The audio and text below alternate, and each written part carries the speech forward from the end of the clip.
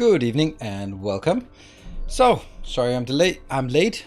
Delayed. Oh no, what is that?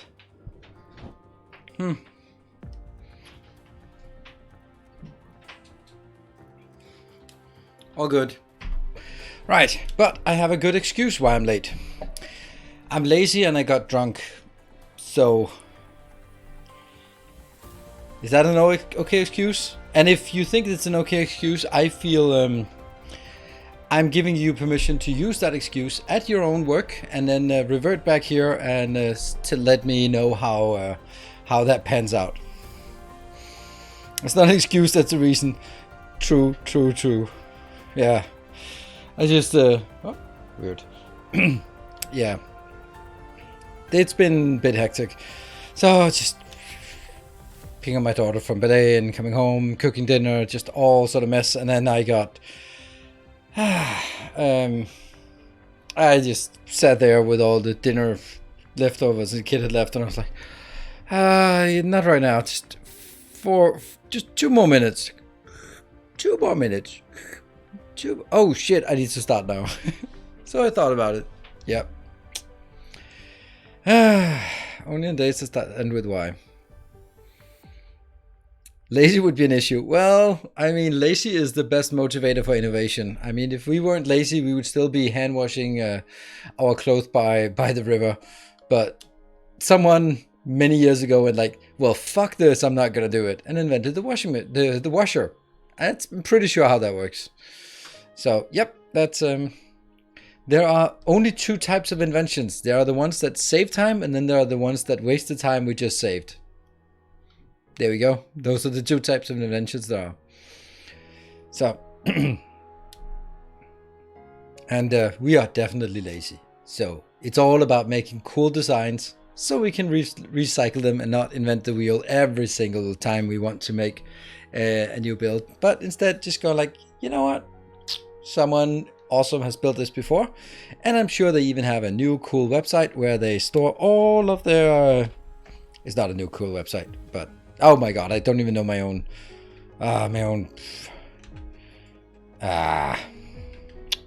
Come on. Plural. It's not just one. There we go. Website thing. I know. Confluence thing. Yeah. Yeah, so that's been refurbished. And after all of the pastebin links got nuked by pastebin, so all of my Factory Masterclass lost all of its... lost all of the blueprints associated, so I had to sort of rebuild them. And thank you to Jeffs who made the awesome Factorio bins that is doing exactly what I needed to do. Yeah. There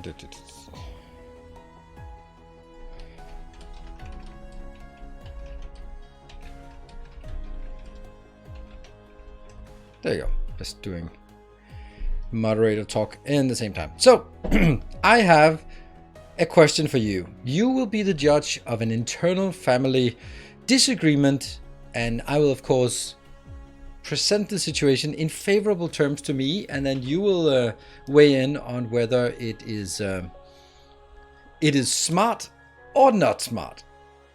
That's the thing.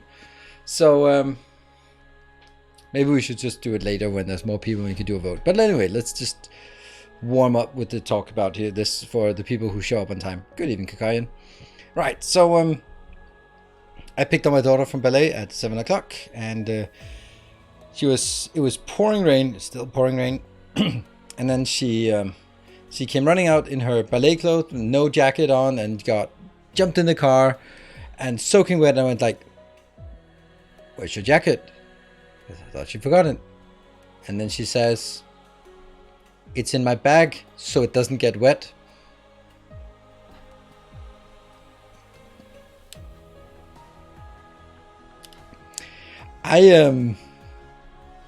We had a minor disagreement about whether that was a smart move or not.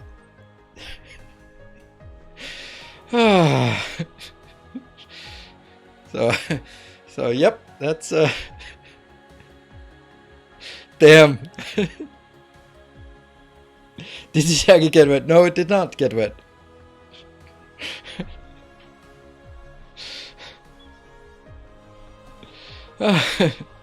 She would fit in the back even better.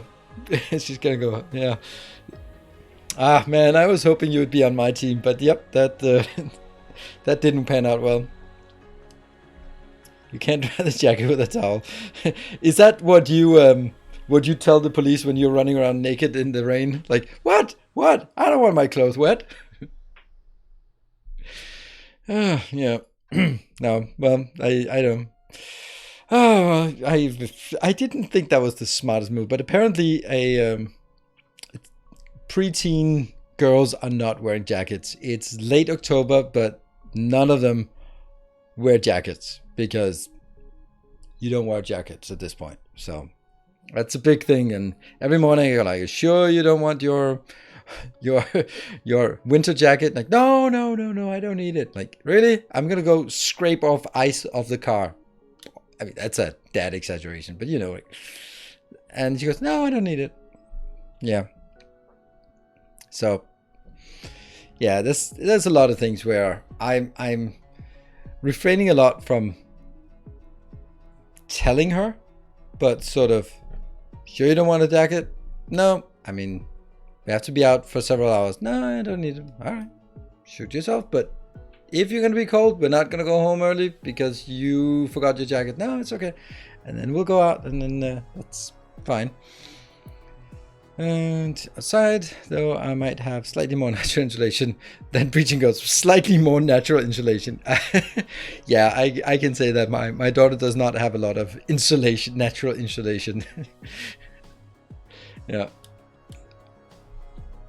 24 degrees here. Yeah, not exactly the same. 22 now and won't leave the house without portable central heating. Interesting. Always having to argue with my sister to make her take the jacket, and she still usually didn't. Yeah, exactly. And I'm like, I'll ask the question, and also if she wears something to school and they go like, are you sure you're gonna wear that? Yeah, it's not gonna be too cold. No, all right, okay. So,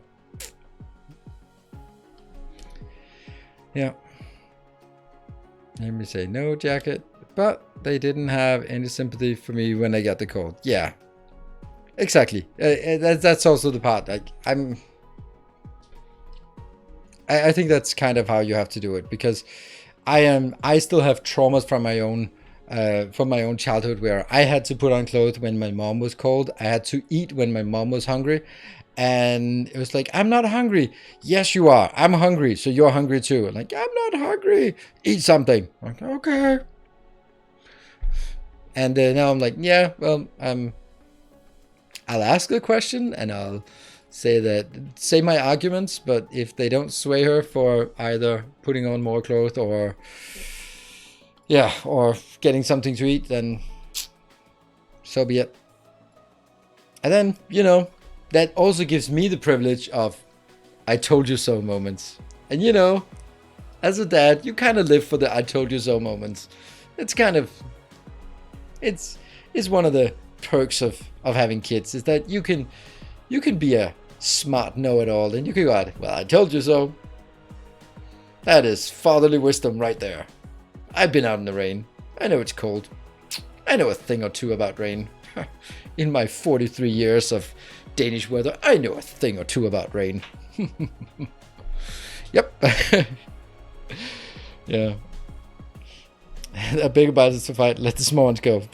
Yeah, well, I don't think that's it. That is generally that is the defeatist argument. It's more along the lines of just like, there's no point in doing that. It's better to have her sort of learn that not everything is sort of taken care of. Yeah, so but anyway, we got it decided that apparently she is smart. So where till boyfriend start? Man, I don't even know.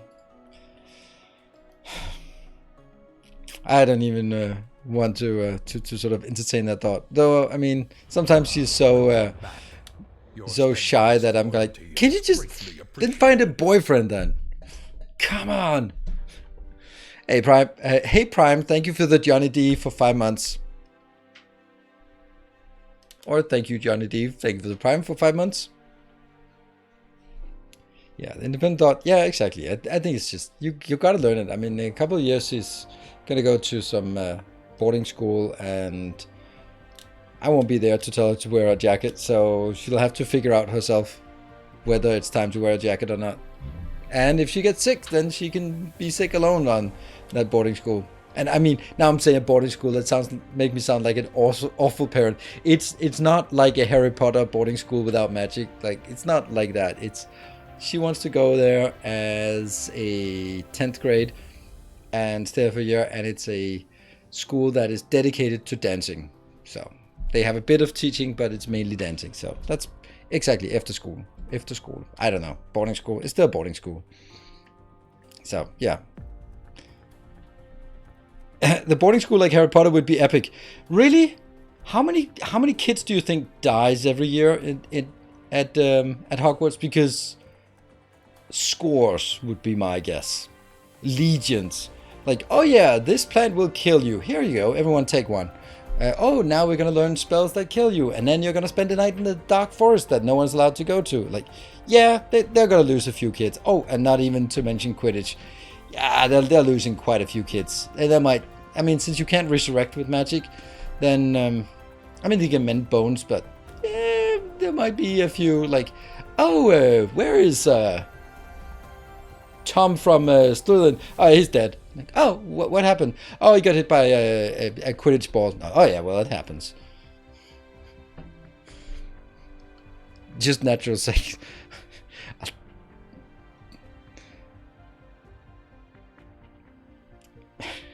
Worth it, though? I don't know. You're gonna have good on the CV. Yeah, you survived a magical boarding school. Alright. I guess. Yeah. I mean, think of it that perspective. It's like, oh yeah, but it's a magical boarding school and you learn magic. Yeah, but half the students die. You just don't want to go because it's Harry Potter, but it's also Squid Game. Go on, send your kids there. Yeah, I don't think my kids need to learn magic then. Good for Army CV. Maybe survived literal war zone from book 7. Yeah, especially the book 7 notification note. Yep. I don't even know what book 7 is. That's the last one. Yeah. And we don't all die. What? We don't all die a little in school. They turned dark. Let's brighten things up with some stars here. In our Dyson Sphere program. So we're diving back in, and if anyone watched my YouTube channel today, I know it's been a bit derelict this week, and I feel so guilty for not putting out videos for several days. Usually it might be like one day, but this is several days. But I got a few things coming up, so don't you worry. Is to make everything up to date? No, it works, but it's not updated with fidget spinners. It's one of those things that I want to do, but now this is the third stream where I'm going to say, today I'm going to build the Dyson Sphere. So I kind of want to try to not get distracted too much. So let's try not get distracted too much. Let's see with the Google Drive. Thank you, Everlist. Hopefully it works. Let's dive in, and when it dives in, then we'll be jumping on in. Oh, I'm already in. Wow, moving fast. And I am woefully unprepared. You guys take care of the flying while I'm sorting out this. Oh, right, where are we? Yeah, it's the right one. Cool.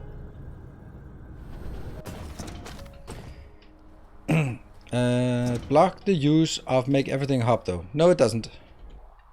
It still works. It's just that my make everything hop here has to also have spinners on it, and I haven't built that. And this is the old one where I've just added spinners on top, and I'm going to overhaul it because the new hub here, early intermediate hub, actually has a lot of things that I usually build up here. That means I can make this smaller, and I can also make it do a few more things as well. Maybe I can't make it smaller, but I can try though. Right, so what we want to do today is titanium alloy. Oh, also, can someone do the planets command? Because that's updated as well. Oh, is it though? I don't know, maybe. I'll do it myself then. Yeah, it's updated. Cool. Since there are not really any events during these streams, then I can just as well put it over there where I have normal events. There we go. And there was also a question about one of those. Let me see in Discord. Someone mentioned in Discord that there was a problem with one of the designs. I cannot imagine that be one problem with one of the designs. Intermediate property ILS. Suspect file is electromagnetic turbine 18.8. Okay. See, also everything here is okay for the people who didn't watch my YouTube episode. Everything now is sorted, organized, and we have this. The intermediate products ILS is the old designs. These are the new designs. So here, yeah, one of them is cropped. Welcome home. Looks corrupt. There is luckily a way to solve that by just deleting it. Blueprints. Hey, analog Rome, thank you for the 25 months. And that is under intermediate products ILS. Yeah, one of them is broken, but that's not a problem anymore. Want to see why? See, nothing is broken anymore. It's just deleted. Don't know how it didn't work, but that also means like immediately right now it's updated to the Google Drive, and that means if you use the blueprint library, then you will see it gone now. Hello, Foul Owls Geek. Thank you for the 11 months. Good to see you. So I want to be making more of these ones. We did the processor last time, and I'm super happy about it. So let's make some titanium alloys, and then we go over here to our setup and say titanium alloy. Ah, right. It is Everless System, Tekivara Planet.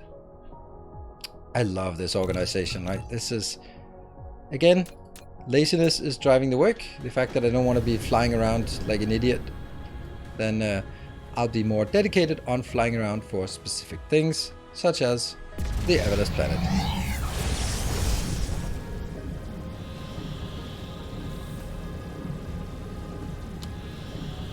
Is there a super fast way to tap onto new planets? I mean, super fast as in you put the big miners on, and I think that's pretty fast. Hello, new today. Thank you for the 11 months. Loving the game and all you do. Thank you. Oh, and we're on hyperspace, so thank you, patrons. Yay! Without you, this whole thing wouldn't work.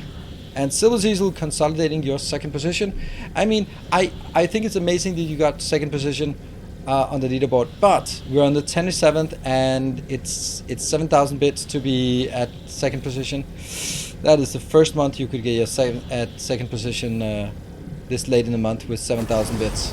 Oof, that's rough. Index out of range, thank you for the 17 months. Let's start a train.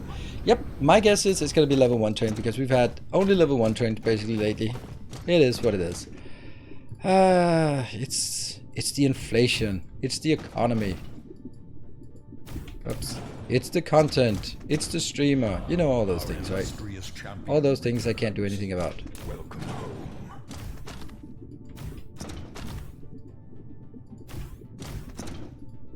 There. Our illustrious champion returns. Welcome home. Yeah. So this will be our titanium alloy build. I think this is going to be nice. Hey, lurker number 5. Thank you for the 8 months. And Strigon, thank you for 45 months. Let's see.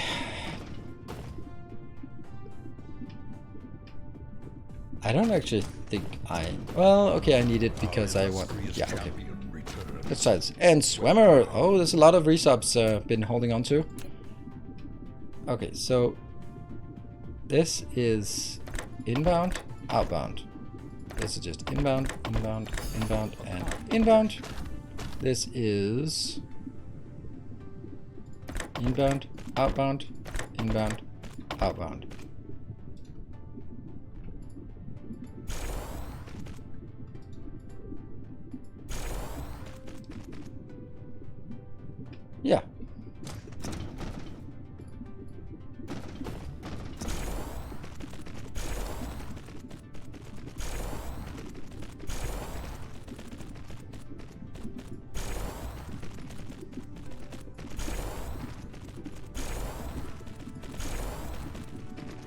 And thank you, Ortho, for the 200 bits. Thanks for the new blueprint site. Yeah, you're welcome. It was one of those things that was just bugging me that I was like, I need to fix it. I need to fix it. Whoa, Foul Geek gifting 3 tier 3 subs. That's a lot. That's like 25 normal subs. You do know that, by the way, just putting it out there, if we get to level 5, we add 2 more planets. We have 2 planets in buffer, so we still have one system we can go to beyond where we are right now. Aside from that, we are basically, that's going to be where we sort of, if I run out of planets to go to, then that's just my take on sort of, now it's time to end this series, I guess. We'll do that, right?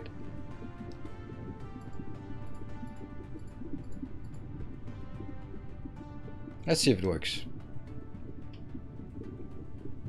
5 tier 3. Yes, I said 5 tier 3s. It's the same as... Did I say... Oh, did I say 3 tier 5s? Yeah, but it's 5 tier 3s. It is the same as 25 normal subs. It's pretty damn amazing. Plus, it's even more. You said 3 tier 3. Well, I mean 3 and 5. 3, sir. 1, 2, 5. 3, sir. Any of you old enough to get that reference? And Swimmer with the 10 gift subs. Almost a level 3. 5, sir. No, just a level 5. Just level 3. Level 3 at this point.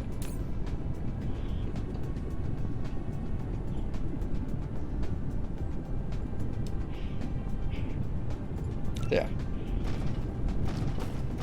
And Demon 1, 2, 3. Thank you for continuing your gifts up.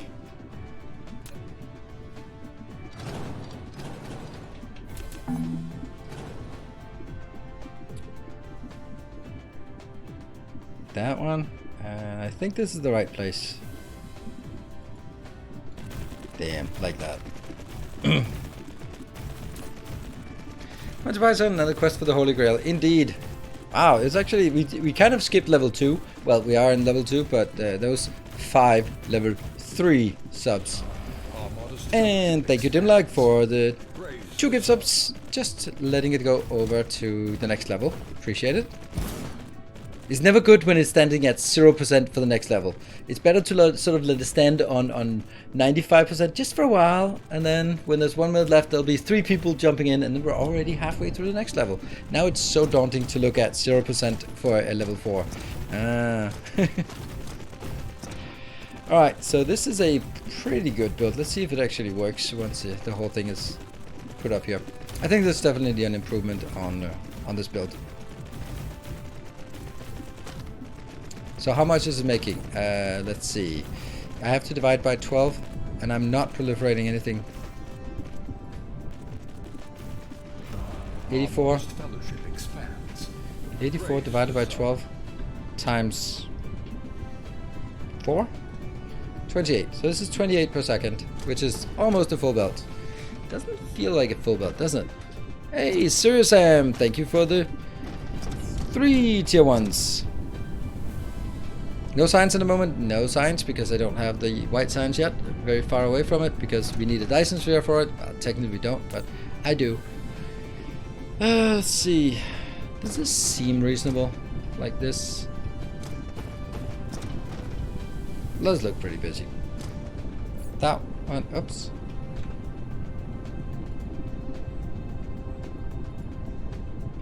Okay, so now I will call this titanium alloy. Ugh. Surprise, surprise. 28 per sec. That one, and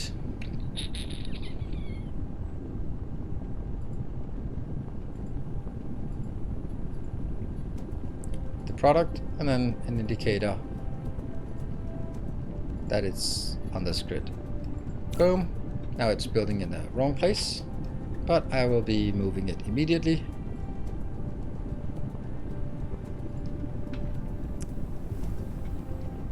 And let's see. There, it's here now. Also, that one is just a Google artifact, Google Drive artifact, so don't mind that one. Someone's favorite out of 3 big factory games. No, we don't do that around here. If the build seems to be backed up, I think you have space to put a stacker or 2. Yeah, but it's not going to back up.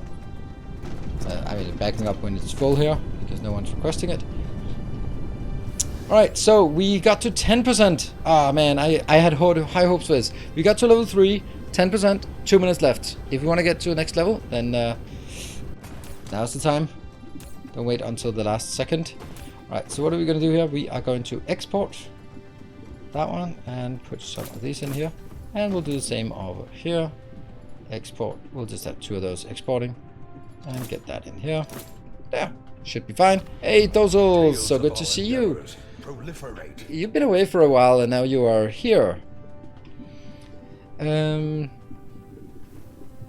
You will sack. That it's going to be exactly the same. It's just you need quite a lot of power, so I don't want to scale up my swarm to feed photon combiners. I'd rather scale up my sphere because that's permanent to feed it. Whoa, Swammer is determined. That is amazing. Thank you so much, Swammer. You are absolutely rocking it. Bit more free time from work. Brain can even relax a bit. Oh, I'm so good to hear that. So good to hear that. And I'm happy that you choose to spend a bit of your brain relaxing time here with us. So thank you so much, Swammer, for 22 subs. And that's just rocking the level 4. And also index range is helping out with 600 bits. Now let's see. Welcome back. Your steadfast loyalty is greatly appreciated. Let's see. We can see here now we can no longer see on the Twitch chat default, so we have to use this. So it's index out of range with 600 bits, and it is Swammer with the 33 subs. Yeah, 32 gifted and their own, I have to say. Okay, Dara, thank you for 3 months as well. Alright, so now we are actually at a level 4, so now it's there is actually an opportunity. If we get to a level 5, then the 2 winners, the bits and the subs winner, will get their planets named in this series, and I'm gonna... So, I think I'm doing like this. If I really want to expand and don't really feel I can do anything more, and we don't have any planets that we can expand to, then I'm just gonna be like, alright, well, interest has waned, let's do something else. But on the other hand, I'll also do it the other way of saying, if we have level 5 hype trains conductors waiting, then I'm definitely going to build those in our series. So that's also a good way to sort of say, hey, we're definitely getting bigger bases like this. Awesome. Thank you, Stochastic Bug, for gifting 1 tier 3 sub. That is boosting it up to 18%. Getting the 1 10-hour achievement. Definitely not me. By judging how many times chat completes a level 5 FT. Nah, not really. But it's just one of those things that I can see that, for example, Satisfactory, there was a good engagement in the beginning, and then later on in the series there was just no engagement. There was still the same amount of people, but no engagement. Chat was dead, no subs, no nothing, and I was like, okay, well, I mean, clearly the interest, the hype about the game has dissipated, and people are just showing up just to have something to fall asleep to. Hey Arthur, thank you for the 1000 bits, and that is definitely taking the lead, but we're still only 22% if we're gonna make it this time. Almost certainly not gonna have another opportunity today for this.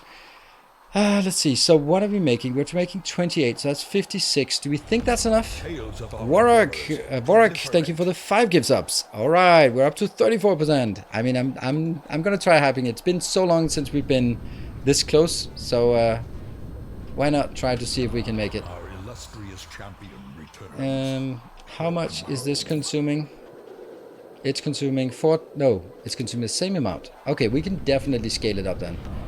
Because if we look at this part, I am building 180 per second of this, and here I'm building 60. Well, actually, if this is 60, then I can't scale that one up. So I have to scale this up here, and then I can also scale here. Yeah. Alright, let's do that. Let's get another steel look. Ooh, anonymous gifter of 3 tier 3 subs. We're at 67% with the 130 left. Alright, it looks almost doable. Alright, Swammer. No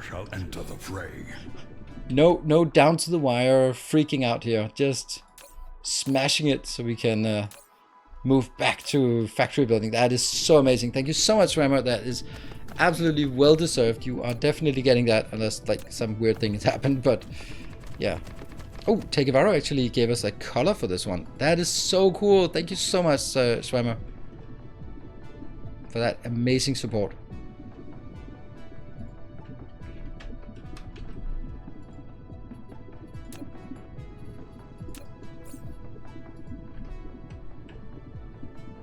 How is that not working?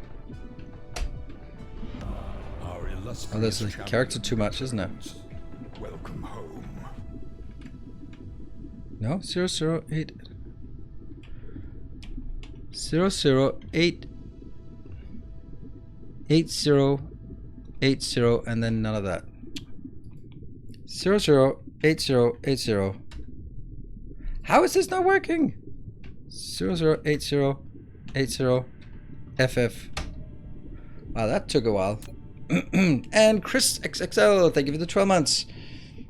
For some reason, my swarm orbit is disabled. Is there a way to enable it? I don't know what swarm orbit is disabled means. Like, add another orbit then. And then it works. And Bartha, good evening. So you're also here. Decided to sneak in here. Stealing that one. I'm just putting it out there to everyone except Barthik. Someone's got to stop him, because he already has 3 planets. We can't have him running around here with 4 planets. That's just... I get confused and I go, oh, let's go to Barthik. Not Barthik 1, but Barthik 2. No, Barthik 2 and 3 are even in the same system. It's just, it's not working. It's not working. Ghost of Phoenix, thank you for the new Prime and welcome. Eartho with a 1000 bits more. Does that mean you take it back, or is it even with Barthik now? 3, 4, 5.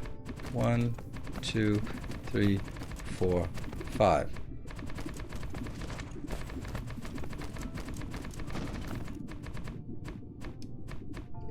That's the new Everlist. How many did I have last time? Yeah, you had quite a few. But now you're a star this time. Last time you were a bunch of planets. Now you've coalesced into a star. This star even. Oh my god, it's gone. There it is. Look at that big blue one. Eartho's leading. Ah, excellent. I mean, I don't mind you having it, but I also want a bit of competition. I know you want that as well, but I think that's all good. Yeah, it's always hard to beat Barthik. It is. It is. Also, it's also hard to beat Barthik in Timberborn. You should check out the time lapse.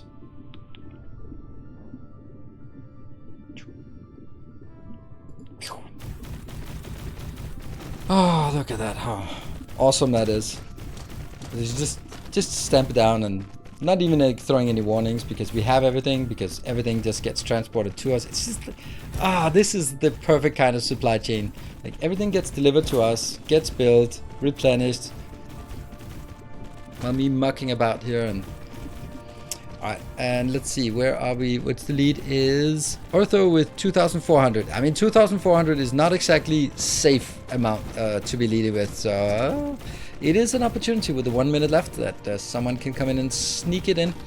I have a strong suspicion that Swammer's 53 subs is gonna stand for this, but you never know. 60 seconds left.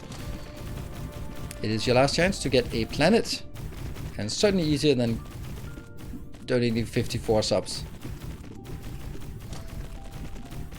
Cheers.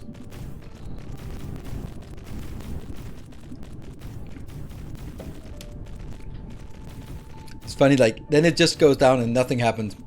And then there'll be 4 people go like, oh, I should have done it anyway. Or sometimes there are 4 people who are waiting till the last second and go, pew, pew, pew, pew. You never know. You never know.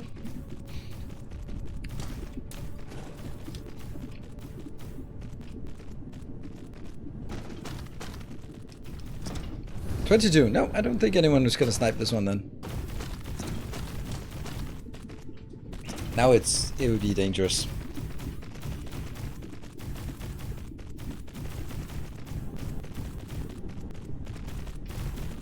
There we go. It worked. Ortho, and Swammer, you got it. And I will immediately add you. Thank you so much, everyone, for supporting and joining this beautiful hype train. Ortho 360 and Swimmer 2586. Wonder what that's a reference to. Pin code, maybe. I figured it out. Apparently, I had deleted it and it let me recover it to enable. Oh, okay, good. Good. There. So now we have 2 times 60 here. And up on this one, we can now double this part as well. Refers to birth year. Yeah, it usually does. But then I'm just a bit confused.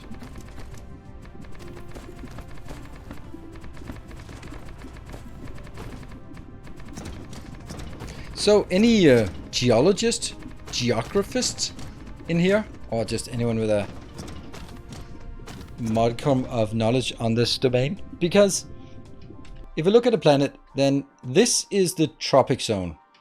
And is this the temperate zone or is it the subtropic zone? Because I'm pretty sure this is the tropic zone if we look at a world map. But I was like, sort of not sure if this is the subtropic and then this is the temperate, or because it could also be like this from here to here, this is the temperate zone, and then only up here that would be the polar zone. Is the subtropic. I don't think temperate is that far north. Exactly. That's also what I'm thinking. That was my thought, was like, is it really that high up? But on the other hand, if you think about like the world, the Earth, then the north of Norway and Canada and Greenland, they're actually not that far apart up there. So it's not like if they were sort of only going to here, like this would be top of Norway and this would be top of Canada, and there would be like a massive space in between. But there really isn't that big much of a space in between. It's more like, I'd say like the top of Greenland would be here, the top of Norway, Svalbard is here, and Canada would be here, and then there's like this little space in between that's a whole lot of nothing.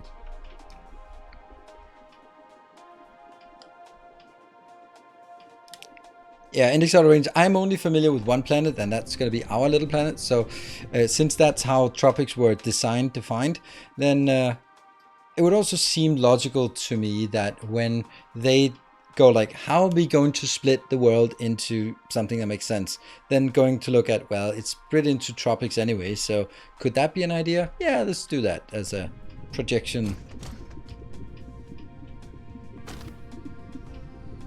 It's based on degree, not temperature. Exactly.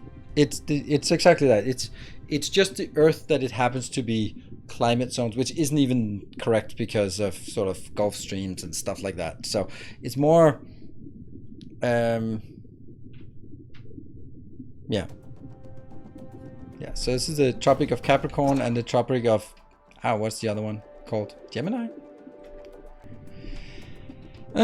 Okay, 23.5, which is matching the axis, right? Cancer. Oh, Cancer. Yeah. Of course, Tropic of something. I mean, I don't know.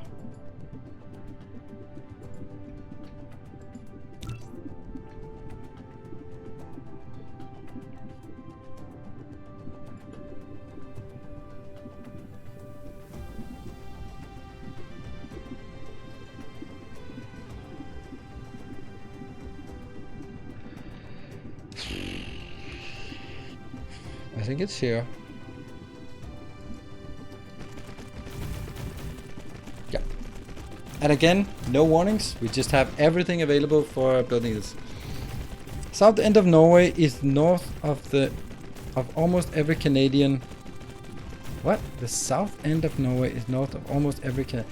Oh, right. That's also really weird. Like if you look at US and Europe, you go like, yeah, that's kind of the same. It's like, no, it's not. It's like that. Like New York is Madrid.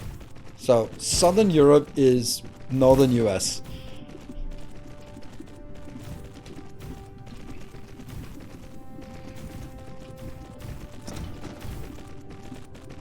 Oh yeah, that's a great idea. Let's check it. This would be the subtropic. And it says 30, I'd say 29, 28.5 north, 29 north. And if I go up to this one, it would be 47 north. Yeah, 47 north. That's something like that. So it doesn't seem to be... is it big enough? I think it is. We can check. Production. I'm consuming a little bit more, but that might be not a problem, right?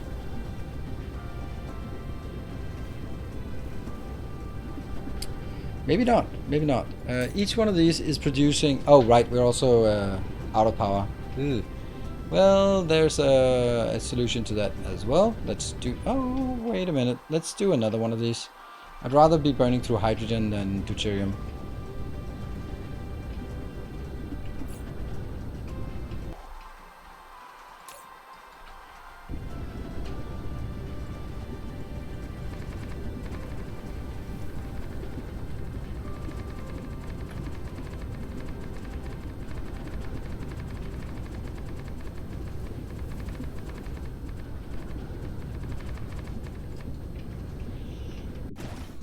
Spanners don't divide perfectly, but pretty close. Okay.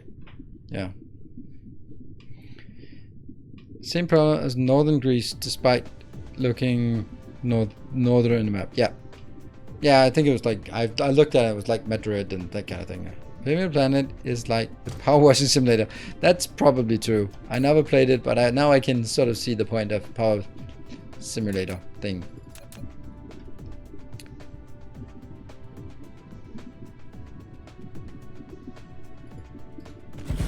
Oh, if only we had a way that we would get this. Oh, look at that. It's already requesting it automatically. Automagically. Yay!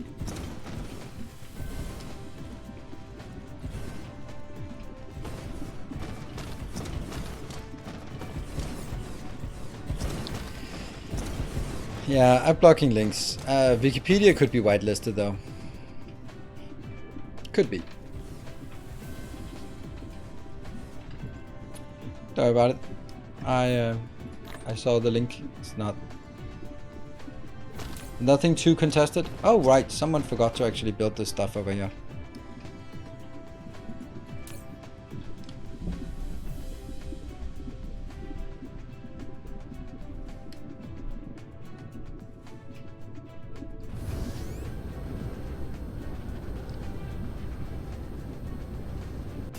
I love this part where you can see it through the world. It's such a irrelevant yet super neat thing. Like, you really get a sense.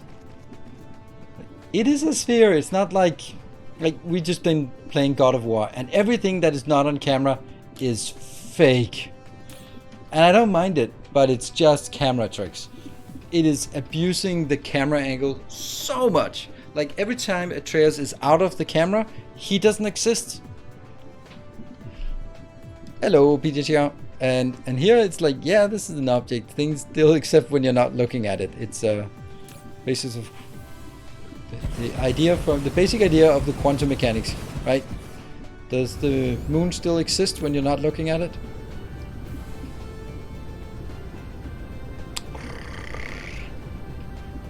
It's a common thing to do to save processing power. It's different because you don't render things that are out of you. So you don't spend time on generating, and then sort of as you turn, then the stuff that comes in gets rendered. Rendered, yes. But the thing is, when I'm running around and then I jump onto a wall, then no matter where Atreus is, boom, he's on our back. And that's not him pathing there, that's him just despawning and respawning out of camera and just jumping on, latching onto our back. They hide so much. They hide so much so well. And like the first time I was just blown away, but now like the fifth time I'm playing it, I'm noticing these things. I kind of go like, okay, can I get Atreus to go over there? And then I'm going to jump over here and then see if I can actually have him be in camera twice. And I think I did it once. So yeah, you know, those are the kind of things that you definitely don't notice the first time. You just go like, oh, there are no cuts. Ah, I missed. Something devotee? 2 traces, yeah, that's deadly.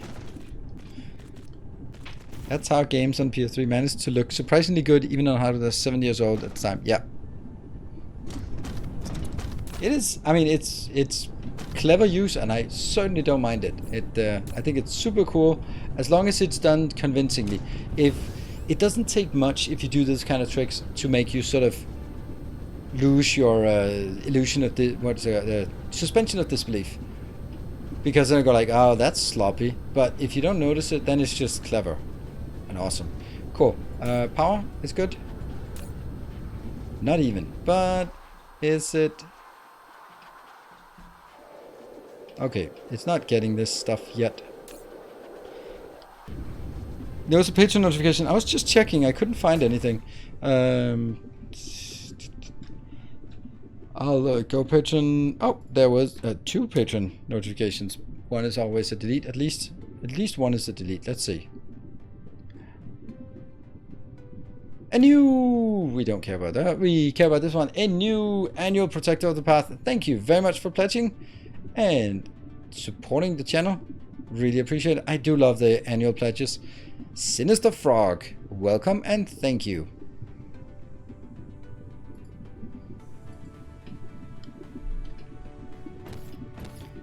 And I was surprised it's an 8-year-old and looks amazing. Yeah, I know. I know. That's kind of. And then some of that's also one of the reasons why, like, I'm games that don't look good. Then I'm kind of like, come on. We have the opportunity. Let's use it. I'm kind of leaning towards maybe. I still have a lot of these. Do I have more water? Yeah, that one's good. No, it's not. Probably not good. That one's good. Nah. This one? Yeah. Let's go build some more water or sulfuric acid because we're going to need it. Are you sure there are warpers for Dirogan ships? We don't need no stinking Dirogan ships. I am absolutely sure there are no warpers. Why? Because I don't want warpers. I want them only to take from there, the ice giant in this system. So I don't want them to warp.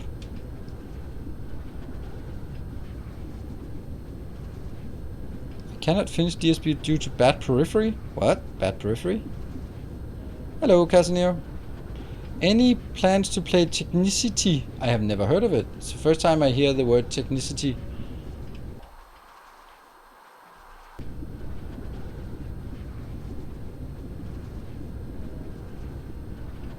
What is it though?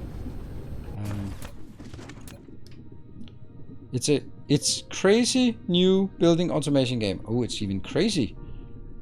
Then we look at it, it goes like, developed by Casimir. Like, oh, that's why it's so... let's see. Technicity. Oh, there we go. Looks. It has that orange color that lends itself to.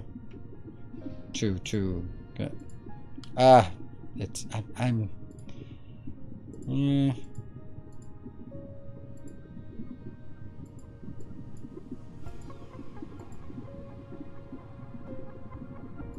First-person city-building game with powerful tools that allow you to build faster and bigger. Design your own construction blocks and furniture in factories, terraform the open world, build roads, and use vehicles to travel to different cities that you or your friends create in solo or co-op mode.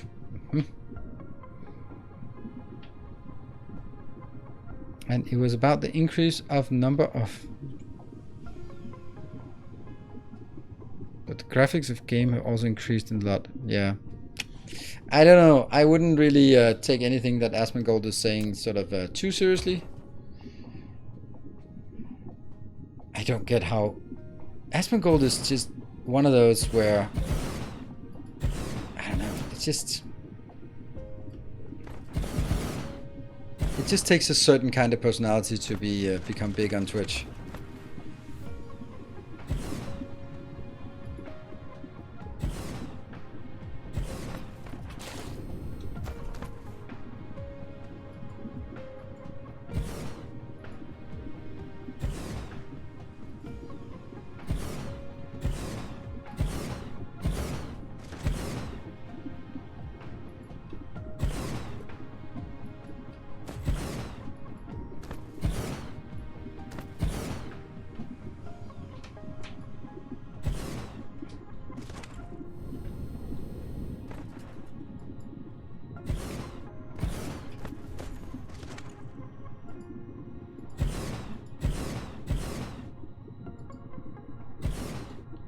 Yeah, that's definitely something.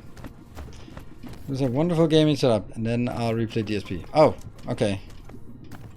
When autosave, it takes like forever when I expand to a certain point. Ah, yeah, that's...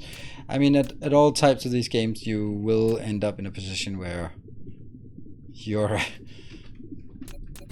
reach exceeds your grasp.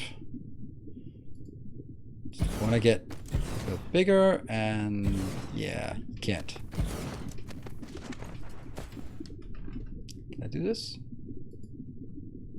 32, so I need 8 for each.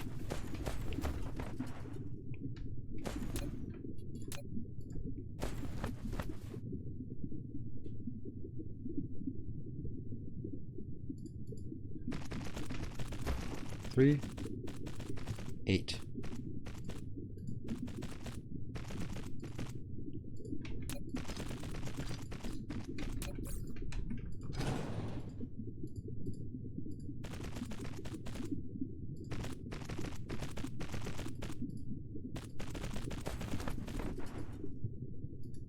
Yeah. 2, 3, 4, 5, 6, 7, and 8. 1, 2, 3, 4, 5, 6, 7, 8.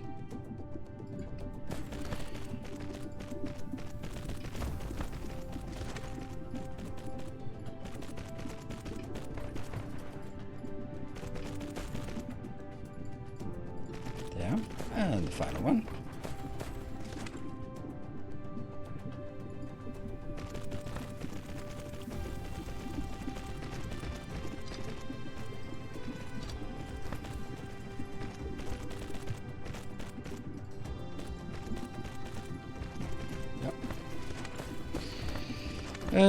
Are you going to use pilers? Nope, not unless I absolutely have to. If there's a design that must use pilers, then sure, I'll do it. But I certainly want to design without doing it if I have the opportunity.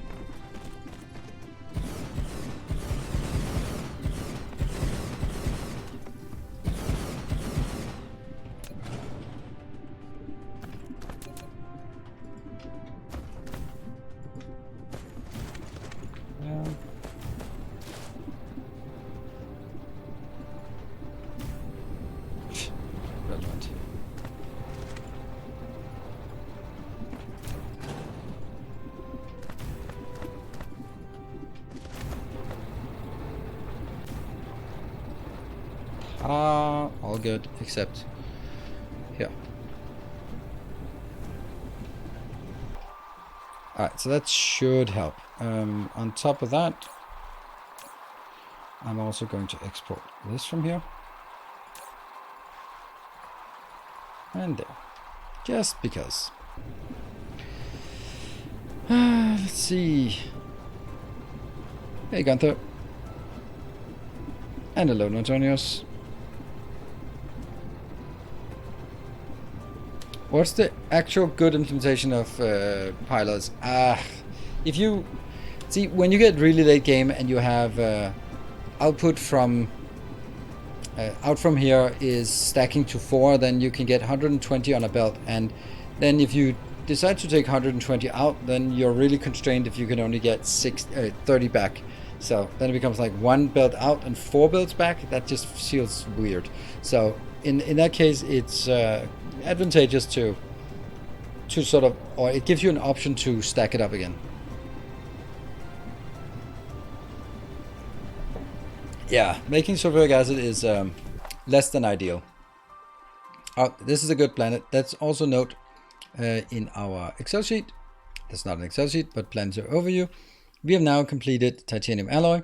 We now have 112 of that. Sulfuric acid, we don't know how much we have, but that's going to be fine. 112 per second is a pretty good amount. Now, doesn't this mean that we have everything we want for... Well, yes and no. Because we do have a little bit of deuterium, but we don't have it as a really structured build. Now, let me figure out where my small carrier rockets are. They are at Barthik 2.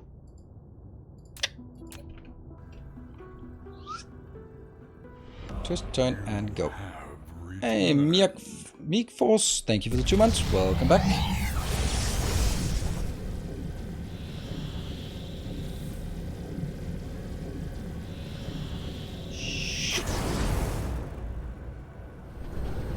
Oh, I missed the planet. Oh. Alright, all good. What about power? How's that? It's cutting it close, let's say it like that. That is cutting it close. Yeah, that's cutting it a little bit close. Sometimes I just sit down, start a game, and I'm like, playing this game will take take a long time to get somewhere, and then I quit and go watch Neos play. Oh, that's nice. Good evening, Paranoid Snow.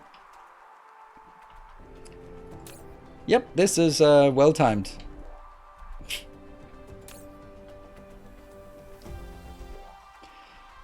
Alright, let's get all of those out and then figure out what are we doing here. We're doing the processors. 112.5 processors, and we also should have somewhere that makes the small carrier rockets. There. Are they building?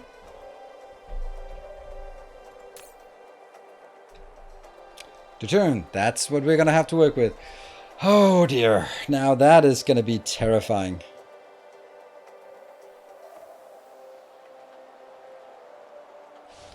Alright, there's only one place that this can be made, and that is at, I guess, Fennec. Because Fennec is right next to the ice giant. There we go. That is the only place that makes sense to make fractionators. And you need fractionators in order to make deuterium, and that's going to be where we build it. We're probably going to realize that we do not have any supermagnetic ring, but I'm just going to repress that for now and just pretend that that's something we can just request, and then we'll have it. It won't be, though.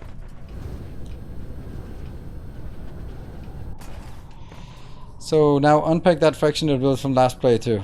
Took so long. Yeah. That's also why I'm going, oh no. Because I know it's going to take a long time to, well, unpack it, you say, but figure out what the hell it does and then realize that there are some severe limitations. Whoa. Remote demand. Oh, right. That's because someone is converting everything into concrete at a stupendous ratio. Oh, we are also out of iron on this planet.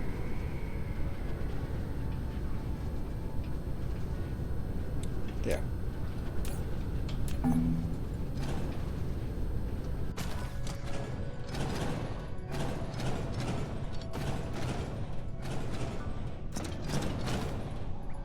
All clean.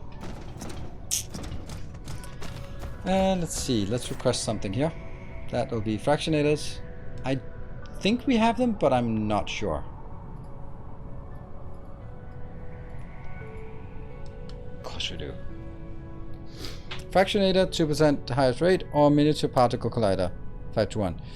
Fractionators is definitely the best because you can create loops, internal loops. With all your planets running on hydrogen power, can you really pull enough to do that build? Honestly, I was thinking the same thing, but I don't know. We'll see.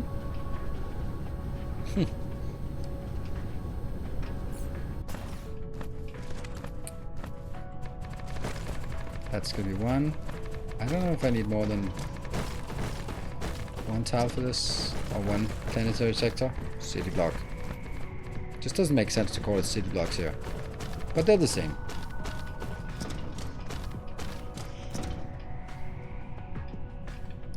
Wind energy is 160 on this planet. Yes, and other irrelevant facts such as the orbital inclination is 2 degrees and 5 things. It is completely irrelevant because there is not a sane person in the world who would start putting wind energy anywhere here. Okay, so we have the issue that we don't have it output from the location at the right. We don't have it output as 4 high, so we have to first stack it up and then loop it. Let's see. I did have a whole category of Fractionator builds, and I looked at them and go like, I can't figure out which ones are working or not. So this one has 24 of these awfulnesses. This one only has 3. This one has 20 of the awfulness, and this one has 24. 886, 897. Let's try and build this one.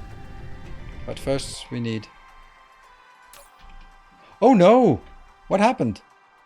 Oh right, that happened. Ah right, that one didn't get built because...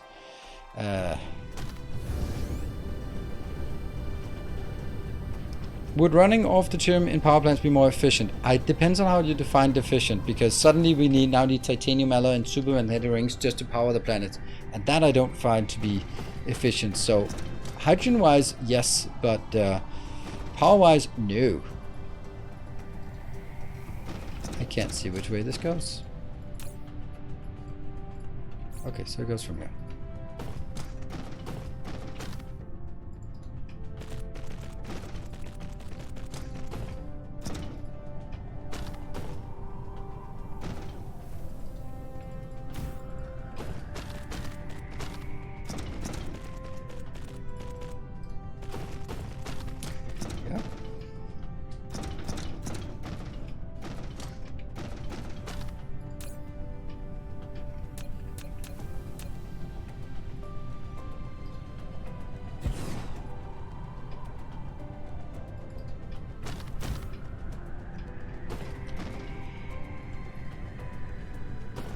See how this is done. Looks like it goes over.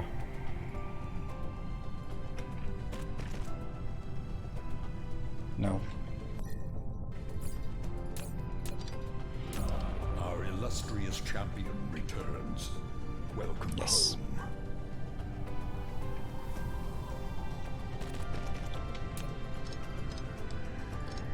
That was a disaster, by the way, doing this.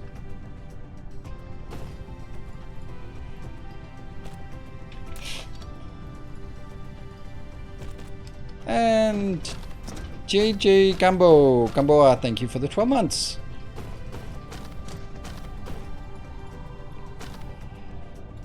This. No.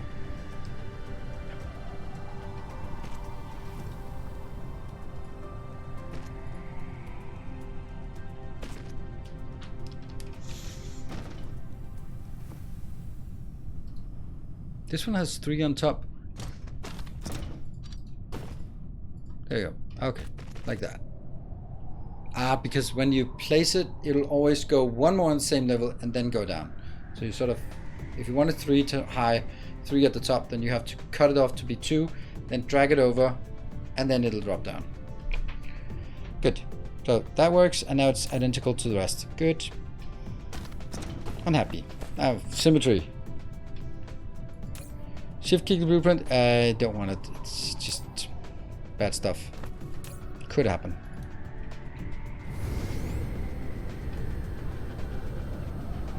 And let's go here and not place it until after the break.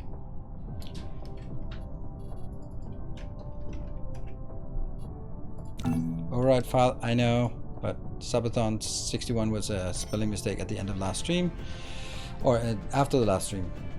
So we will be taking a break. There. There. Be back in 2 minutes. Hey, Scoot RC, thank you for the 8 months. Appreciate it. Lots and lots of biters there. Be back in 2 minutes.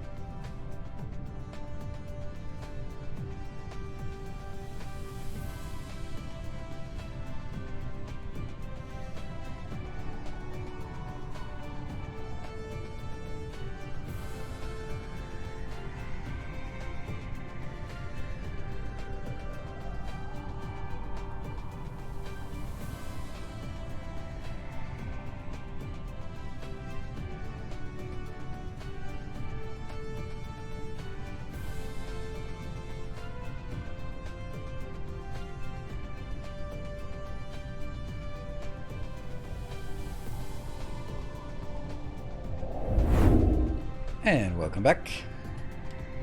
Now we have banelings. Alright, let's go Fractionator build and take a look at.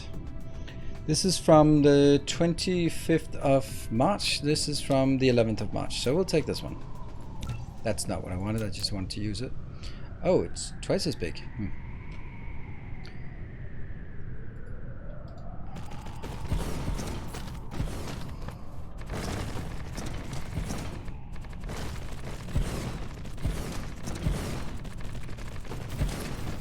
Let's get this built and then see how good bad it is. I don't think this works because I think this one is supposed to be outputting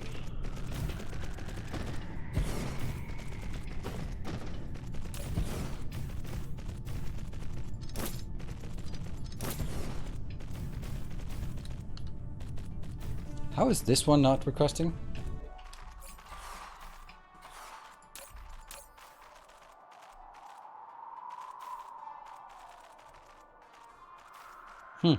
That's interesting.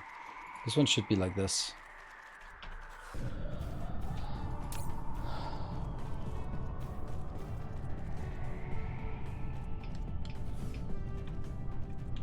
Hello, Cracknow. Welcome.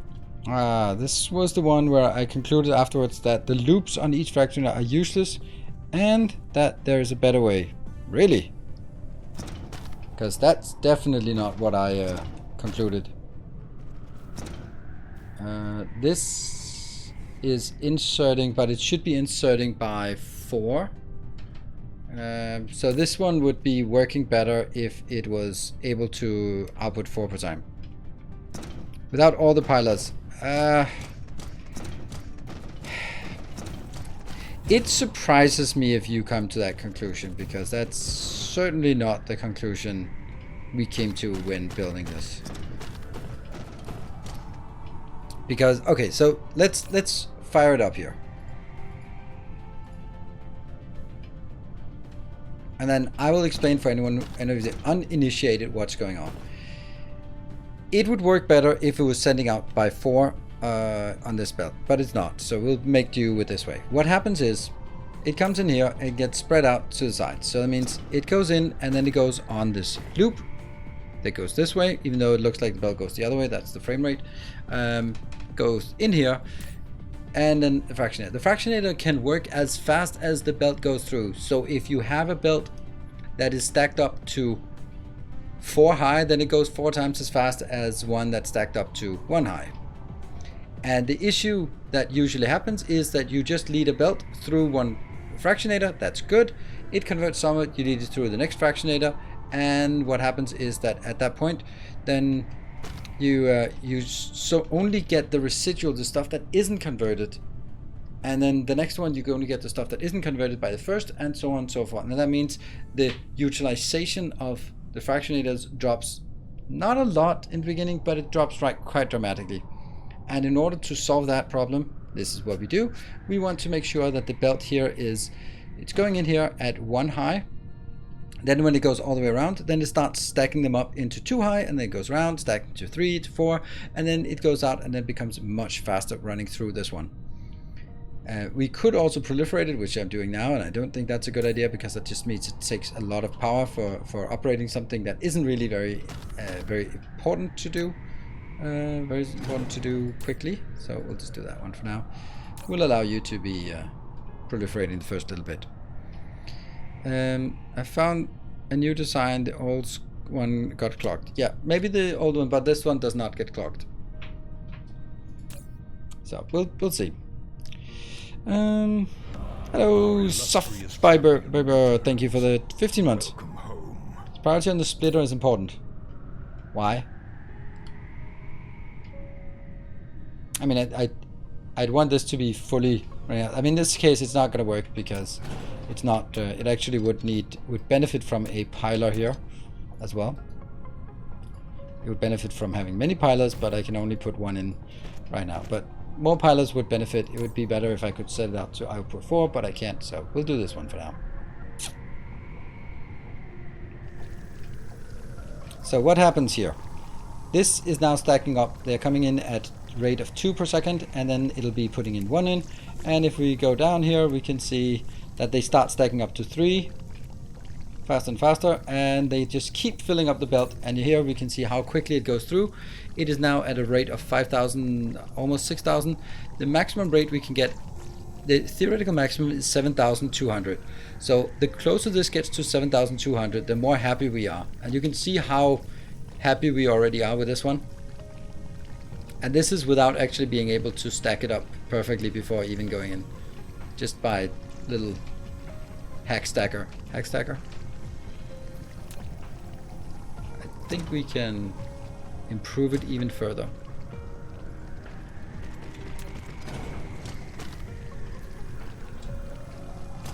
So I don't know how you would build this without using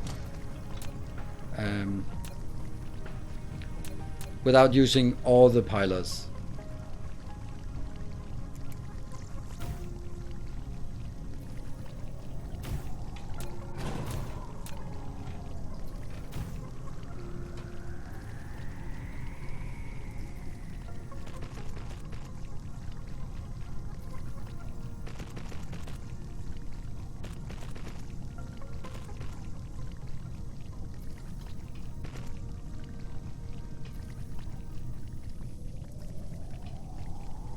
That should get them out here at 4 high, but not a full belt. Half belt at 4 high or something like that.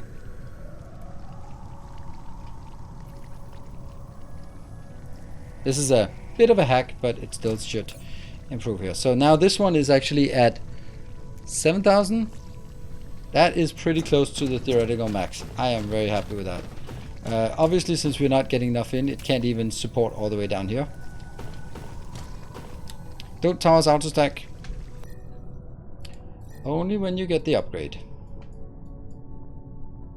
There. And that's something we don't have. There is a lot of competition when it comes to fractional layout design. It's pretty cool. Yeah. You loop through all of them, and only one of the 2 pilers at input at the end of the loop. You have a 1 or 2% loss, only so that losing 1 every round can easily be refilled. I did not get that sentence. 1 or 2 pilers at input. The way we tested that the pilers work. So if you send 3 plus 3 in to a piler, it comes out as 4 plus 2. If you send 3 plus 4 plus 4 plus 4 plus 4. Then it comes out as 4 plus 4 plus 4. And then it sort of keeps a buffer of whatever is remaining. And only when that buffer reaches 0, then you get an empty one out. And that's the one, that's the whole purpose, is that we don't want to have stacks. This one is basically consolidating the stacks. You can see here sometimes shoof, it goes around. And that's where this one should be inserting. But don't see why it's not. It is. Okay, these are blinking.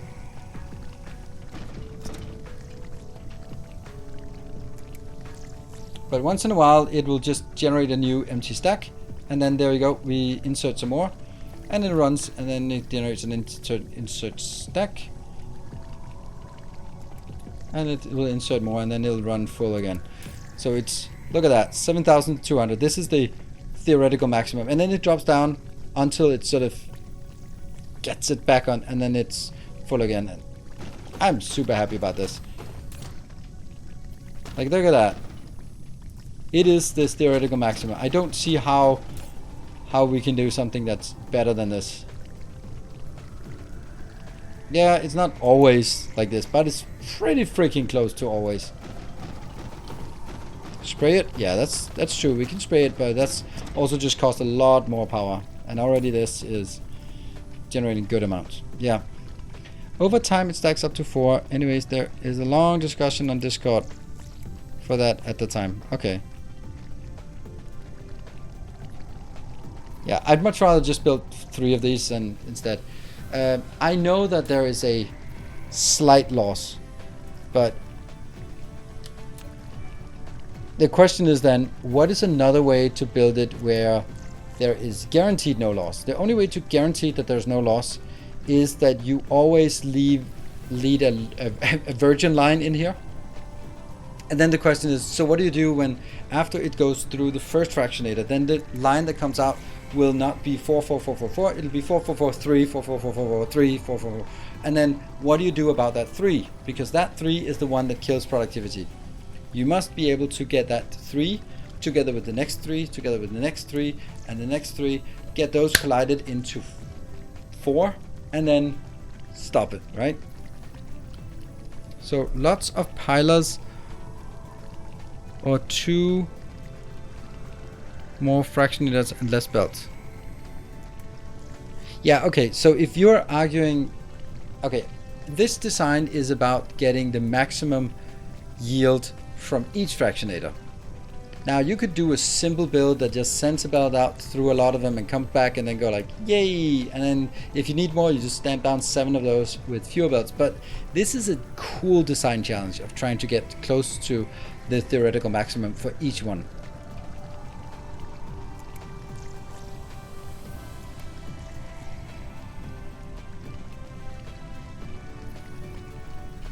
So that's why I'm this one was a design challenge, and I knew that, I mean, I also built, there you go, that's just back and forth. No, it's not even that. Where is it? That one, old one. Oh, that's also the weird one. That's a smaller one. I don't know, do I not have a simple one? Nope, I killed all the simple ones. To look the inclination of planets for build rock and swarm. Nope, not at all. Not at all. Build rocket nodes. They will find their way themselves, and as long as you don't build on a tidal lock planet and then build on the wrong side, then you're good. Alright, let's have a look at this. No, first, there we have 24. Alright, 24, and they have what productivity? They are converting 1%. So they are consuming 7,200 per minute divided by 60. That means it's consuming or evaluating 120 per second. Then we divide that by 100 because we want to get the 1% of that. That means each one should be producing 1.2 per second times 24, because that's 24. That's 28.8 for this build. Now we are multiplying this again by 60, so we should be getting like the theoretical maximum of this should be 1728 per minute. And let's have a look at this point here. Now it's not working for that. Let's work it here. 1728 is the theoretical maximum.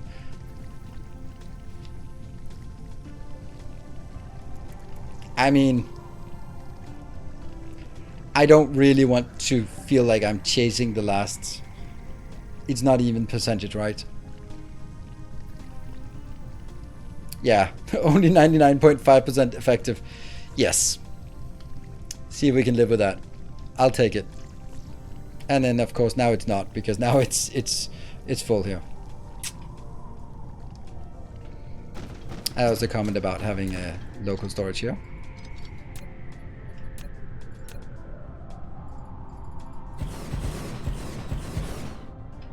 Except I shouldn't be building this.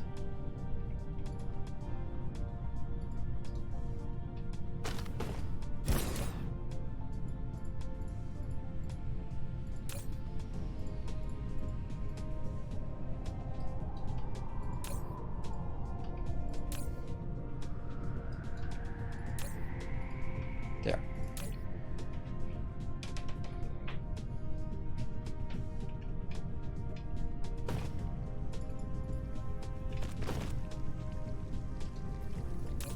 They just keep coming.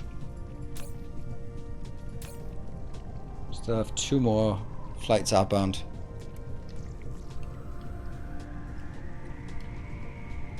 I think we're getting close to that 6 Sigma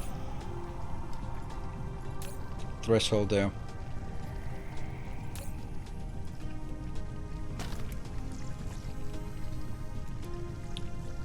And that's the 9th of those, and that brings in. Oh, it didn't bring in anything in.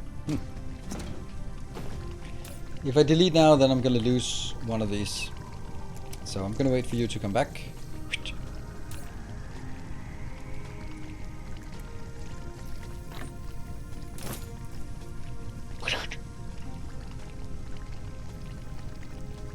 Vessels there.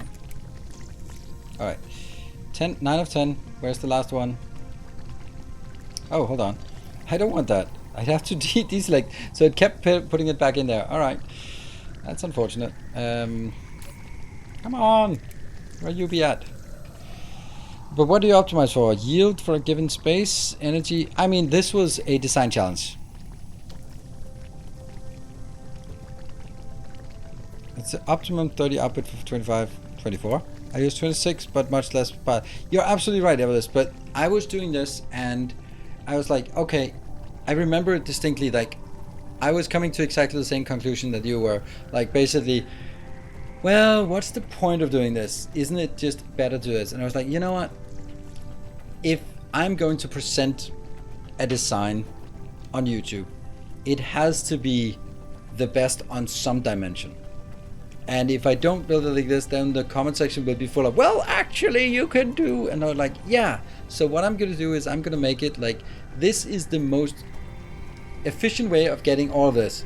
But do you want to build it? Well, there's a lot of entities moving, and maybe you just need a belt back and forth, because you're not losing anything. It's just more, it's trading.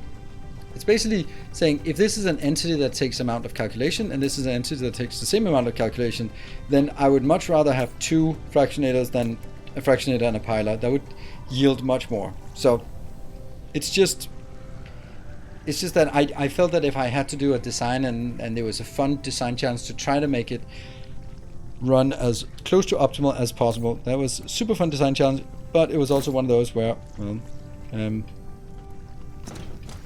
have to, yeah, work. Man, where are you? Where are you? Maybe I just don't care. Apparently I didn't.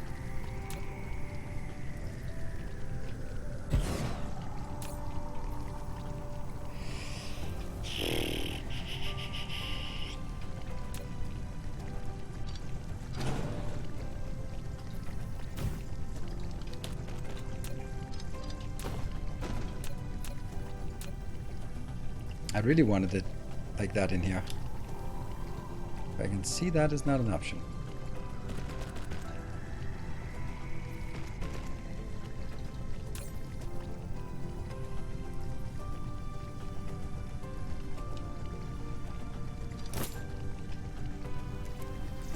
Yay!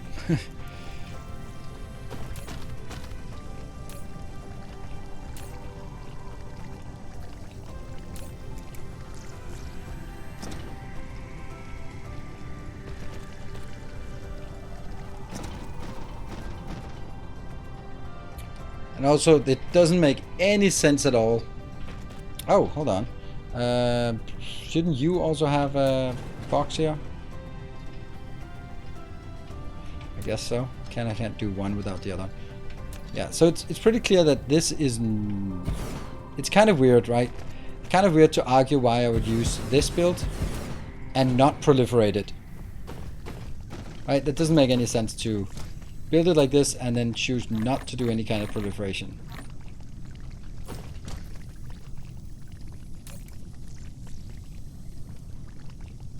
There.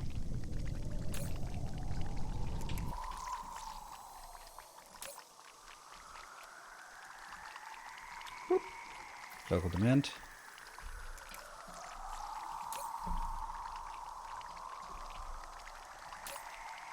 There we go.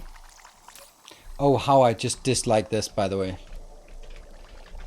Yeah, this is. I don't like this. Because that means I have to bring the hydrogen in here. That's just not happening. That is just bad move.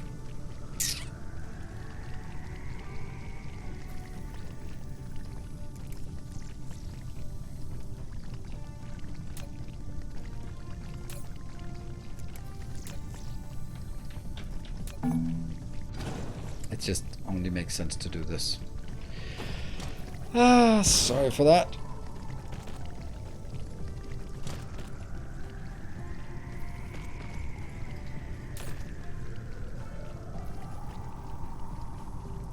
Reason why I feel that this is the only thing that makes sense is... Oh, let's go here.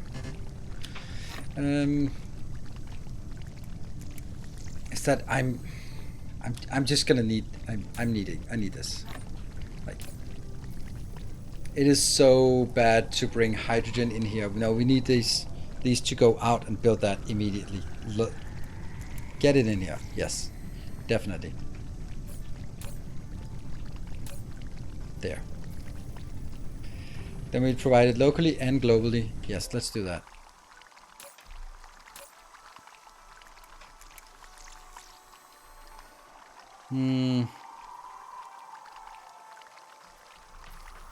No. Damn it. No supply.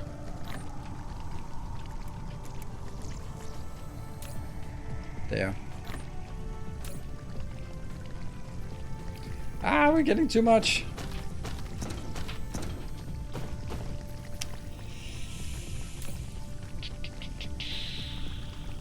Yeah.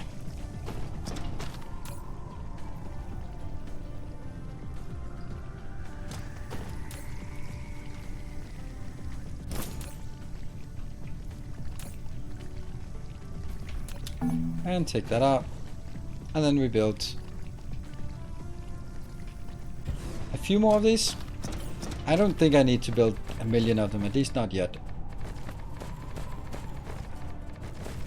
Because they will be producing, in our case, only 28 for deuterium. And let's have a look at the build.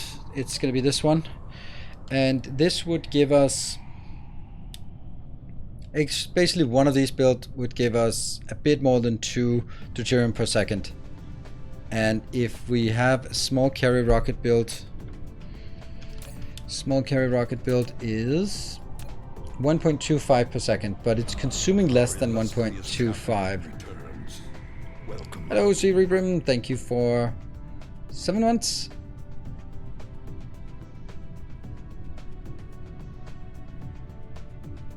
Yeah, it seems like a waste to proliferate in. Yeah, I mean, what you get is that you get twice the utilization out of it. This one jumps up to 2, which is pretty damn good. But of course, you know, it's an infinite resource, so I concede that. This part, let me think about it. 28.8 is the output of this. And I will need each of the rocket builds, each of these builds is using 4 per thing. So if I need 1, yeah, if I'm getting 1 of the rockets per second, then I need 4 deuterium per second. 4 deuterium per second is 40. There, yeah. So basically, 2 of these builds could support more than, yeah, I don't know. I think, let's say 3 of these builds can support 2.5 rockets per second. That seems good.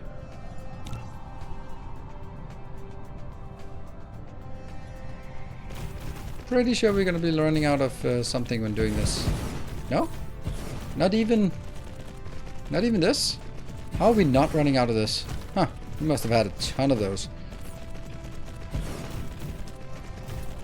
Best way would be to supply with drones and import to several ILSs. The direct import is too slow, I believe.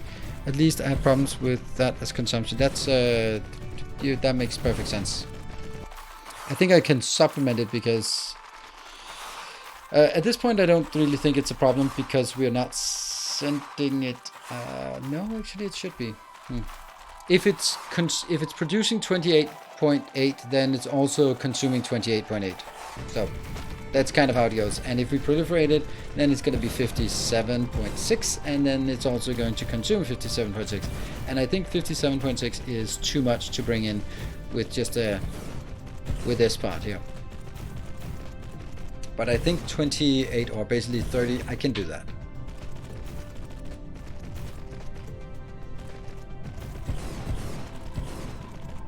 It's 20 deuterium per fuel rod, is it? 20 deuterium gives 2 fuel rods. So no, it's 10 per 1. 20 per 2.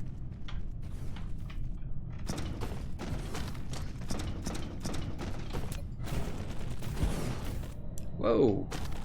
How is that essential?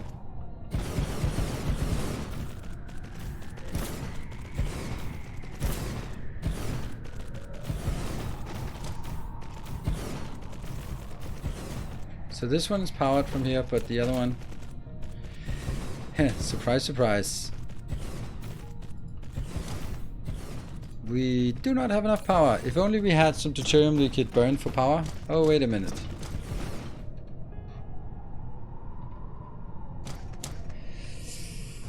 Well...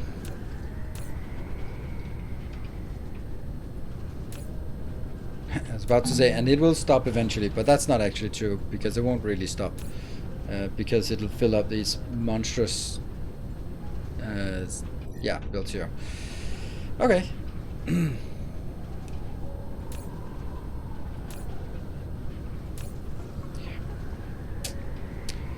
How are we gonna deal with power here? Well, I'm pretty sure that this is the right location, if there is a right location, to build the fusion power plant attachment here. So let's build the fusion power plant attachment.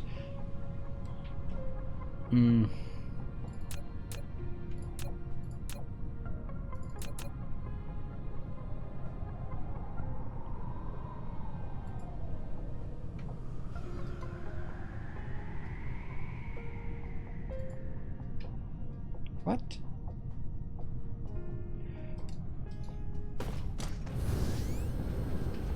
Of course, you are not welcome here.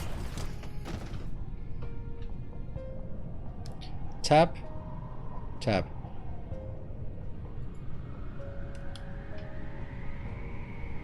Oh, it's all of them. Okay.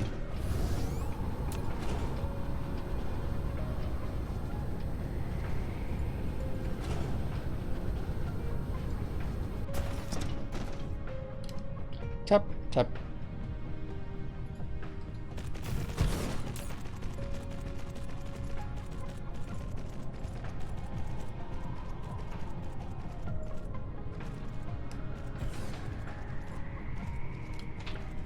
Yeah, it's not really getting any. That's kind of, well, less than ideal.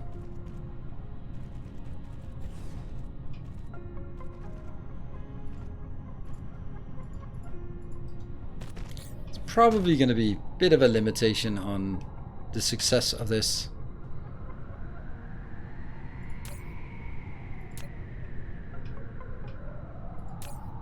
Fusion power plants. Let's go.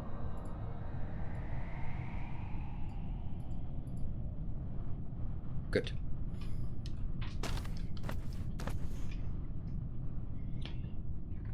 They're all powered, they're just missing the last power pole. Oh, I have some design that isn't done here.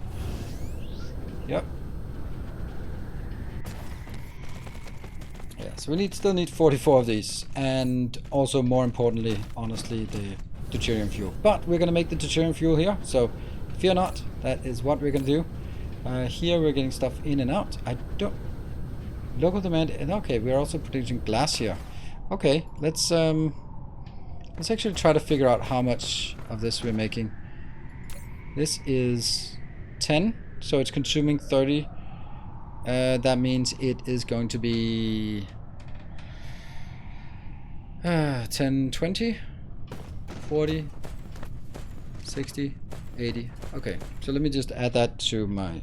Oh, this is concrete 80, and then glass. How much glass do we make?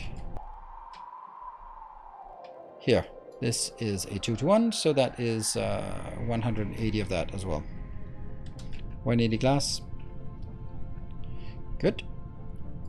With burning plain deuterium, not the rods work. Not for these ones. But then you could put it into a thermal power plant.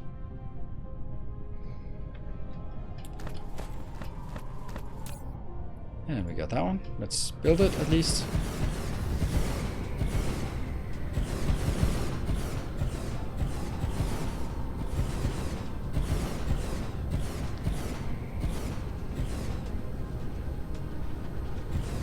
Good. And is it working? Nope.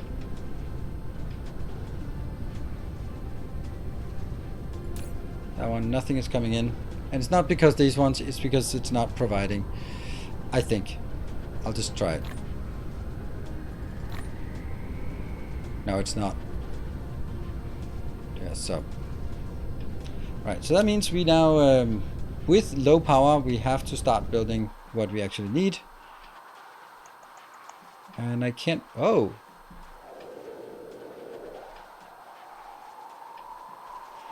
Stone range. Could I could shuffle that one around a bit, couldn't I? I think I could. Oh, if only we had some concrete. Yeah, this one can definitely be manipulated a bit.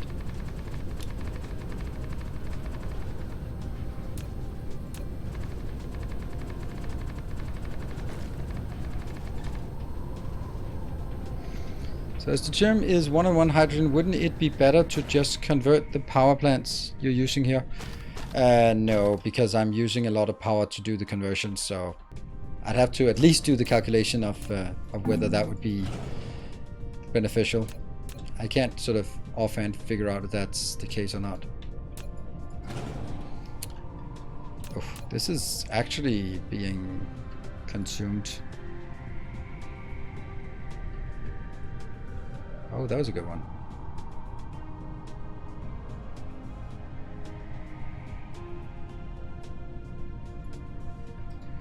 That's as good as it gets.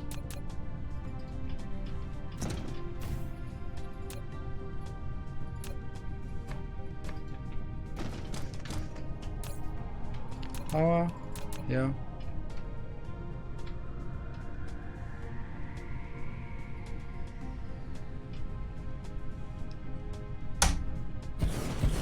Smashing.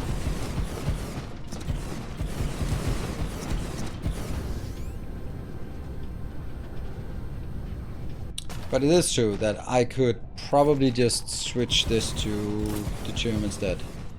Here. What's the power? No, it's 9 megajoule, so it's exactly the same. So converting it here would mean no difference.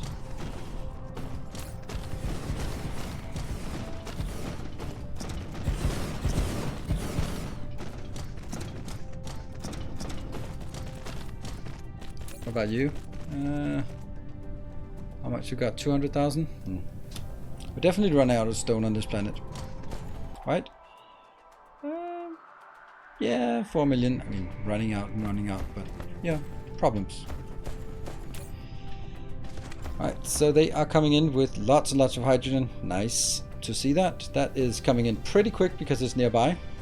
And then we just need a few more here. How's the power now? Power is getting better.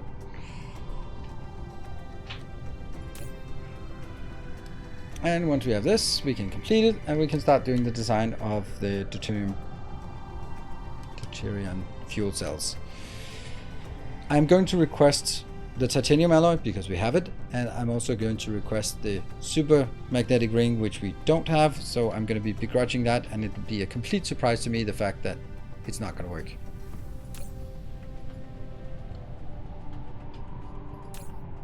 There.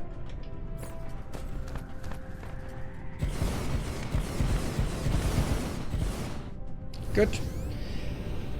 Now, we need a location that is open for business. I think this is a good place that's open for business. It also already seems like we can actually just color it because the payment has already been made. There. Excellent. Now, deuterium power fuel thing here. Good. We're going to start it like that. And what do we need? We need here. We need lots of that. And we also need some titanium. And we need some supermagnetic rings. Yeah? Yes. 1, 1, and 20. So it's pretty dominant on 1. Kyo, thank you. Welcome. And it is just going to be on one of these. And I will be pretty sure we'll do a design such as this. And then back again. And then the 2 other ones will be right here. We'll be going on this side. And then I'll be getting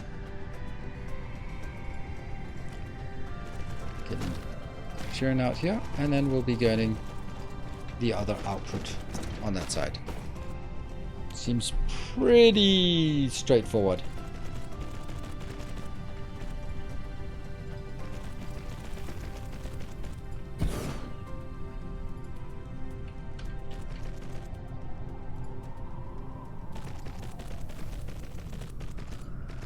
There you go.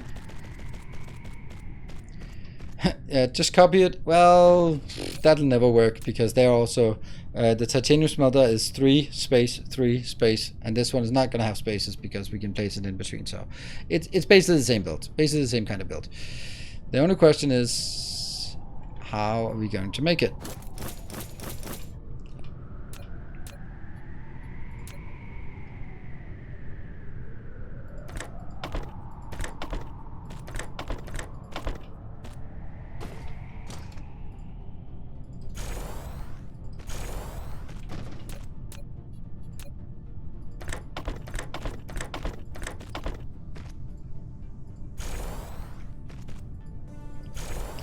And this is on a 12-second cycle.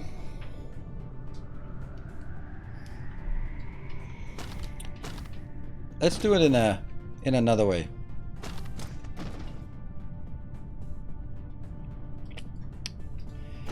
It sucks.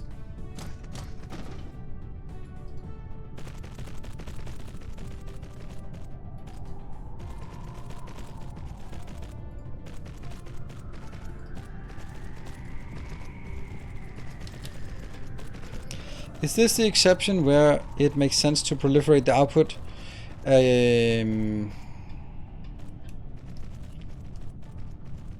Yes. Because proliferated fuel is better also to use for flying with. So, right?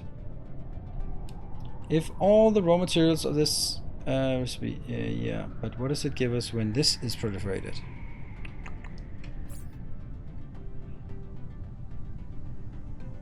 If used as fuel, more energy can be produced. So I think you're right. I need to figure out how many I can build. That's 15, 16, 17, 18, 19, 20. Let's go with the 20. So if I have 20 of these, then I have 4 times 20. That's 80. Divided by 12. That is 6.667 something per second. Crafts times 2, because that means this build here, if I complete it, will be producing 13.33 multiplied by the proliferation. It's going to be 16.66. Oh, what an awful number.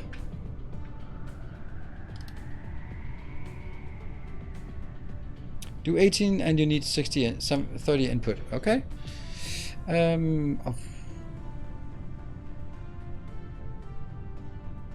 Oh, I was also forgetting the 16.666 times 1.3 times the crafting speed. That's actually outputting 25 per second, this build, with everything included.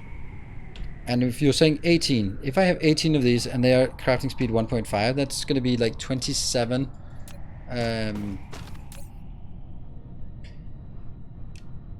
crafts. And then I divide this by 27, that can't be right. Yeah, crafting speeds are less. I want to figure out, let's take this build and figure out how much deuterium per second is it going to consume. So first of all, it's going to consume 20 every 12 seconds. That's by default. So it consumes 1.666 per second if it was crafting speed 1, but it's not. So it's crafting speed 1.5. So that means every one of these is consuming 2.5. So that means I take 30 and divide it by 2.5 and then get 12. I can only build it 12 deep if I have one line for when then it consumes 30. Is that really true? Yeah. And you got 18, so if I get 12, that's the same because of crafting speed. Yeah.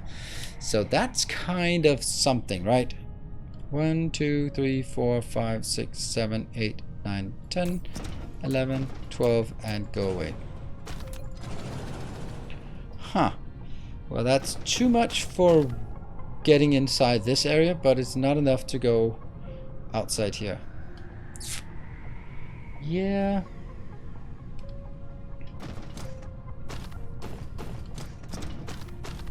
I definitely see the point of having 12. Because anything more, then I'd need more than one belt, and that's not something I really have readily available.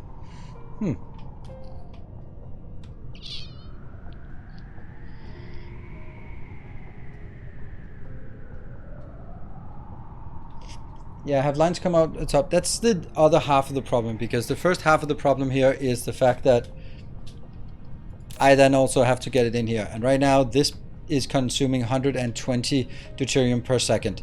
Do I really want to scale that up to 180? Nah. 120 per second is certainly more than I can reasonably handle for one belt. So I think that I'd rather build it a bit lower, because this cannot get 120 per second in with this part. So that doesn't make sense. What is your deuterium production? Well, that can always be scaled up. Right now it's only 90. So I'm thinking 1, 2, 3, 4. So I get 12 of these. Then it can fit within one block. Let's have a look at that. If I do 8 of these multiplied by now I need to figure out how much it is. It produces 2 every 12 seconds. That's by default. Multiplied by 1.5 crafting speed, that means 0.25. Multiplied by the fact that I have 8 on a row, that means each row here is producing 2.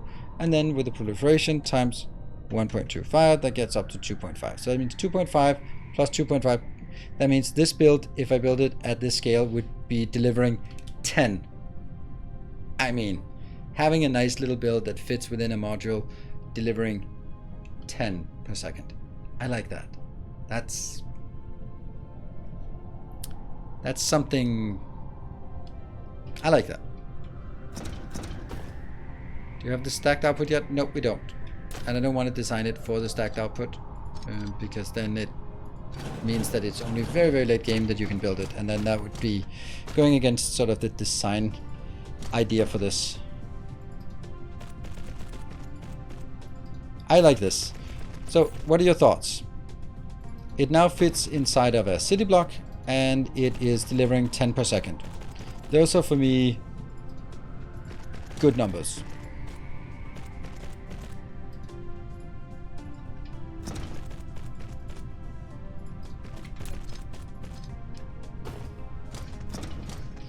And if someone can just verify the numbers, then it would also be much appreciated. And we can always build more. Yeah. So it's then you go like, oh, but you want more? Then build more. So why did you not build it twice as big or 2.5 times big? Because I can't really justify that it's consuming. This one can support more. And let's see, how much is this one consuming? Let's get that sense. It consumes 20 every 12 seconds by default, but we have crafting speed 1.5. So that's 2.5 for each, times we have 8, times we have 4, we have 80. So this is consuming 80 deuterium per second. This means this is consuming what this part here is producing. Yeah. Okay. Bring in proliferation by bots? No, I don't want to do that. I can't. Even if I wanted to, I couldn't, and I don't want to.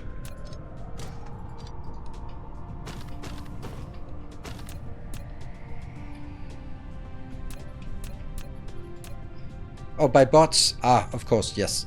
By bots, yes, definitely. I was thinking by drones. Drones, bots, whatever. You're right. Will do.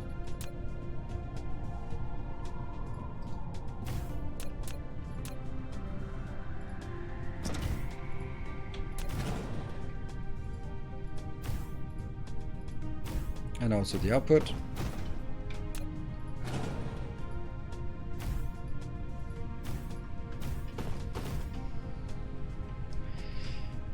All being made on the planet or in the system it is used. This proliferated juice is made on one planet, and that planet is Swammer 2586 on Overkill +1 system, and it is producing 37.5 per second, which is not great at this point, but hey, it's something.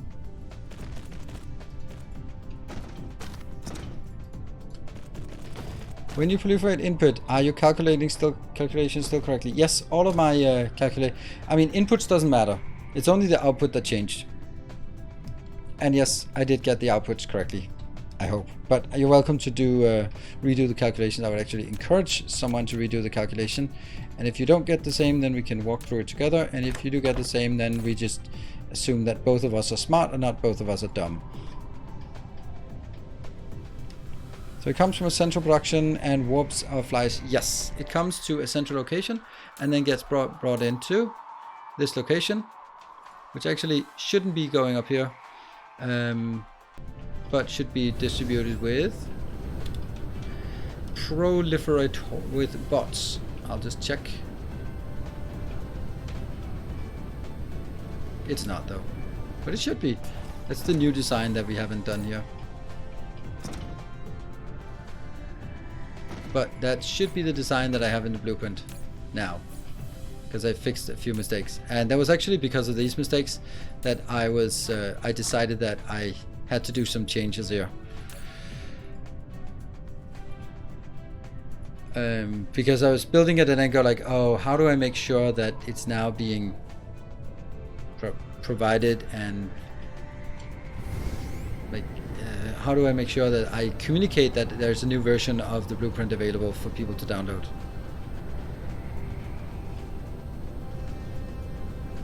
There.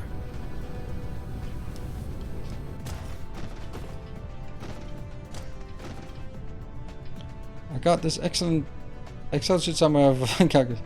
Yes. Output 2 rods on a 12-second cycle. Yes. I wish there was an in-game calculator. Then I got 25 per second. You got 25 per second for this build? That doesn't seem right. We can start here by, well, how many do we have? 8 by 4. So we start by the fact that there are 32 of these. And then if there were crafting speed 1, Then I'll put 2.6 craft times 2. 5. Yeah, I think you're right. Nope. And then I multiply by 1.5, and then I multiply by 1.25. Yeah, okay, I got 10. I still got 10.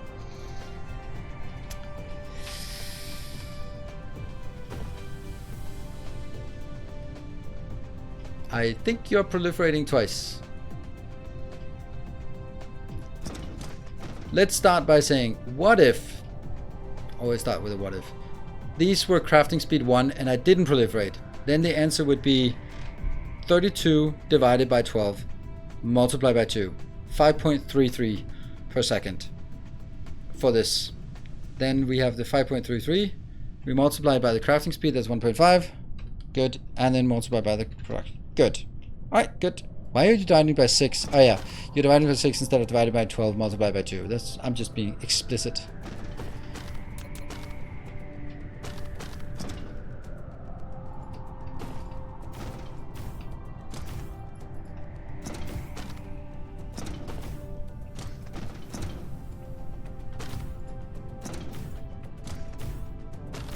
This is a pretty neat little design here.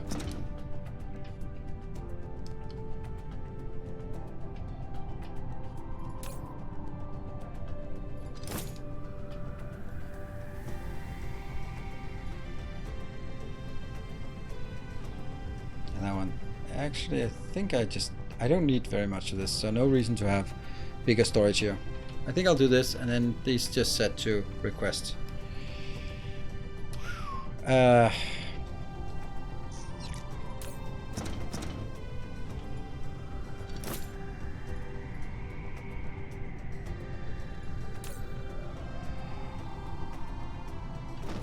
When I do designs, that's the question for you. Isn't it 2 rods per 12 seconds? Yes, it is. That's why index is divided by 6 instead of dividing by 12 multiplied by 2. Are the output belts, hello, I'm Fat Dragon, on the outer assemblers going through the splitter to the middle? No splitters in this build. They are going out here, the output going in and then to the middle. That's one of my newer sort of idioms with respect to design idea. Is limiting the amount of belts that go into here so that we don't have to go to the backside if at all possible, by sort of having consolidated return belts if at all possible. Hi dude. I'm not your dude, bro.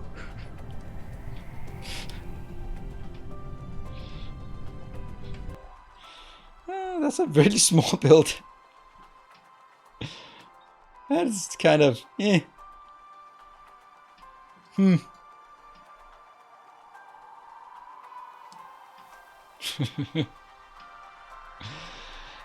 don't know.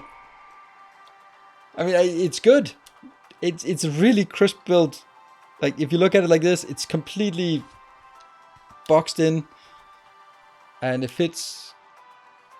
Hello, Random Max. The only thing I don't like is that I need this thing to feed it.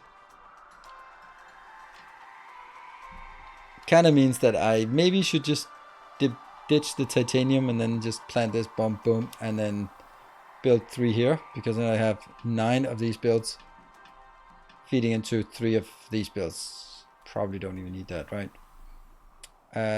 How much does it consume in terms of the supermagnetic ring, though? All right. Anyway, what I wanted to ask you about, when you get a blueprint, would you prefer it to be in this state so that you have to change this yourself to request, or would you like it to just start as soon as you build it, just starts requesting, so you don't have to do any changes? Because I can see an argument for both ways. Maybe you want to make some adjustments yourself, or on the other hand, maybe you just go like, oh, I'd like the blueprints to be plug and play, and if I have to do, just leave it to store. Yes, everyone is disagreeing. Because there's just like, there's also like which one am I requesting? I don't know.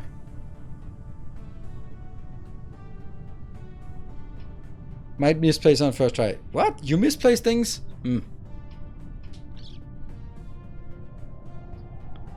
For PLS demand Fires. Storage.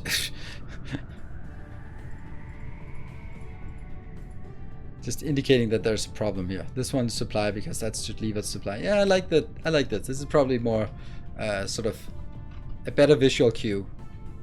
Right, I'm gonna save this, and this will be called 10 per sec.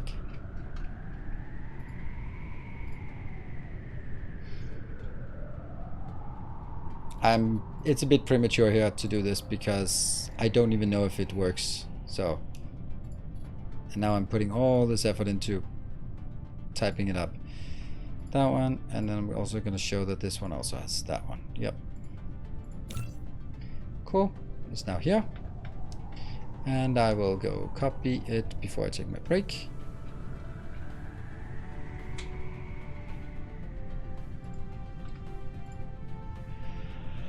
And that should be synchronizing now. And that means if you are looking at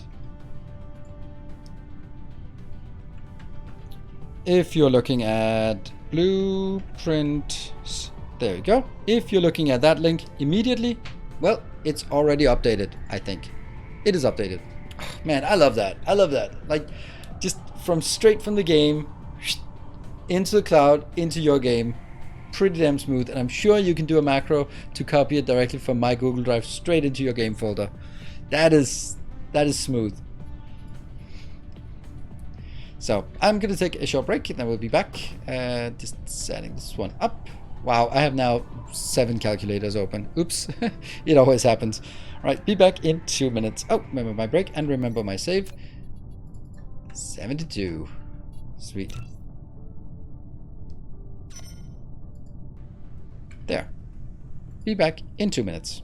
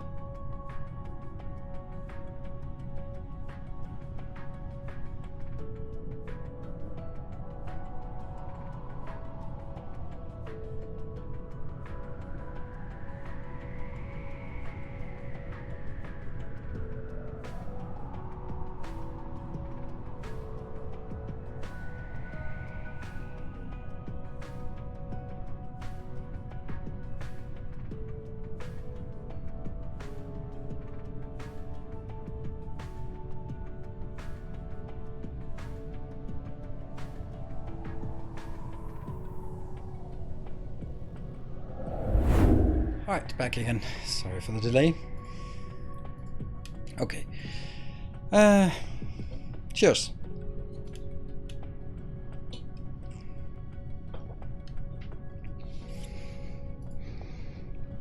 No text files for one blueprint.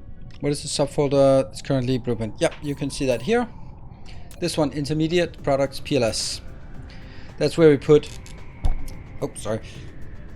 That's where we put, wait for it, intermediate products with a PLS build. Your steadfast loyalty is greatly appreciated. Huh? Hey, I'm Spectre. Thank you for the 4 months. Oh, it's a pleasure to support you, brother. I ain't your brother, dude. What is... Every time someone says brother, then I'm thinking like, did you just come from Kibbit stream? Is that where you've been hanging out? I mean, that's okay, but that's the only person... No, 2 people who say brother like that, because I don't get it. But anyway, there is... Kibbitz says it, and the other one is Corridor Crew, the YouTube channel, sometimes collaborates with a stuntman, and he always says brother, and it's so funny. He's like the most, I don't know, seems like the most charming guy, and he also says has a really specific American accent. I don't know where it's from, but it's very specific. You wrote 72 for the save and wrote 62. 70 what? Said 72 what? And 62 what?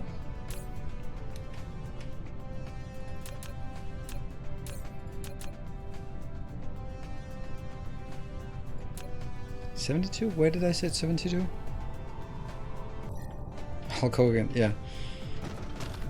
How do you define those products as intermediate? I'm struggling with the order of operation with this game, high level. Alright, that's a good question, Chew. Oh, I messed it up. Yeah, I meant 62. But, you know, numbers. Yeah. Because after 61 comes 62. And if you're in doubt about the sequence of numbers, you can always go to the Swedish rail system, because they will be happy to tell you the sequence of numbers, although it'll be the very low numbers.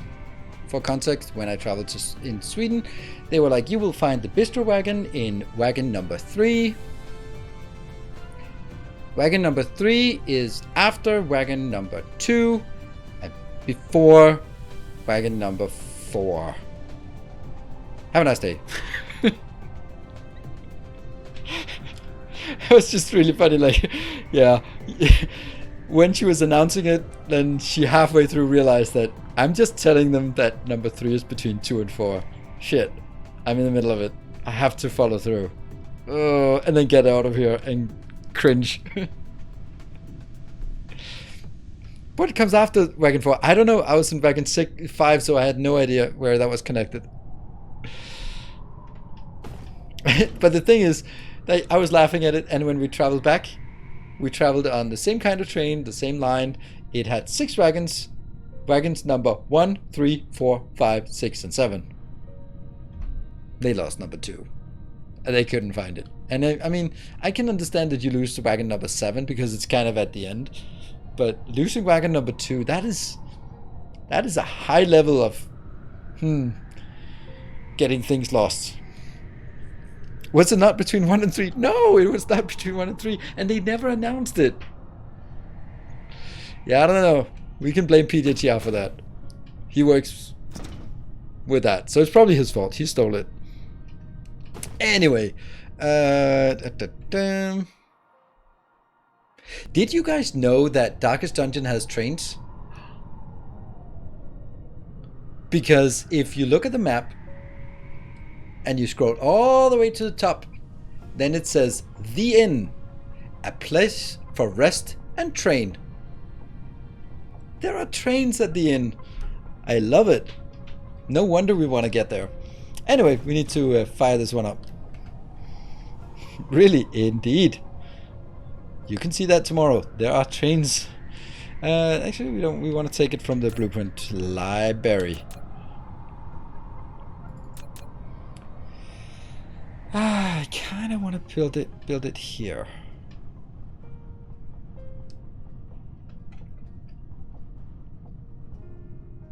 a mod for Darkest Dungeon. It wouldn't be like the most absurd mod, but you're just riding a train instead because everything is on rails. You said I had a good question. Oh, sorry, Chu. Yep. I didn't say anything about answering a question. I just said it was a good question. Good luck with that. No, it was... let's stamp this down and get over there. It was a good question.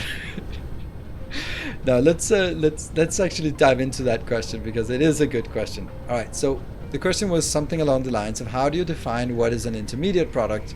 And I think that it could sort of be, I define things as basic products, intermediate products, finished products. Like, and what I mean by that is, if we look here, basic products, that's stuff that we just need to build in vast quantities on a lot of planets. Stuff like ingots here, magnets, steel, glass, so anything like that is raw resource, refined one level, done. That's a basic product. We have that on all planets, or not on many planets, and it's just provided out. Then we have on the other end of the spectrum, like finished products, like, and that becomes kind of a bit of a, you know, like small carrier rockets. I consider that to be a finished product. The deuterium fuel rod, even though it goes into the small carrier rocket, is also a finished product for me. But there will be some things that you're going to need a lot of for various different things, like green turbines, like processors, like supermagnetic rings, like titanium alloy. Where's the titanium alloy? There. Like, those are things that are a bit more complicated to build, but building them ad hoc for your build for deuterium doesn't make sense. It doesn't make sense to have a dedicated build of titanium alloy that goes straight into this one, because you're going to need titanium alloy other places as well. So build a big fat titanium alloy plant and then use that for everything else. That's what I call intermediate products. Carbon nanotubes, yeah, I would say the same thing as well. And then there will be some things that I don't really want to make. Like, I'm not sure if I would say that Casimir crystal is an intermediate product, because I don't think I'm not sure I would build the Casimir products, because they're only used for one thing, and that's the plane filter. So it's not something I need to be able to have a location provided out into the world to all the builds requesting Casimir crystals, because there's only one thing that does it. So that's kind of, it's not a firm thing, but it's kind of how I want. Yeah. Yeah, and thanks for reminding me.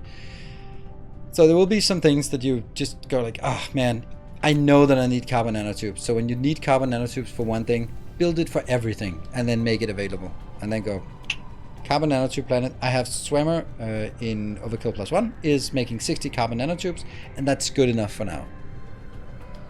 We don't have a place that makes supermagnetic rings. We don't have a place that makes green turbines, and we definitely want those.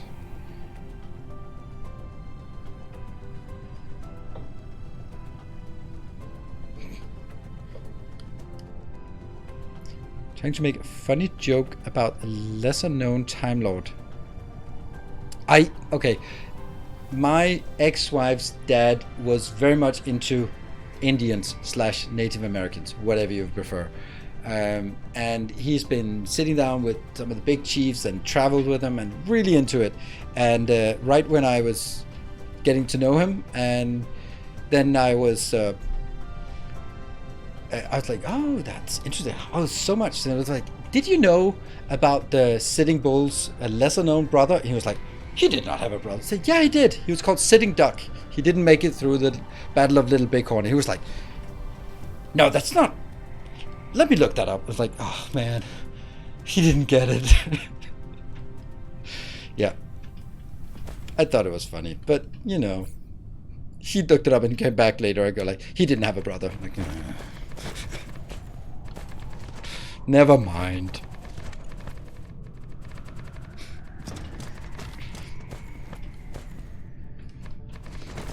Yeah, I mean, I didn't get him because he never realized that he got. So, but it's just no payoff. Setup and no payoff. It must have been fun at parties. Oh, excellent. Now it's my dad-in-law, so I'm not supposed to like him, and also now my ex, so even less need to like him. he is pretty deaf, so couldn't hear anything, but that didn't bother him because he was also had no sense of direction.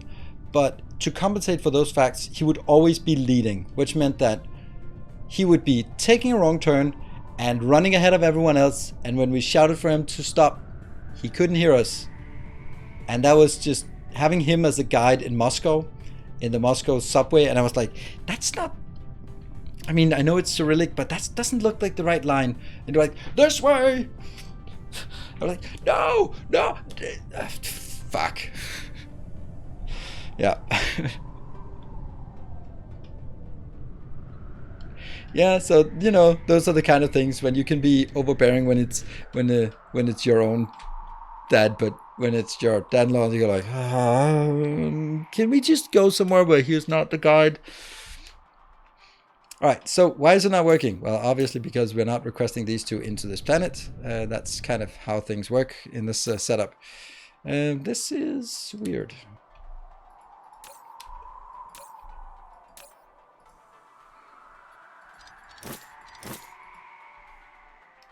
Titanium. And there. I'm just going to do this. And I know it's a bit absurd to do it like this. So here's the next little catch.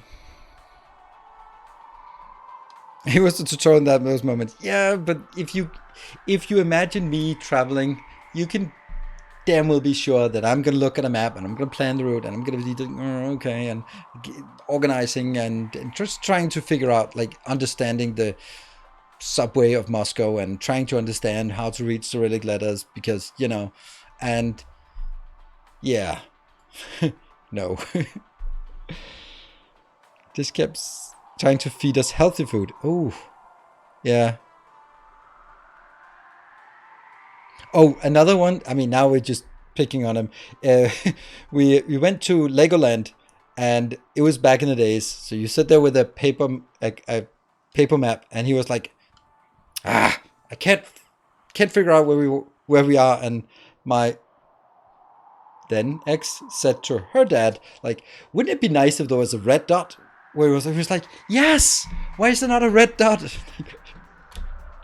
It's a cardboard map. It's a paper map.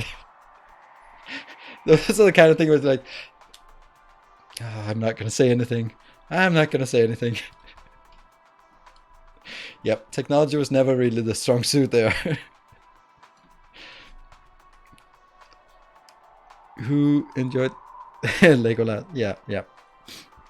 Let's see. So now, unfortunately, our next quest on our journey is super magnetic rings. Well.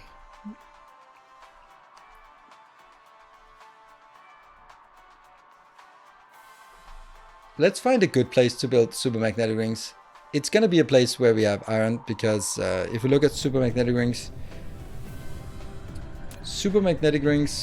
is basically electromagnetic turbines with more steps. And electromagnetic turbines requires the magnetic coils, which require more magnets. So we're going to need a stupid amount of magnets. You are here, but only if you are here. Unauthorized personnel only. Interesting.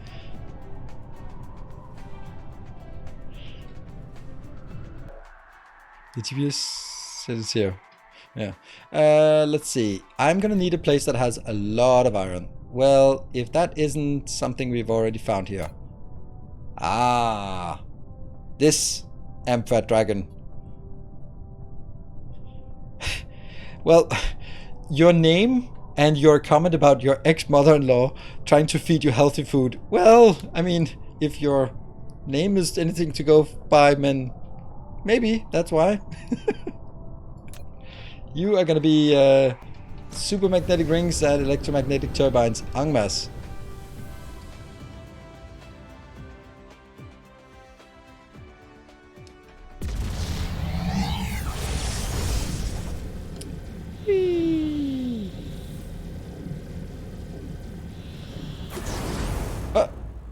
It's running away. The planet is running away from us. Our first lava planet. Sweet. Let's pave it. I forgot. I have a little bit of paving.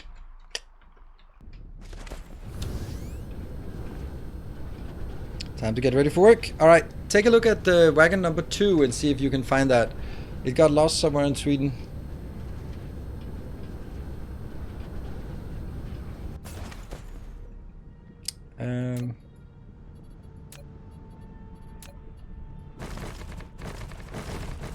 That doesn't look at all like a purple color. I'm so attractive that it doesn't matter. That can go a long way. I saw something where I also saw that, okay, a man of my height should weigh 75 kilos. And I'm like, no, no, no, that's not enough. That doesn't sound healthy.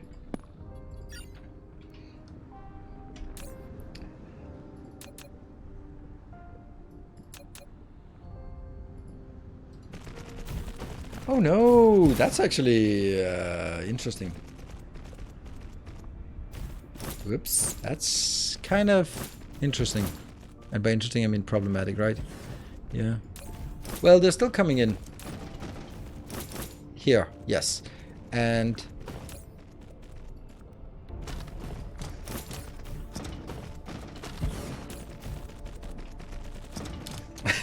I'm just a little short for my weight. Yes. There we go. So this is also coming in. Alright. I like this. Look. They can be built physically on top of a ghost image. So it should be 85? No way. No way. 188, it should be 85. Really? Ah.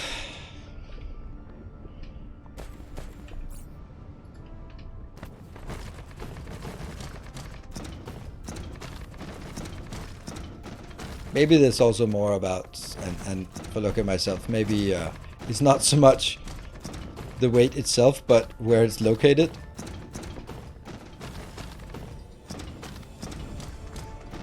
Whee! Now it's our planet.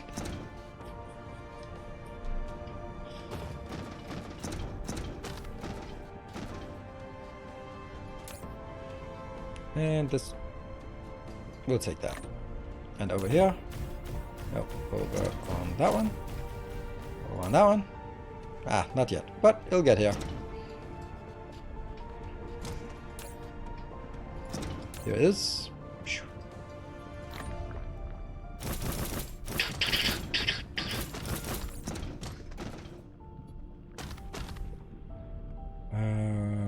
We are requesting fidget spinners, but we're not getting any. I have 0 out of 200 fidget spinners. Let's do that.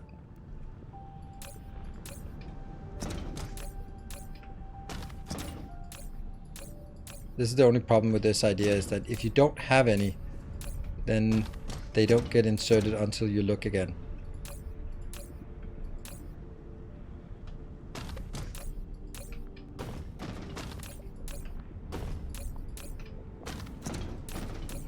And obviously none of this flies out until we have the next big one. Let's get that one out here. That's kind of way too many of these. Do we have... Yep. Oh, this is going to be a nightmare to place this. Whoops. Now, where the hell did I play this? Planetary, I think a planet scale blueprints. I think that's it. Yeah, that makes sense. Someone really should also fix this blueprint.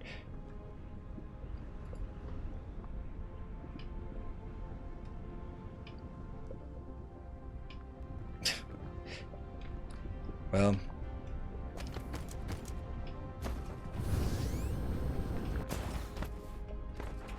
this is it, right? Yep. 36, probably not enough.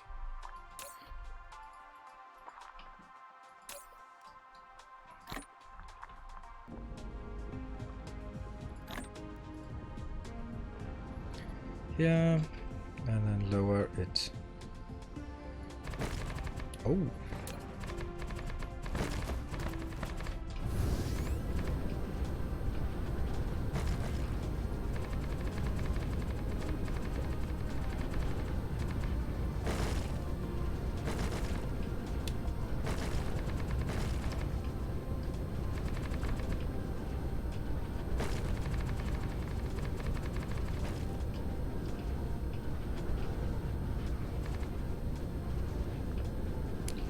And then down here.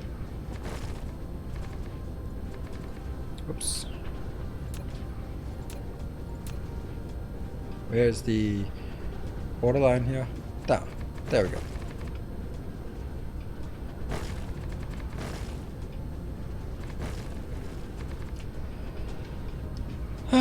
Plants. There are no plants on this planet.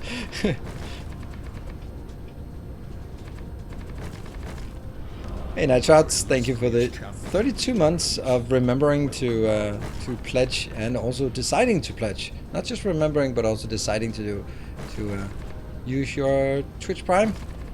So yeah, if you're sitting on a Twitch Prime and you don't know where to spend it, then you are welcome to spend it here. The best thing is, them will be sure that you spend it somewhere, because these are Bezos bucks and you've already paid for them. So want to make sure that you get your value for that.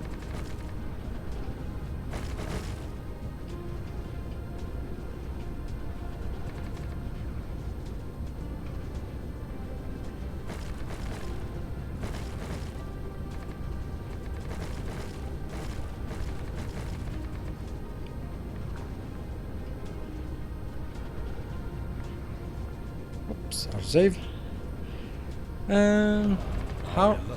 How do you get so much soil pile? You're looking at it. I'm paving every planet I'm at. I'm only working on paved ground, so since most of it is above sea level, then I just tend to have enough when I need it. And thank you, Mordov. Thank you for the Prime for 10 months. Hey, my call to action on Prime at least lured one person to spend their Prime here, and deceiving Bezos from a few bucks.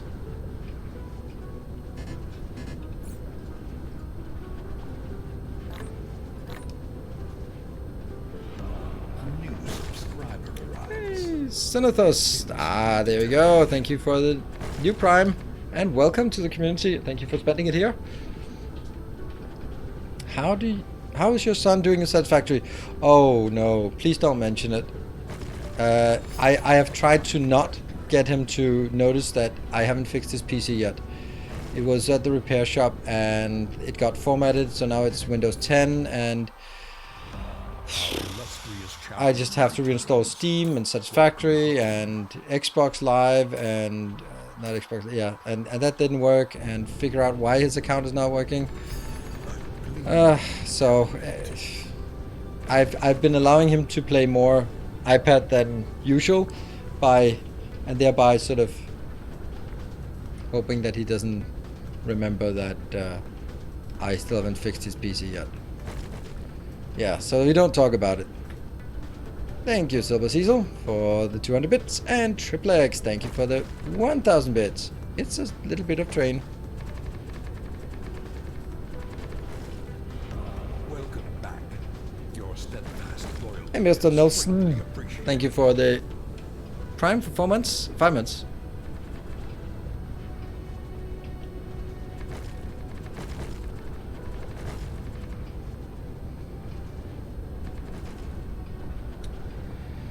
Right, I think we'll just stamp it down here and hope for the best. Well, that was not even close. Not even freaking close. I guess I forgot this round here. Yeah, I did. Oh, I did. I just took the wrong one. Ah, never mind. And Kickass32, thank you for the 300 bits. This is the hex code I use. What? Oh, right, your planet. Oh, cool.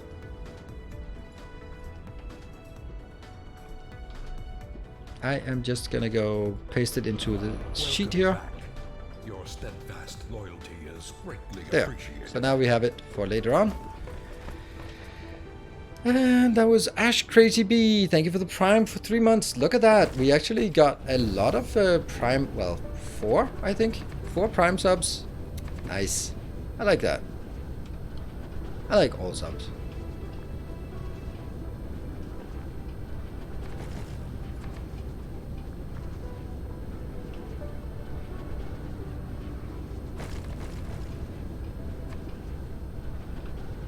Yep. Clearly not ready. Alright, so we'll try again here.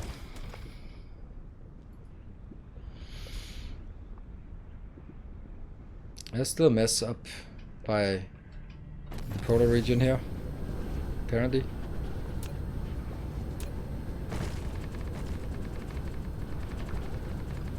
How's that the case?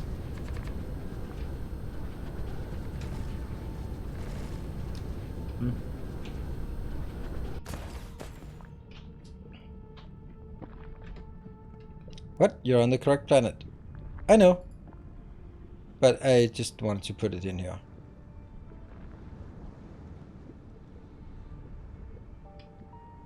So that looks okay all the way around. Let's go one down. See if there's any more in the middle.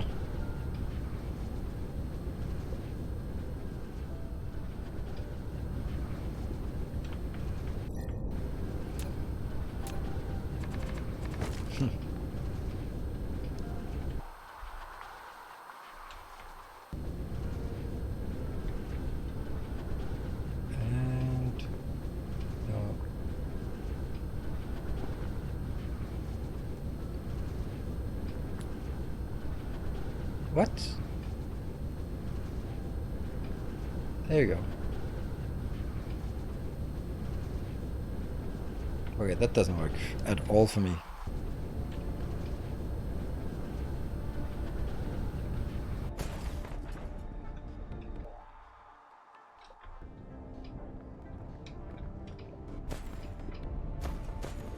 Oh, that's the equator. That's why it's not working for me. Ha!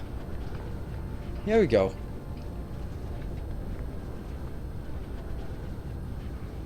Still not. Let's look at this part. That one.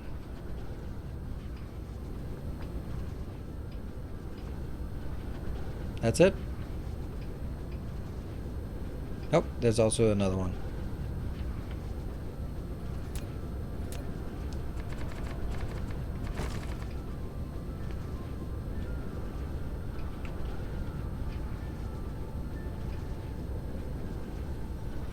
There.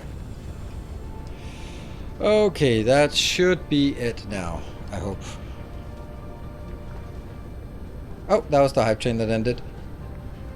Level 1! Thank you. And still not. Ugh.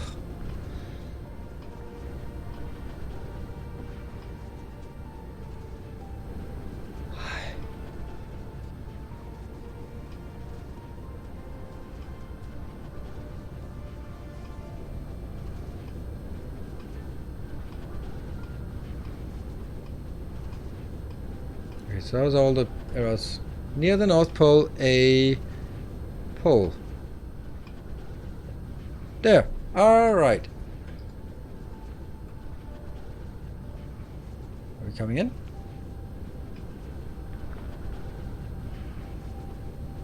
Thank you.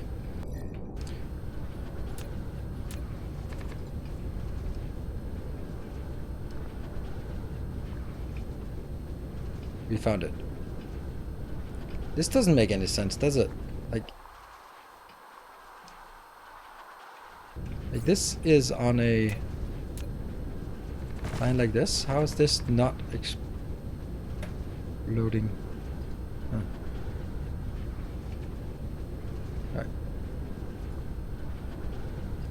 Yay! First try! First try! Yay!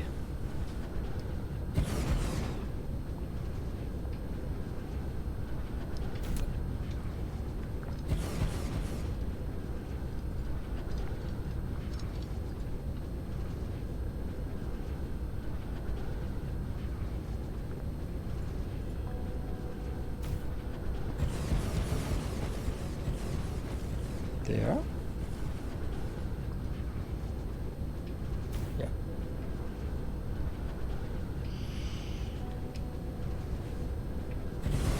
Why not force the blueprint down and fix the gaps? Because you have then no longer any place to see the gaps. And solar to solar doesn't have very long reach, so it doesn't take much to suddenly end up in a disjoint network. And then it's just one of those things where I just like this, that I now know it's done. Running away from the bots, well, they need to be faster then.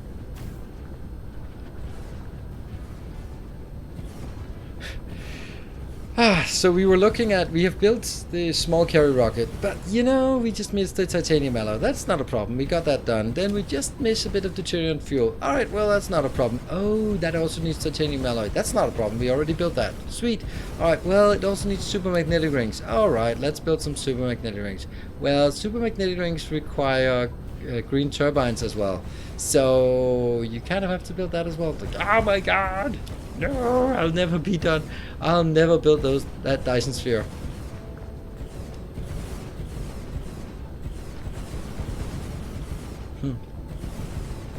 And every time I feel this is good because every time we come up with something new, then we stop and go, okay, well, let's see if we can take the existing design and just make it better. Because I really want to make a really good design for electromagnetic turbines, and that's actually something I've been sort of, yes, this is definitely what we want to make. How so is this planet not covered in concrete? Because we just arrived here.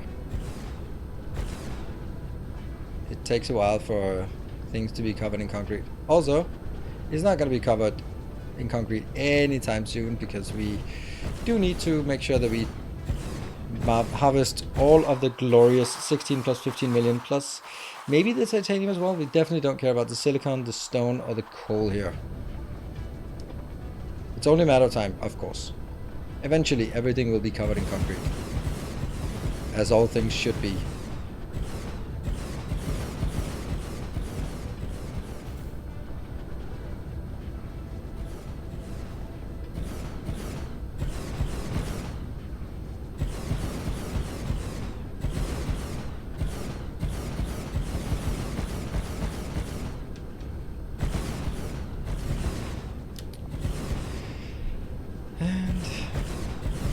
Shame there isn't any more coal here.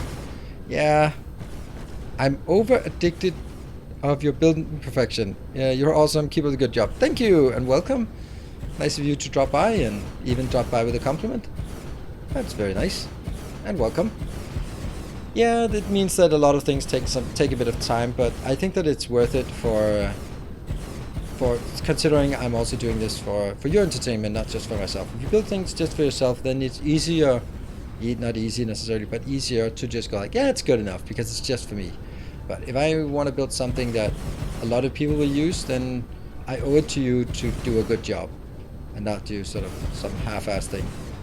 And it's also, as I mentioned in the video today, it's also kind of one of the ways that I set myself apart. If we look at other content creators playing this kind of game, or these kind of games, then they will be playing it and building, and that's it, right? I don't think a lot of creators have as a structured approach or sort of some as modular builds as this. Because I really like them. I really do like the modular builds much more than I like having. Here's a blueprint for a single planet that does massive thing. I think that's a fun thing to build once, but it's just not very applicable compared to sort of making it more modular. Because if I just provide one blueprint that does everything, then you're gonna be like, well, I mean, now what? This way you can go like, oh man, I hate building electromagnetic turbines, so if I only had like a good design, then I could get inspired by it. And then you can take mine and you can stamp it down, and if you don't want to be spending time on it, you can just stamp it down 10 times.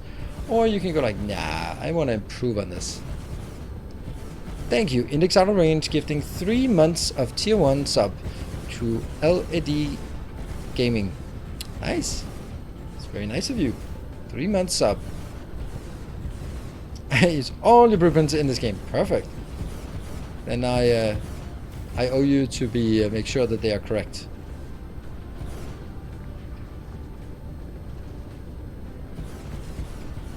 Oh, you just got conscripted. Alright, so this will be primarily smelting and yeah. Building and smelting.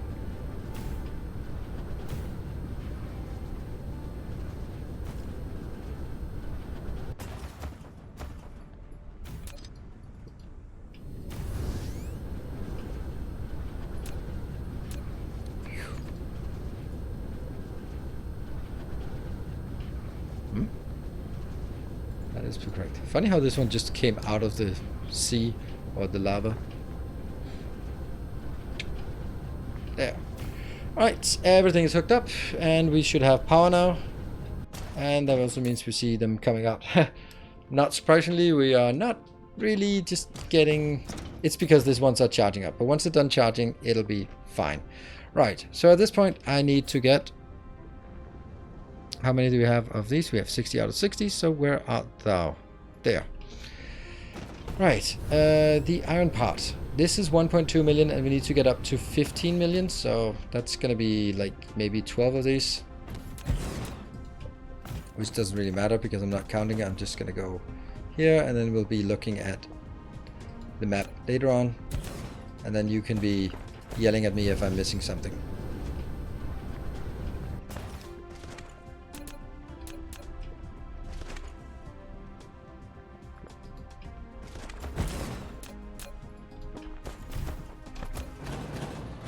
We just built it, now you're destroying it. Yeah.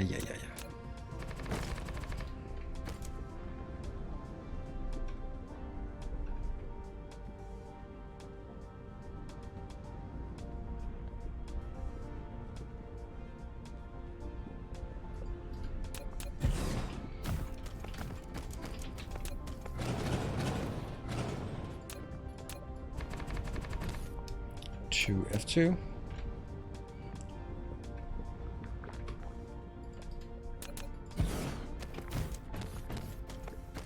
They should just go for the next one all the time.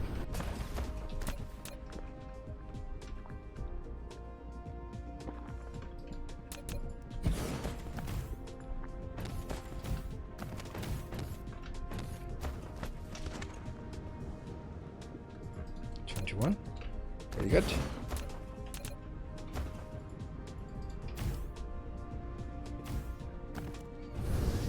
I take just iron and copper for now. Yeah, don't think I want anything else.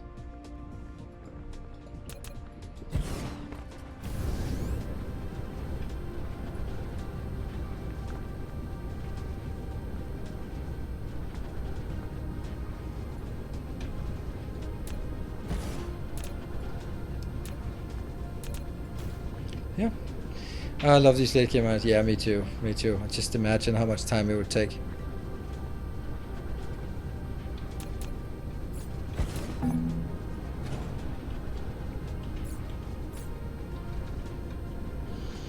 Or don't have to imagine, I was there.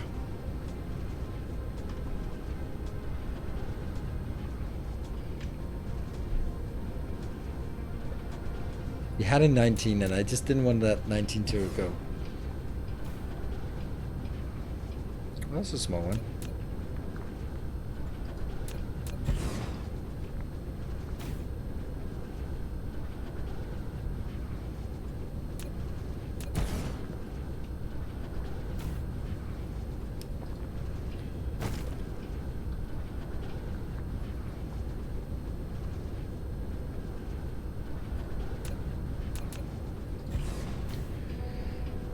Not even taking titanium at this point.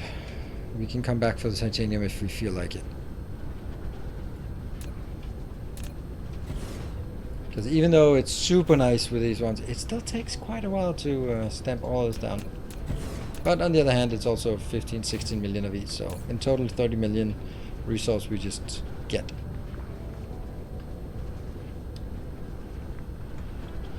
Do you have a planet where you smelt all ingots? No, I don't.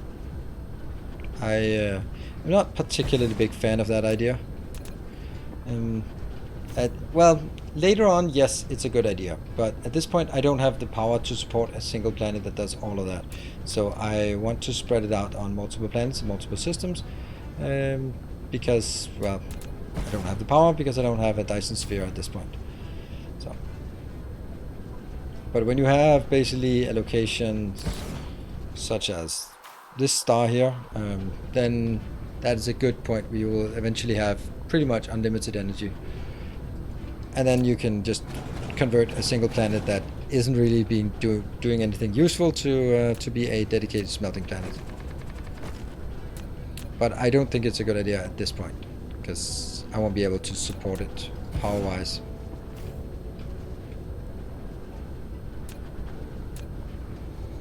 Do you have any idea how many we've taken? I feel like half maybe, but...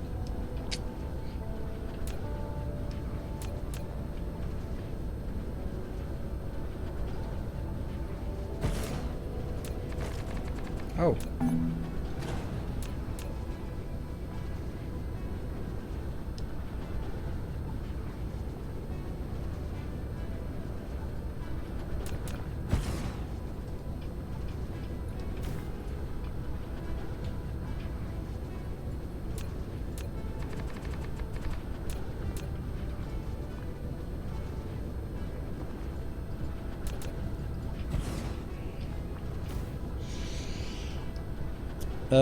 Do you plan on building multiple? Yes, I do.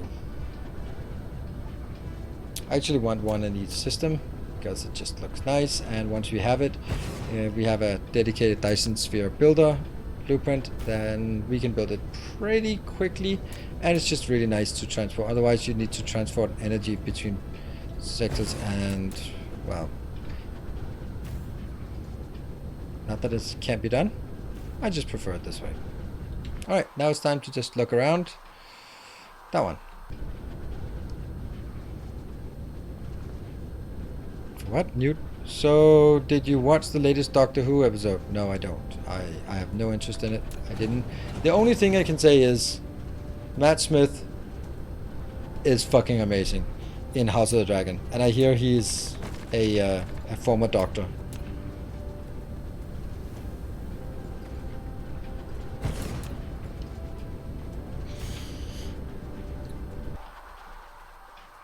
Oh, there's another one.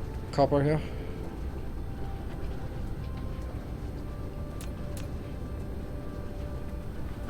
That is my only relation to Doctor Who.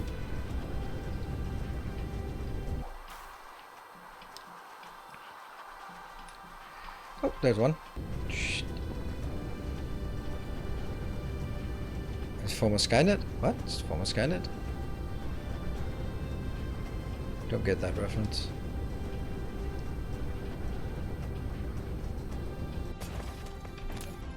I'm not gonna argue best Doctor because I've never watched an episode of Doctor Who. I've watched some clips from it and went like, wow, that's whew. Not even in the 70s could that look good. And then that's apparently a brand new episode. Whoops.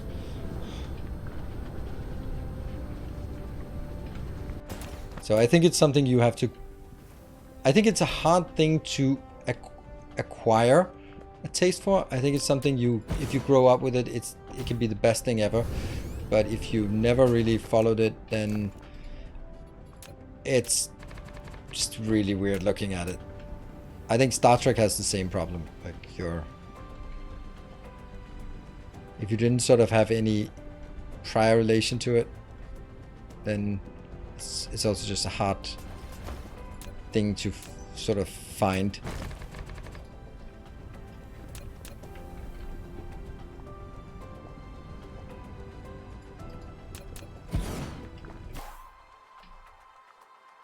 Okay. Oh, no.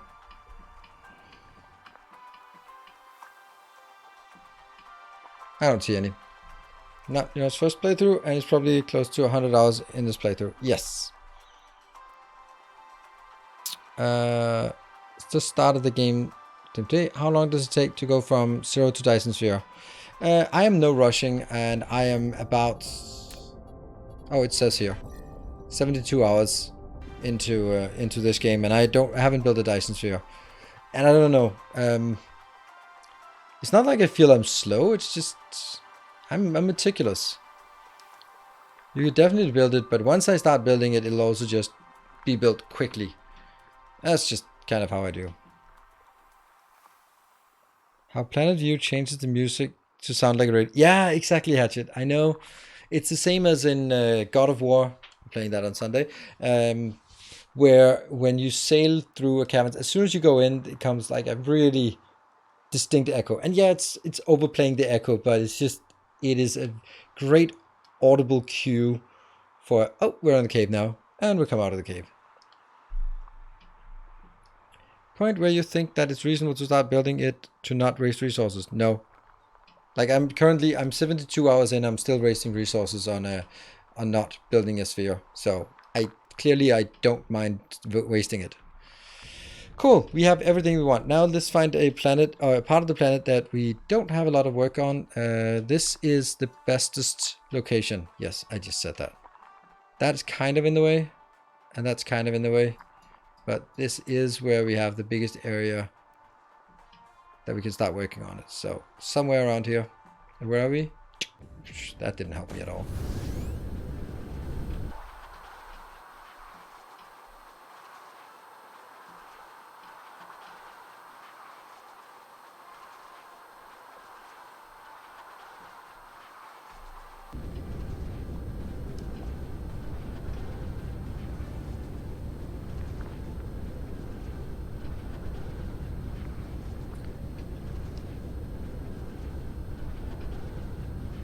Yeah. 4 of 64 planets, yes. And we haven't even sort of fully colonized it. I think we'll start here. This is a good place, and then we'll bump into that one, unfortunately, and then we'll just see if we want to throw that out or not.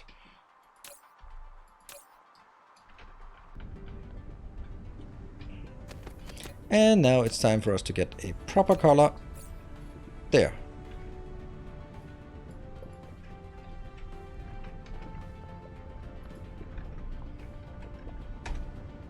Ooh. Ooh. Yeah, that's the same color as your name. So, well, it's gonna stand out in a crowd of planets. 1, 2, 3, 4, 5.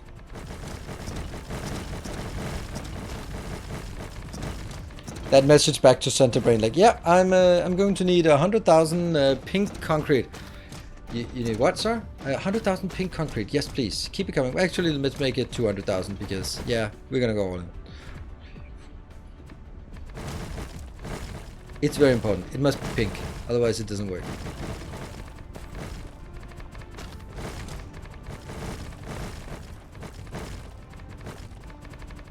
Hey, if you wanted gray, you could have gone ahead, let the dark fog do the work, but you didn't. So, there's that.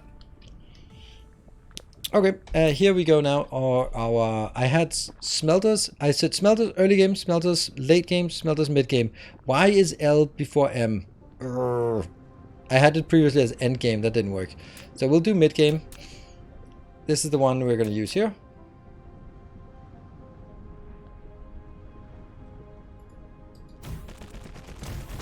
And it just needs a bit of adaptation. Do the custom colors not get saved between planets? No, they are per planet. So that means I can, when you get to a planet and you set the color, then you always just choose the first color, and then that color is unique by this planet. And then if you change it later on, it'll change for this planet and only this planet.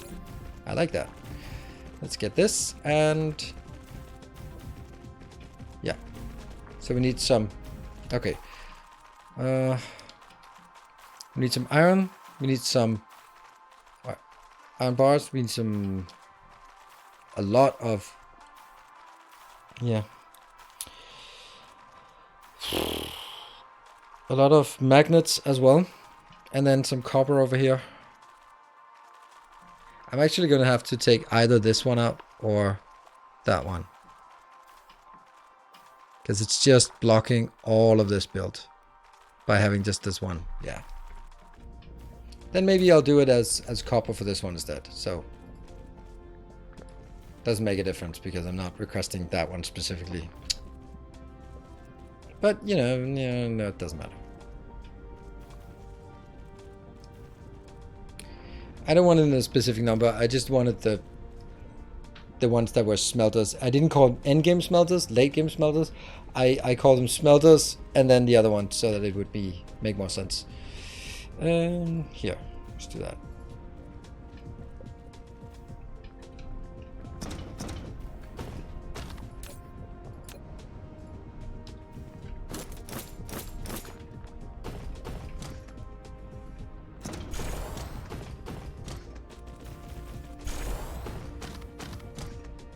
And remember, you can't drag this out until the belts are built, otherwise it just doesn't work. There we go.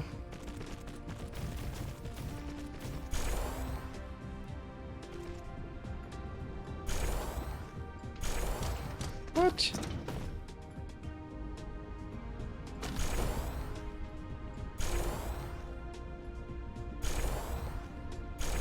That one. And then the outputs.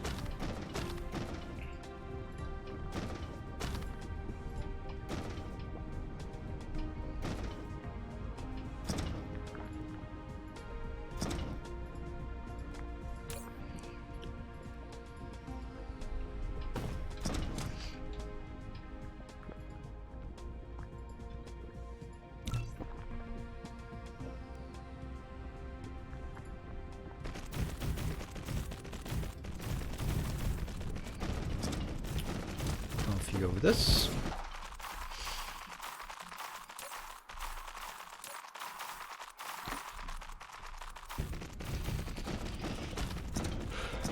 So this planet is just a copper mining planet basically. Nope. Copper and iron, and then I'll be building new designs for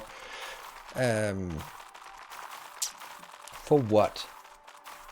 For turbines, electromagnetic turbines, and for supermagnetic rings, because that's the whole point of this, is making supermagnetic rings. So factory really needs blueprints. Yeah, this is why every time I start playing Dyson Sphere, I just can't play Satisfactory anymore, because it just becomes like, oh yeah, I know what I need to build, but now I need to spend 50 hours building it, or at least 20 hours building it. I go like, yeah, I can't do that. Here, when I need to know what I built, I can stamp it down, and then, well, it takes an appropriate amount of time because it's nice to see this go in here, and it's not at all frustrating to wait 2 minutes to see such a massive build just coming together. Not a problem at all. Especially like the fact that they did not choose to do like first in, first out, like in, for example, Timberborn, where the first one placed is also the first one that's going to be produced. Here it's distance from us. That means you go like out here. It's really evident to see that it goes around us. I notice you don't tend to use the giant power pole anymore. Why is that? Because it sucks. It sucks. There isn't room for it here, and it's not covering very well here. Then it covers like in here, and you end up just having 4 of them here, and then something in here. That means you take this one out as well. It's just absolutely disgusting. Plus it uses so much power. What should I prioritize in the tech tree with white science? Upgrades. I like to get some of the upgrades that, like, more construction bots and faster construction drones. Once you have that, get something here for the logistics engine. Eventually you will feel that they get really expensive and you don't really get much additional value out of it, maybe when you have level 10 for each of these. At that point, just pour the rest into range utilization, pretty much. Alright, so that is 1.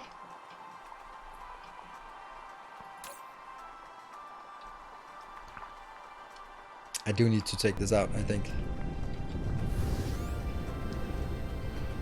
Will you throw down? No, I'm not going to throw down some geothermal. I don't think geothermal just doesn't really produce enough power to make it make sense. This is 5, 6, 7, 8, 9, 10.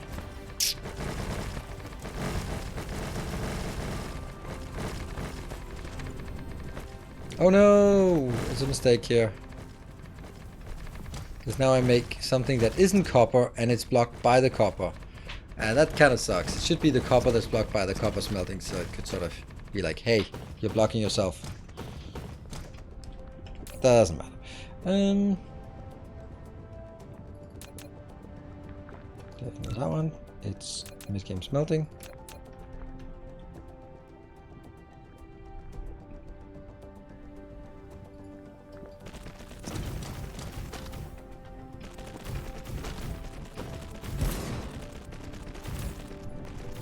That one.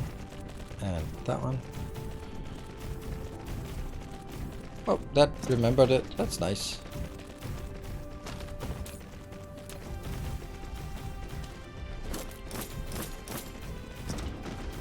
What level's Fate chosen gives unlimited? 161? Yeah, I thought it was like 152, but around that number.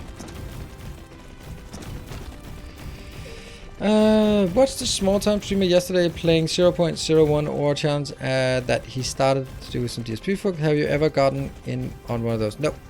No interest. The reason is that it might be a bit of a... It's definitely a challenge, for sure. However, soon you will be like, yeah, I can't afford to build this big, so I have to build 2 of these and wait 5 hours. And I just don't think that's good gameplay. It's not for me, it's probably not for you either, and therefore I don't like that kind of thing.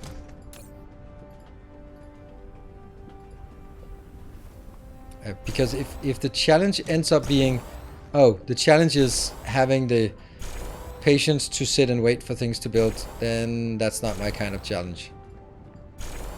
I do like playing on 0.5 because I just feel that it fits better.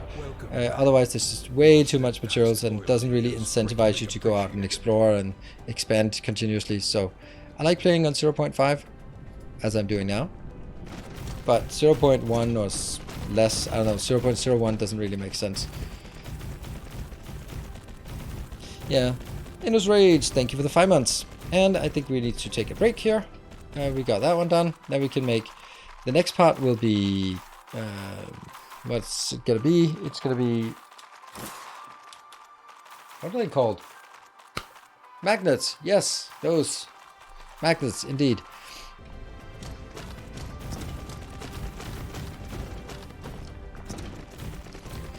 Do you change the late game smelting designs to save space? No, I don't. Once I have this is pretty good, and I don't think the late game one, I might do that if I have sort of like a dedicated planet that I really just want to make like 100,000 per second or 10,000 per second, but not aside from that. Cool.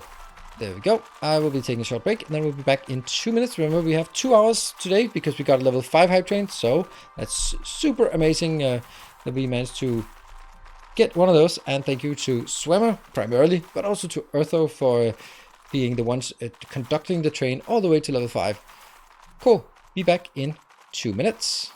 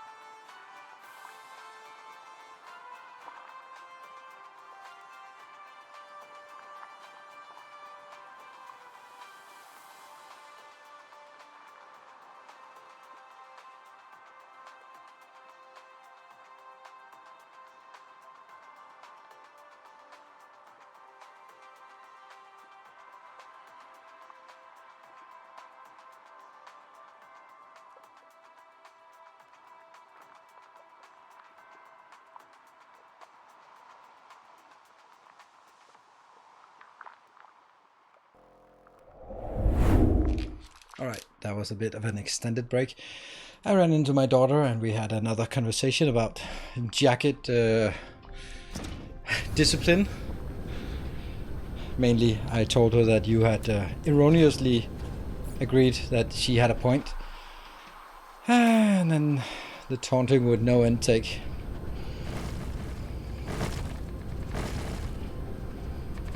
Three, four, 5, yes. You are undermining my authority, that's for sure. Yeah.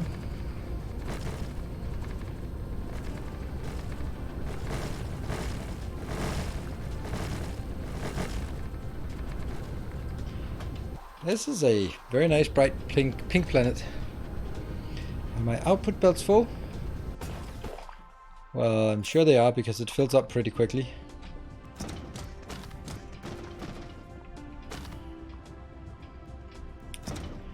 And we're gonna get the magnets.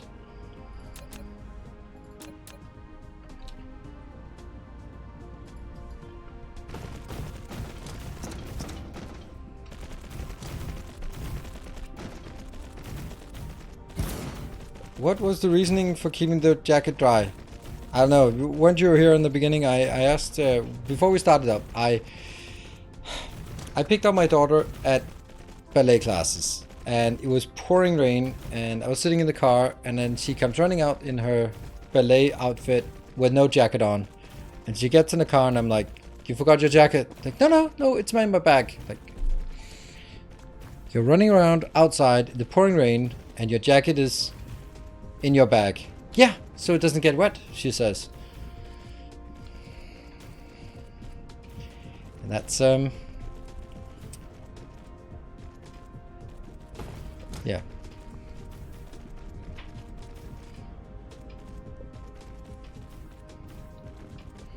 We had a little disagreement about whether that was a smart move or not, and I told her that I would bring it up to ask the internet, and unfortunately when I asked, then you tended to agree with her. Erroneously, of course.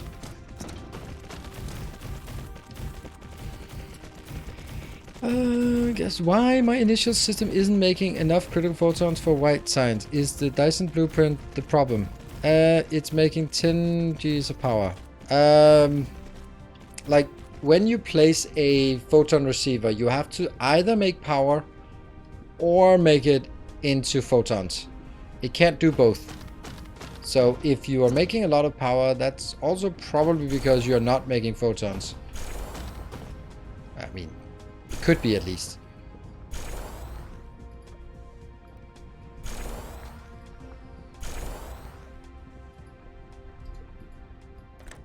Oh, that's not a good idea.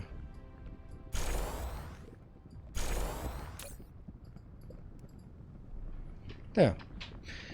Her current clothes she was wearing to go with. Exactly, that's the logic. That's why I thought it was not the most sound logic, but for her it made sense. So, just to cheer up, I told her that you had agreed with it, with her.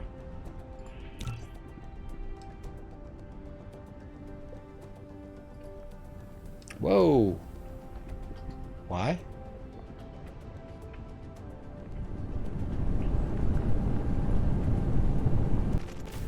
Oh, it's just misplaced.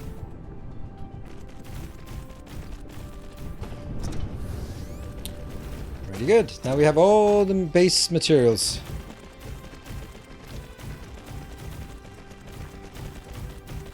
Gotta go with that wisdom. Thank you. I agree. Have you played Kerbal Space Program? Nope, I have not. And I don't intend to. I intend to play the second one when it comes out, but Kerbal Space Program is a game that I would say, like City Skylines, it's the kind of game that if you had interest in it, you would have watched your favorite creator play it. And if I play it now, then you'll be like, oh, come on, we've known that was the base thing for the last 10 years. Come on, do that. And then I'll be the noob, and why would you then want to watch someone as noobish as me getting into it? Because it's a really, I know it's a steep learning curve, but there's a big mountain to climb in terms of knowledge. And therefore, like, getting into sort of old games that have like a sort of domain of content creators, it doesn't really make sense for me. Same with like Skylines and, you know, Europa Universalis, those kind of things where like there's a big game, a big community that has been there forever. Why would my take on it be interesting? That's why I'm always, when I'm asking about recommendations for games, I'm always focusing on new games, because if a game has been out for 5 years and I haven't played it, then I'm probably not going to play it now.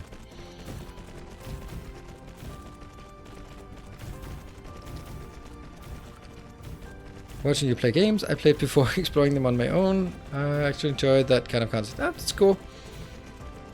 Yeah, but I don't mind that, playing a game that some of you may know, and then I can sort of do my own take on it. But if there is something where there's such a rich history, let's say RimWorld, for example. Lots of people are playing RimWorld, and I know I could also get into it if I enjoyed it.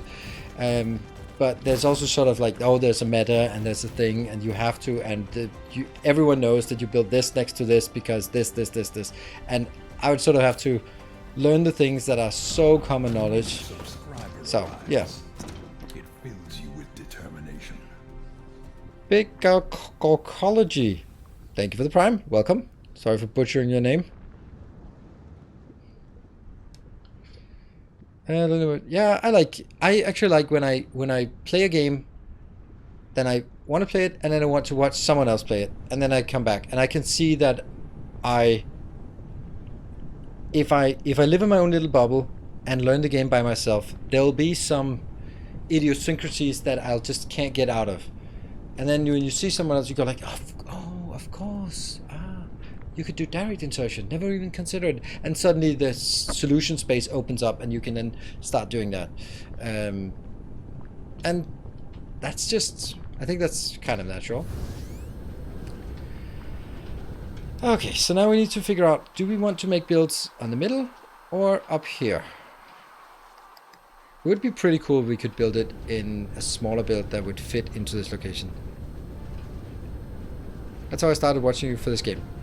Exactly. I think that's how a lot of people sort of, they played it and then were like, I have a feeling that I could do more, and then coming to my channel and hopefully get inspired to do more or different.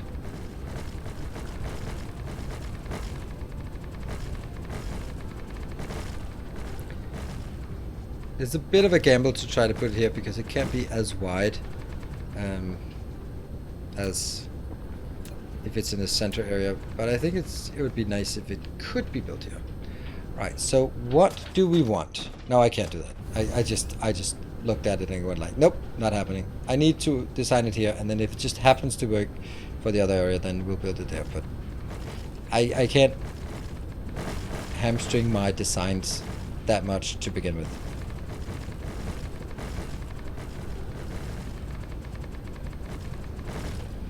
So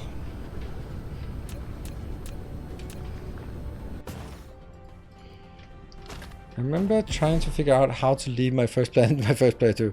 I love knowing nothing about the game and figuring it out. Now I enjoy mastering it. Yeah, thank you. I feel the same way. And there's games that I like, for example, Darkest Dungeon.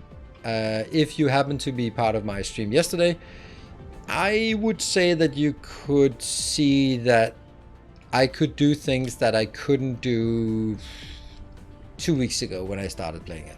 And yeah, there's a few bonuses and a few better items and stuff like that, but there's also sort of getting into the rhythm of the timing and what is the dangerous mobs and what sequence, and sort of gaming it. And yesterday, if we think about it, I ended up killing the last boss and all of my heroes were pretty healthy. That's very, very rare. Usually it's a struggle and you sort of have at least one dead, and no one even got close to death door for that fight. So definitely progress. So iron there and there. That's what we need to do. Minecraft in alpha and literally figuring out how to punch a tree. Yes. Yeah, there's a lot of things, and I remember also like World of Warcraft early game when no one else was playing it. Then just like on the server and go like, I think this is a good skill, and that's not. Oh, this is a good weapon. No, it's not. It's just you play it and you just have fun with it, and after you played it a while, then you just go like, there's only one way. I must get to this level and that level, and then I do this, and then I go to this because I want this armor, and then I go, and so on and so forth. Go, some of the magic and mystery is lost. Cool. Let's take a look at this build here and do the subcomponents. Now, we've done this a million times before. Oh, hold on. Oh no, I think that the blueprint that broke is actually the one we need. Let's stamp this down because this is going to be our template. We're not going to do this. And why? What?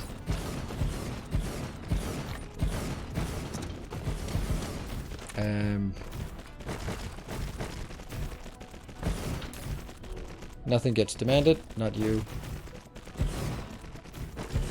Let's build this just so we have an idea about what it's going to look like. Because if this is correct... Okay, so first of all, why am I not using this design? Well, I'm not using this design because it is too wide, and I want something that is more of a slim build where it goes in sequence, like subcomponents, final product, go back. Like we've done for other builds that we don't have right now, but stuff that we've already done for this build, for example, and this build. They are building subcomponents and then routing it back. Myself, because I'm too stupid. Oh, I played it a bit, but never got to Moon on my own. But I really liked the training scenarios. Hope one day you will try it. I'm not going to be playing Kerbal Space Program. I think that there's just too much to learn about orbital mechanics, and I enjoy watching Scott Manley when he made videos on Kerbal Space Program, even though I didn't understand the game. But I don't want to put in the effort to learn orbital mechanics to play the game. So I'm gonna wait for the next game and then hope that I can get something there. Right, so let's look at the ratio. This is... Okay, basically I think that we'll build this part distinctly. And this is definitely too big. First of all, this is too big. We need to cut it down somehow. What do we have? 13 of those. 32. 20. When you have to select the recipe or the factory where it does whatever the input says. I have no really preference. I think this is better to select the recipe. I don't know. It's not really something that keeps me up at night.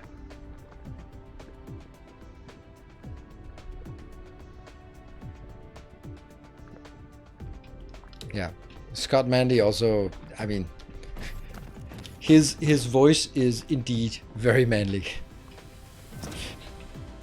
So I know I kind of occasionally watch some Scott Manley videos about sort of orbital rocketry and stuff like that, just to sort of, that's weird. Okay, let me just watch something.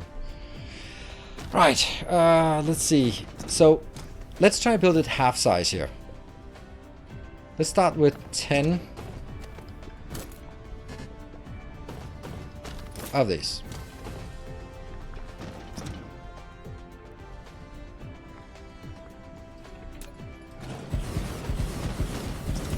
This will produce 1 over 2. That will produce 5. That will produce 6.25 out of this. What? No.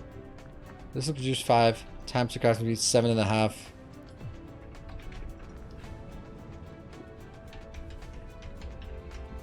$9.375. What an awful number. Yeah.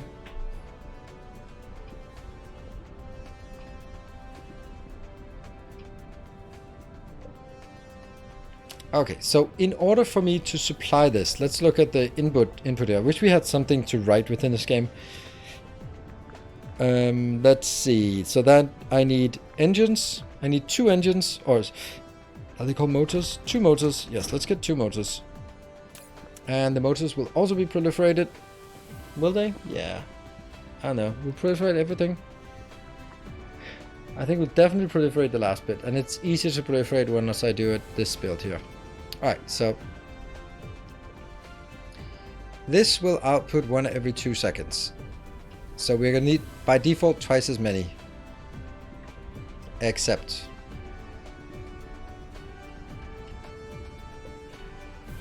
7.5 is the output. And then I need times 2, so I need 15. And then I divide the 15 by 1.25 because I'm going to be proliferating. That means I need 12 output. I need to output 12 of these without proliferation. In order to output 12 of these, then I need 24. 24, but that's also, that would be if they crafted at speed 1, but they're crafting at speed 1.5, so I need 16. I think the answer is 16. And I could have just looked at this because this is 32, but still I wanted to do the calculations, so 16. There. And there. Okay. So this will go exactly into here. Now, in order for me to make, or now we look at the inbound for, yes, this part, yeah? Just that one called 10. Well, that would, one more would be 9. So that would be weird to call 10. Okay. Now, 16 of these require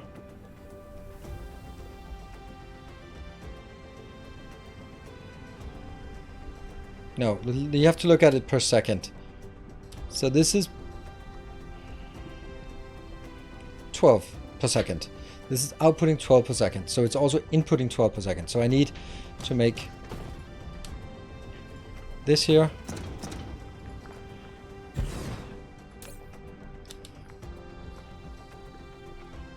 This seems weird, right?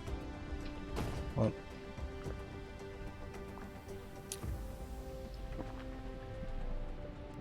this is producing 2 per second. So if I needed 12, first I divide 12 by 1.25 because it's going to be proliferated. That means I need to output 9.6. Then it's outputting 2 per second, and then it's outputting 1.53. So it needs 3.2 of these. Ew. 3.2. I wish I had something somewhere that I could write 3.2. Is there anything that I could write 3.2 here?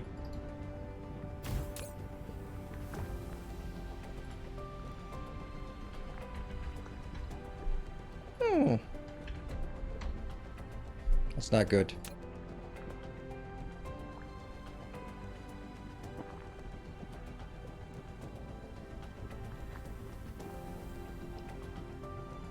But does that even make sense?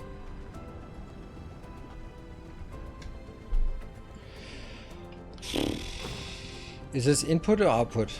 No, I completely lost it.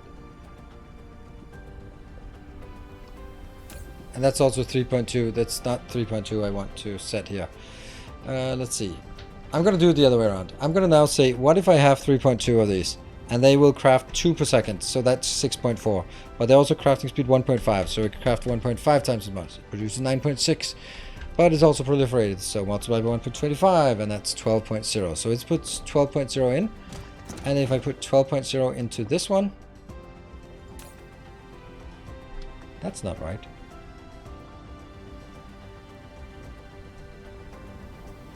This is 16. Yeah, that's 12. Okay, that's 12. Good, good, good. So I have to remember 3.2 of these. Because I also need to figure out how many do we need up here. So, I am producing 7.5 and I need twice as many. So I need to produce now 15 additional here. If I produce 15, then that would mean that I'd actually produce 12. Because of the proliferation. So if I output 12 and proliferate, it becomes the 15 I need. So the 12 output here is going to be, each one of these is producing 2, technically 3. That means I need 5. Alright, so this in total is going to be 8.2 of this. Ugh, that's a bad number.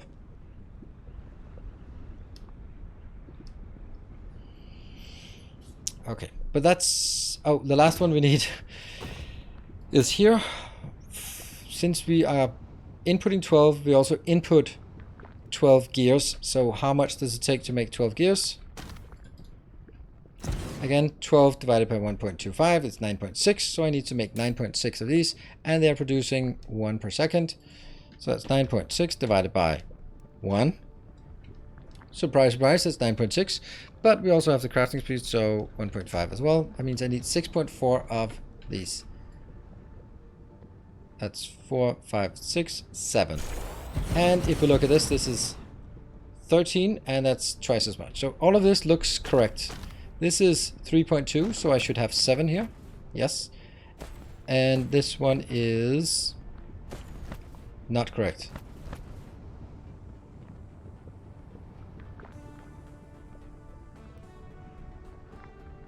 What is playing sitting in a chair? Oh, I'm standing. Always standing.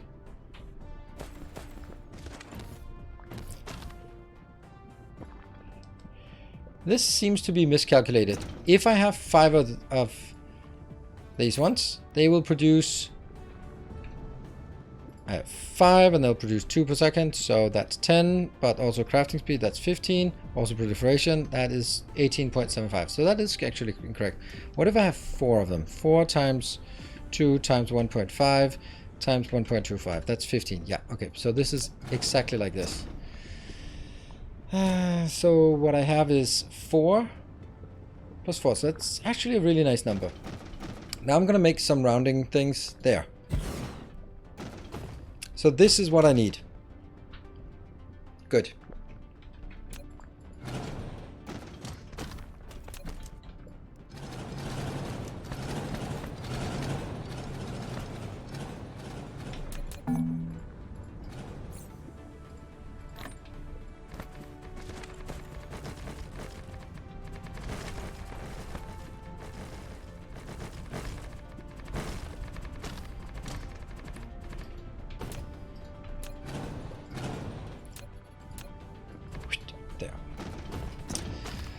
Right, so what's now the sequence here? The way you love the way you do calculations. Well, kind of. Subathon nearly broke him. I didn't, but I had some sore feet afterwards. That's for sure. Standing up for, what was it? 8 hours? 4 days in a row? 4 nights in a row?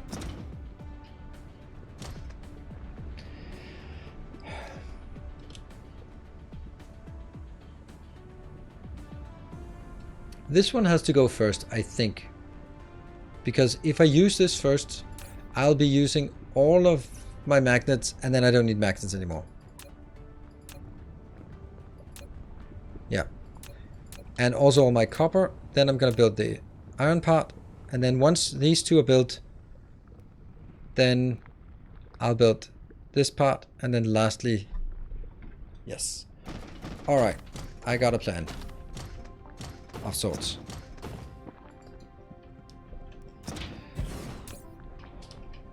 First things first. Return will be in the middle. That's just the way it is. I don't think that's a good idea. Yeah, it's not a good idea. Damn it. So much for that good idea. We need to build this part first, I think.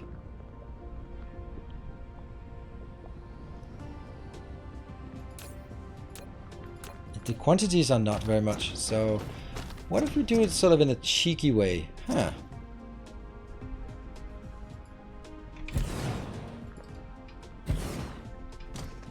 Okay.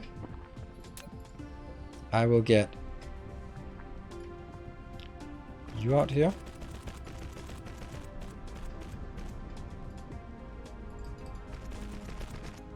Two. 3, 4, 5. There we go. And this will not go any further, so I can get my outputs something like this.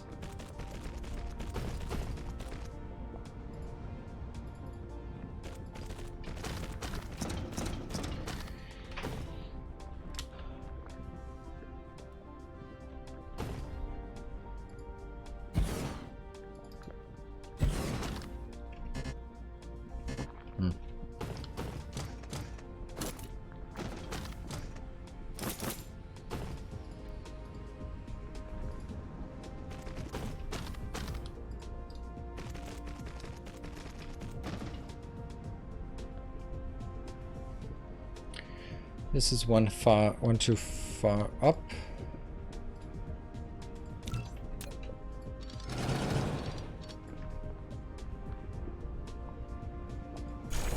I think.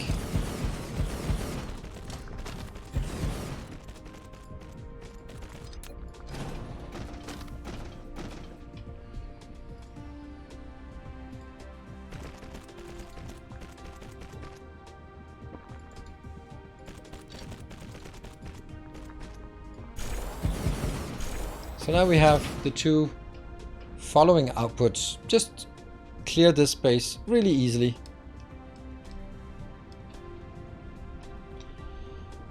This one could also be even better by just going here.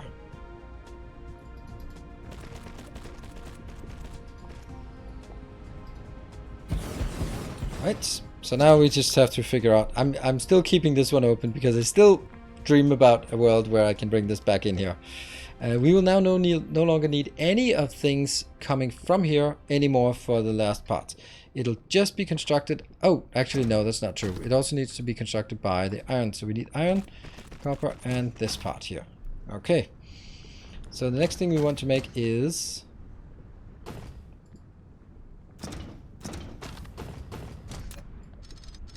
maybe I do it like this. Because these three are actually the stuff that I need.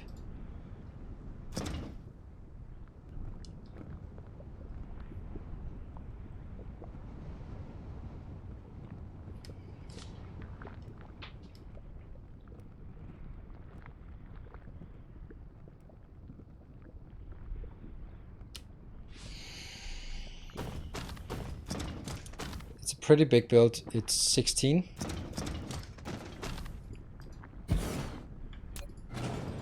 Oops. Wow, it's weird that these are... Why do they have belts involved? There.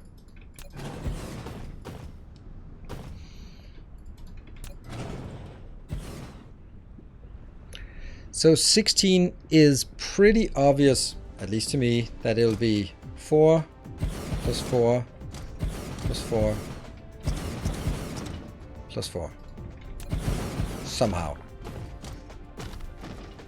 And since there are 3 inputs, then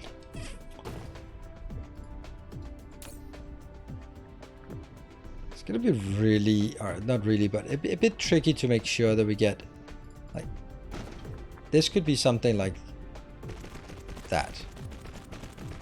That would make sure that we got 2 of them sorted, at least, of the outputs. Now the next part is how do we get the input sorted. This one can go over and under, so we're gonna get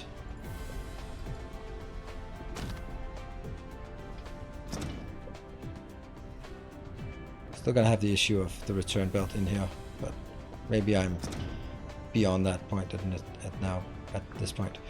I could get this one past. Like, what if this one just moves past out here?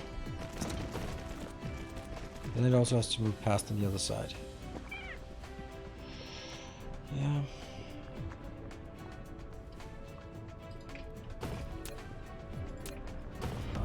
Our illustrious champion returns.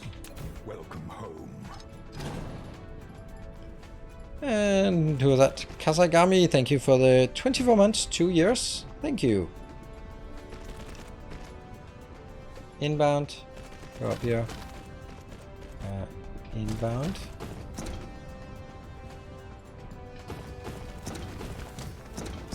And this one then has to go past as well.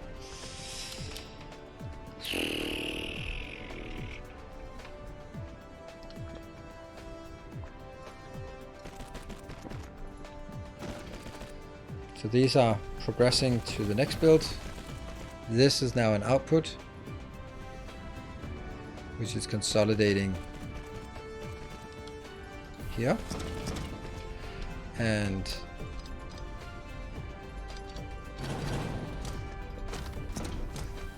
no.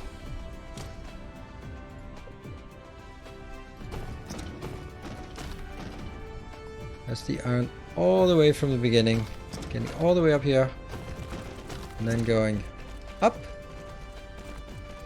And down again. Going up. No. Going up. And down again. There you go. And that's the output here. Consolidating with this output. Could be closer.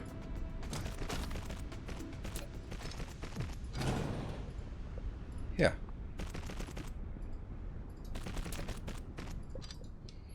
And that'll go into the final part, which will be this one.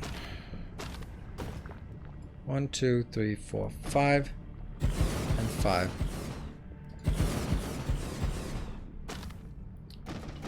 Which will then find its way home on the outside.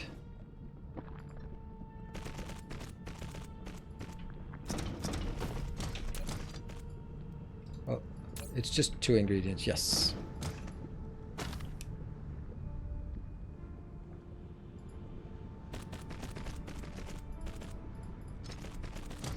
And then that goes home-ish. Or it sneaks on top of this, which I think is more likely. Or even better, it would be to go back in the middle, but that's not happening.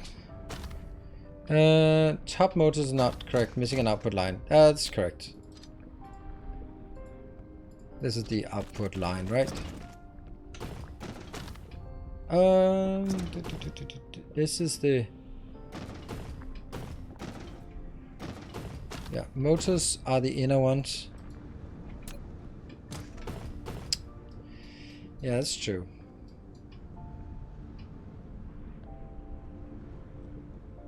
I don't think I have to bring it both ways around here. Because it'll self-balance anyway, so this can just be here, and then I'll just... One of them has to go past, because once this one fills up, the rest will flow onwards, and then go in here. And then, since I have what... Yeah, I don't know. This needs to be better, obviously.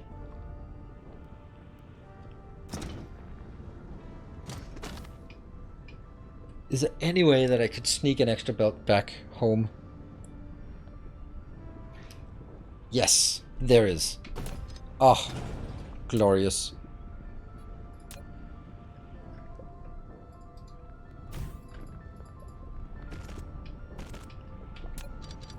Because this one's going up there anyway. So... And you, of course, have to just go down. But that starts to sort of look like a path in there. For example, if I... Oh, that's kind of iffy. Yeah, it's not happening. Yeah, I'm not going to do that then. Then this doesn't benefit anything if...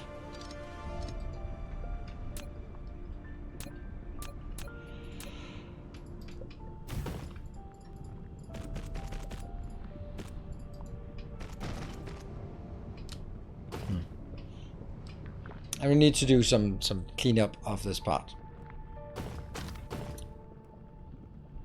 Okay, so next part is how wide is this? 1, 2, 3, 4, 5, 6, 7, 8, 9, 10 plus 12. That's 22 wide. It cannot be more than 23 wide if I want to put it up here. They can be 25 wide if I put them in here, but they can only be 23 wide if I put them in here. That's just magical numbers. So I can make it 1 wider than it is now, but I need to both bring a belt home and I need to bring a proliferator outbound. Yes. So first things first. This is sort of looking like it's the middle, so let's move. Cut would be a really nice function to have here.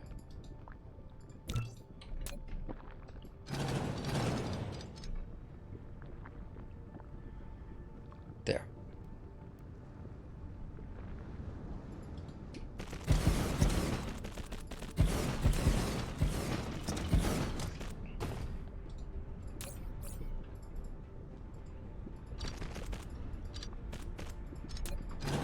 Okay. That needs to go. That needs to go. So now I can proliferate here and here. Which kind of means that I need to make sure that my proliferator is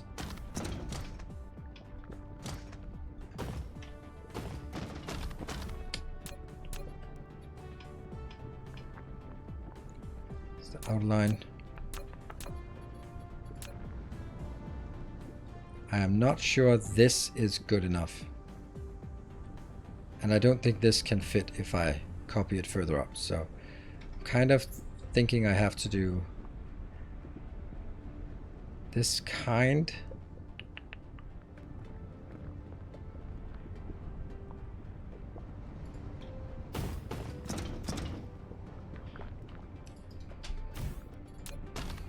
How close? There. There. Technically I don't need to build it here because no, it's this one I don't need because it's already proliferated.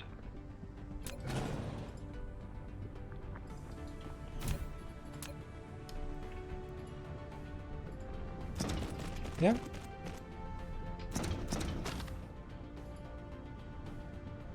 Let's just go down. Whoa.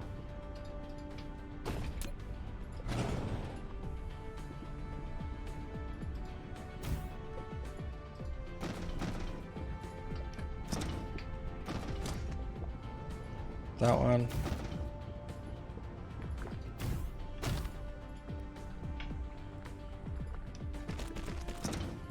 Okay.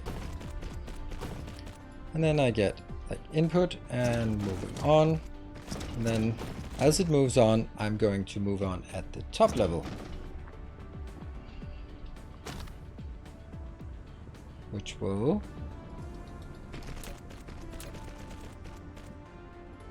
be here and here.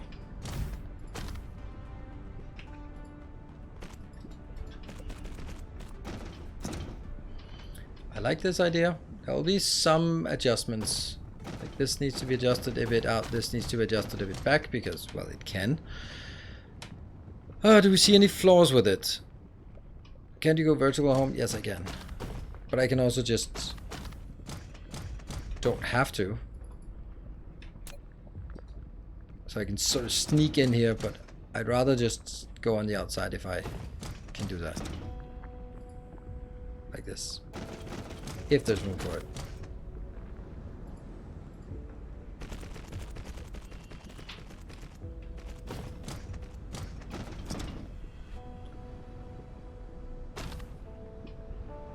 One, 2, 3, 4, 5, 6, 7, 8, 9, 10, 11, plus 12, that's 23.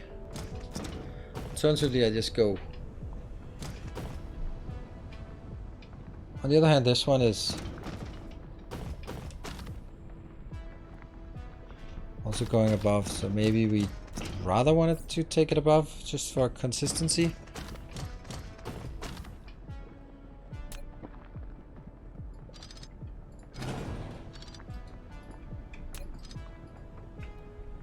Yeah, and then take it.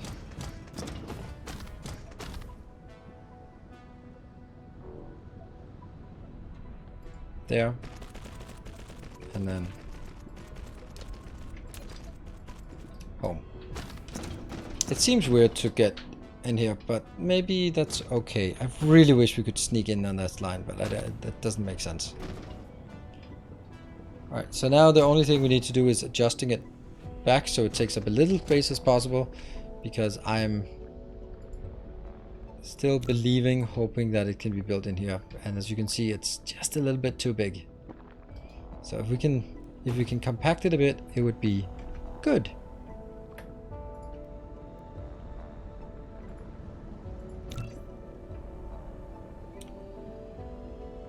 That's not how I want it.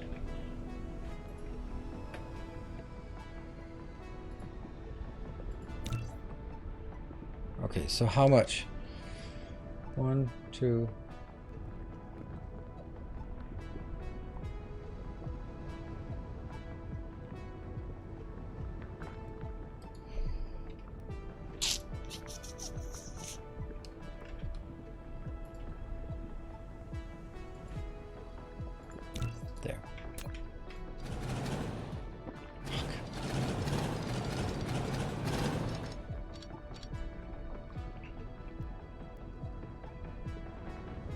Yeah, this doesn't work.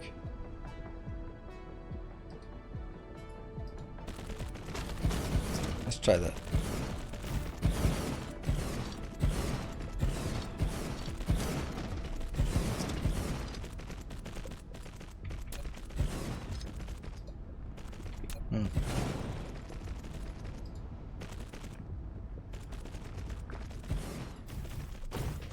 And you are gonna go stay up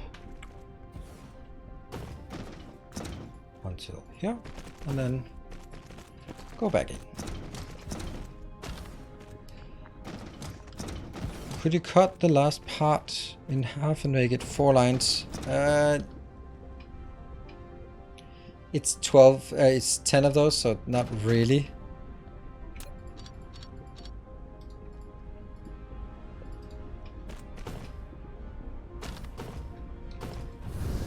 Yep, that's now the same. I actually need to move it 1 over as well.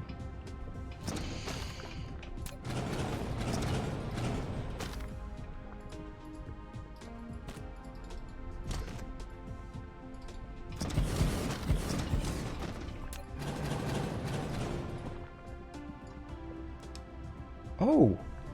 Wow, so that doesn't work. And the question is... No, it has to be like this. Huh. Okay. Yeah, so that was getting a bit too close.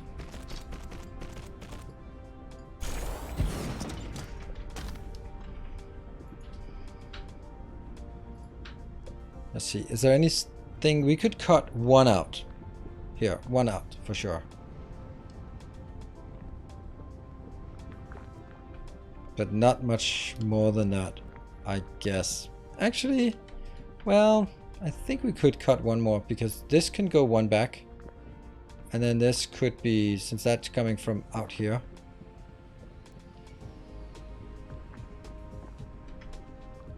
That's not connected.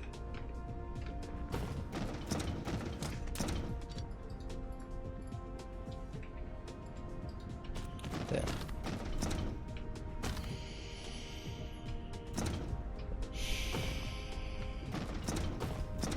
Okay, let me just see how much. If it's like 5 tiles off, then we can forget about it. Our illustrious champion returns. If it's 2 tiles off. Welcome home.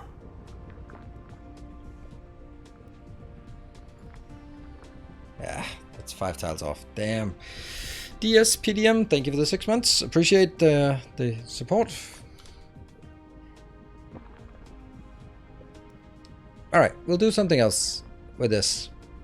Because it's gonna happen now.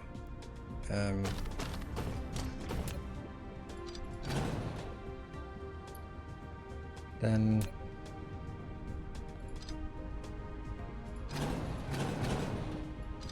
What if...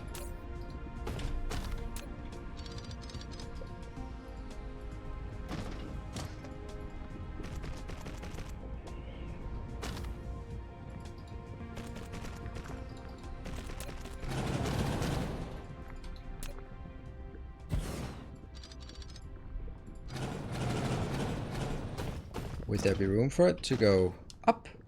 2, 3, 4, 5.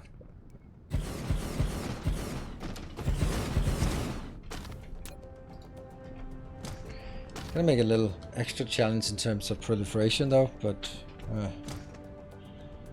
yeah, more than just a little extra challenge.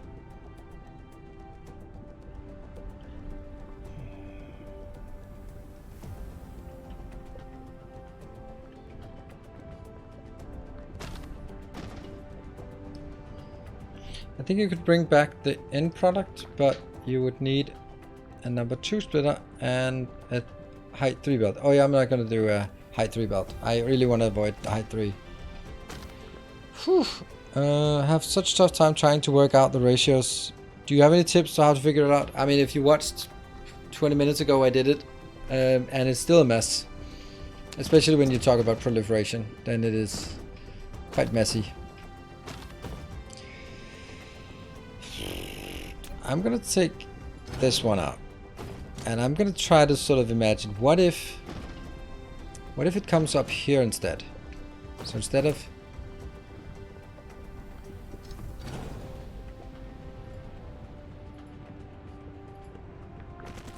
here.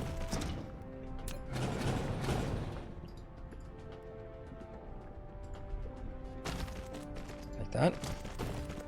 And the other one.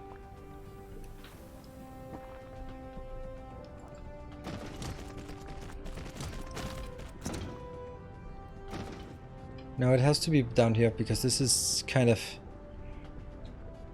closer, further, something. Because now it'll go.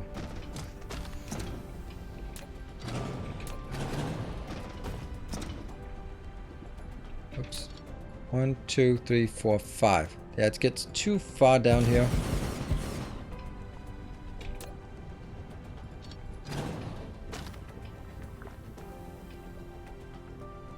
Because now it would be easy to get these two proliferated like there.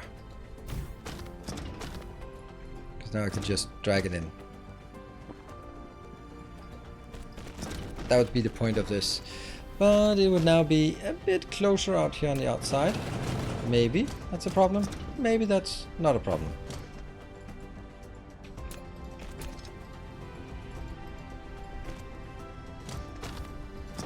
And then we need to go back home, and that looks like an output here, and an output on this side. Yep. Which will then go up and sneak all the way back here.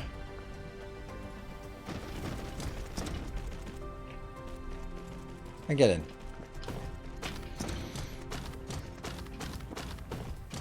I feel that I could take one line out here, but I don't know how. More compact.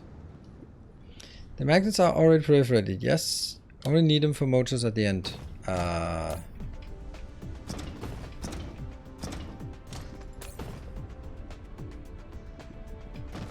So iron comes in here. The iron is proliferated here, so that's why I'm not proliferating it here. This is going to be the gears, so that needs to be proliferated, and the assembly machines is proliferated here. So that goes into this part, which will be proliferated. But you're right that I don't need to proliferate that again. Good point. There you go. It's not magnets, but yeah, coils. Sure. Right on. Right you are. Like the space here is kind of, I don't know. Do we like this? I'd like to sort of have this a bit more compact, but I can't really see how that would be done. I can't move you one back because then it intersects here. But this one's also really compact to go backwards. This seems to be like a lot of wasted space here. That could actually be a location for our... Here. Damn, that would look good. Like weird, but good. This means it goes up here, goes backwards to that one. It goes...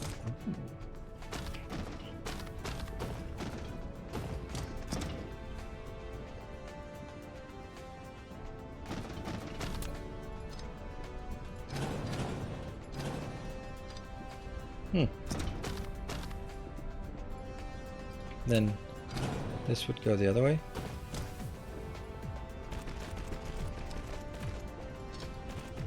Go up, go that way. Yeah, I like this. I could be interesting. So it goes in here, goes backwards at ground level, and up again here. It's a bit of up and down. Goes up, stays up. But hold on. If I do that, why am I going all the way over there, going there, going there? Couldn't I just go that way? I could. I think this could be easier done if we now go back to the original idea. And we're going to stay up.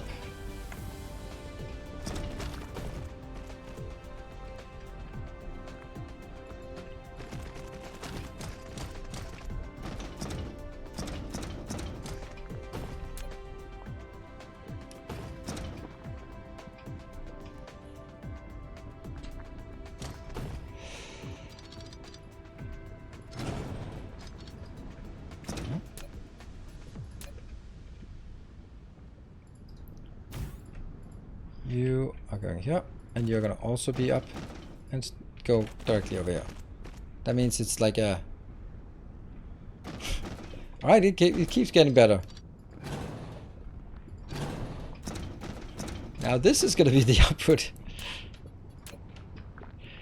Video on what and when to start proliferating everything. The first answer is you're not gonna proliferate everything. So already there we are having some conversation. So it goes here. I mean, it's all over the place, but it doesn't do anything weird, and it stays up top. I like that. That's a nice little compact build. It doesn't do much, but it gets like really basic resource in. That means you can put it on any planet, and it will just done. You get it. Not like, oh, I need to make the coils, and then I need to get the motors, and no. Just stamp this down. You don't. It's not going to be a massive build, but it's gonna fit up into this area, like 1, 2, 1, 2, 1, 2. And how much is it gonna make? Well, who knows? Not much.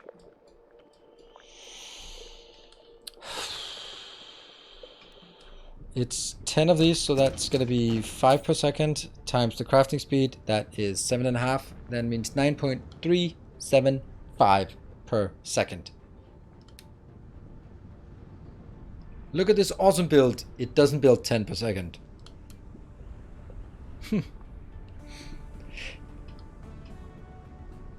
Right, I'm going to be taking a save, and then we have 1 more hour to go. And thanks to the brilliant support with the hype train. And when we have, then we will be setting up the... Now we've done the belts, the belts. So we'll do the sorters, power poles, drones, getting it working, seeing if it works, and stamping it down everywhere. Cool. That's the plan.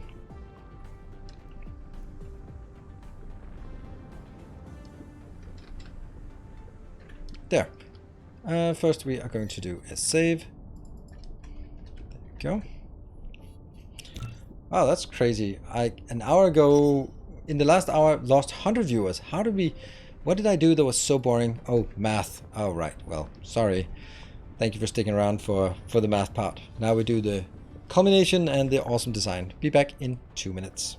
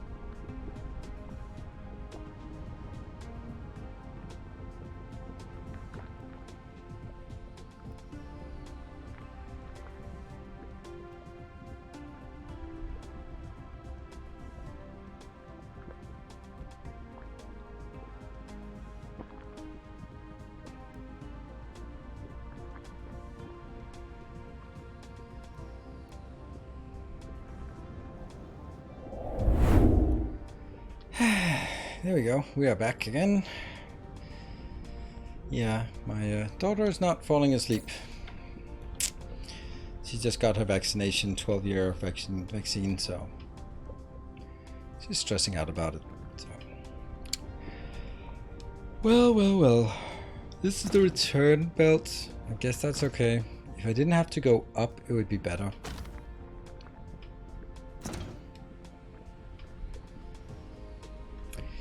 If I didn't have to go up, it would be better. Let's not go up then.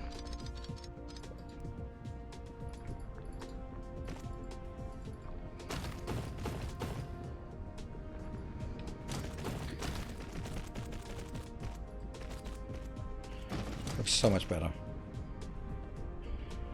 Okay, let's try it.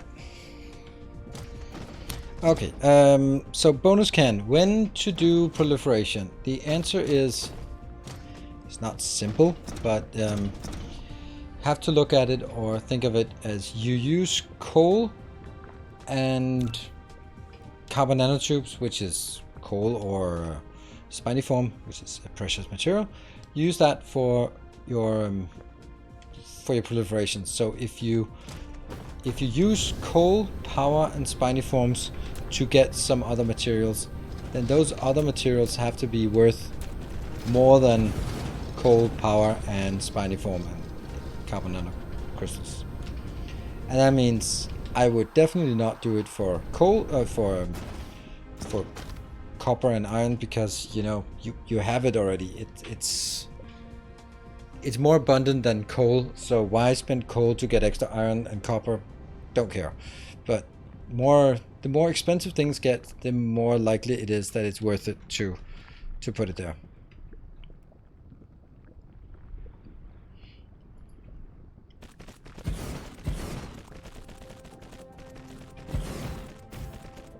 Doesn't look right.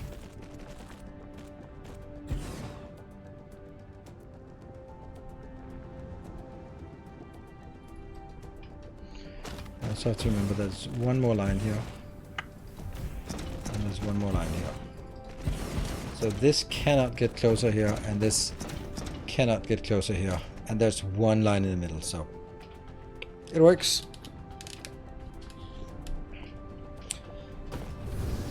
Yeah, anything more expensive than coal, then yeah, I agree. That's a very simple way of looking at it, and probably a very good way. But I think it's more than just coal, because you might have abundant coal, and then but you're also using the spiniform because you're using carbon nanotubes, and spiniform is super precious, so kind of be more cautious about that. Oh, we could actually compress it by one more tile. Guess we have to, right? Here. This could be compressed. What if we just do it manually?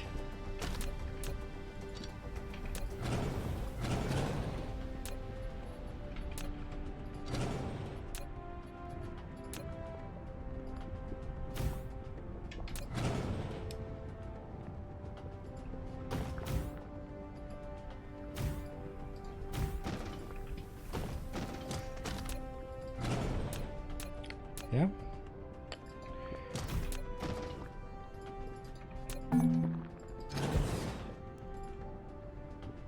And yes, I am deliberately misplacing it.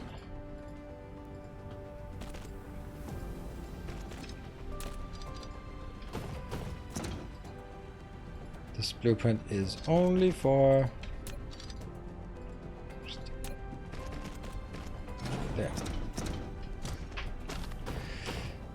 Only for testing it, or to designing it, and then we will not start it at this point here. We will be starting it only when we place it up on that side.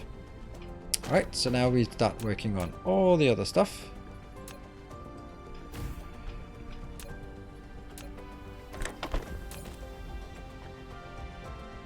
We get the proliferators in.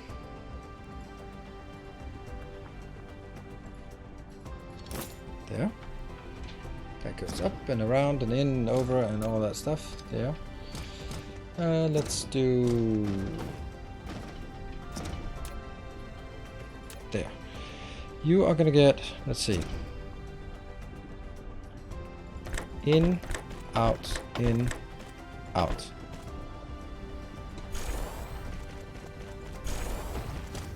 here will be slightly the same-ish. In, out, out. It does take a bit of time, but in the end, I'm very happy with this design here. This is even more complicated because it has more inputs and outputs, but these two will always be inputs and outputs. So let's start here. In.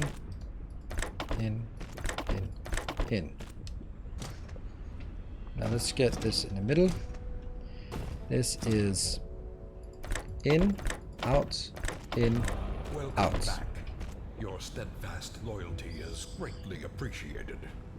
I cannot copy it like this. Hey, Whiskey Dodd, thank you for the 4 months. Subiversary, yay! I think I have to do it manually. In,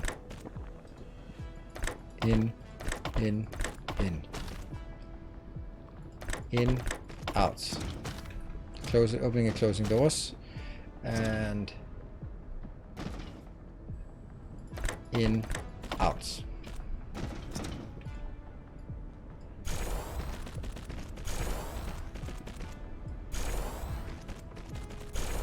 There. And the final one is also something we've seen before. It is, surprise, surprise, in, and out, and out.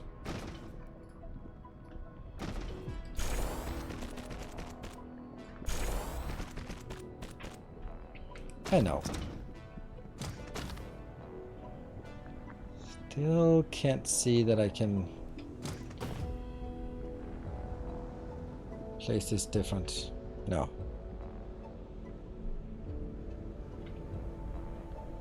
It also doesn't really matter, I think.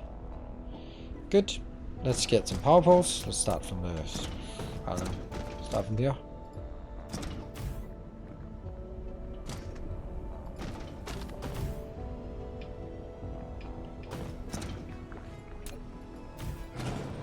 Does this work? Looks like it.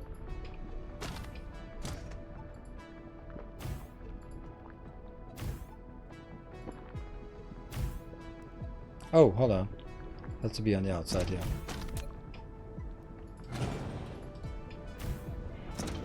Right. And now a... definitely here and here. Here and here. And then potentially something in the middle. Just to connect it. And then...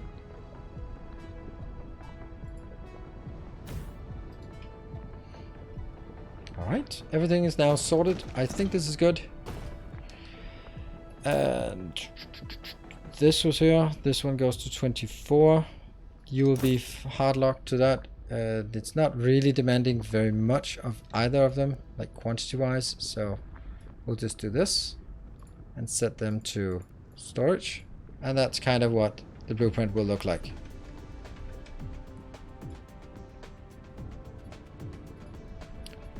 And this will be Electromagnetic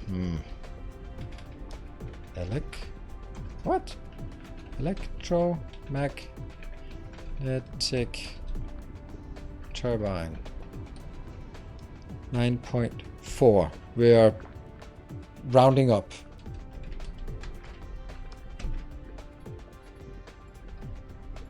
This will be a 3.3. Electromagnetic turbines. I'm highlighting that it is a build that uses that and that it uses proliferators. There.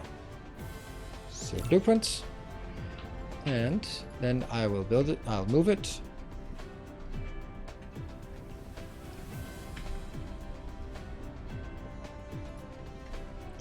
And we now have it somewhere. Intermediate products. Planetary logistics systems. There. And it's already on Google Drive, so if anyone wants it, you can already get it now. Even before, and you, if you're fast enough, you can actually test it before I test it. Right, good night, I'm Fat Dragon. Thank you for joining. And There. Let's see if we can get this done. There. There.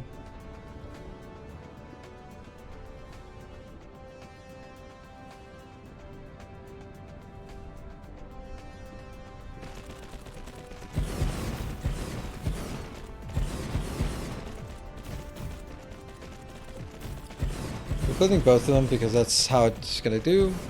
Yep. Oops. I like it. I like it. I think this is good. I mean, you can always argue that you wouldn't really need...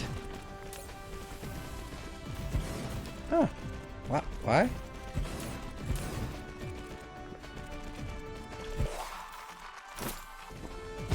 Is that not working up here?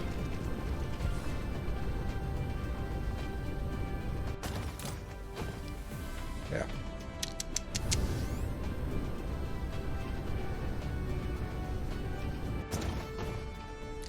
Fly, little robots.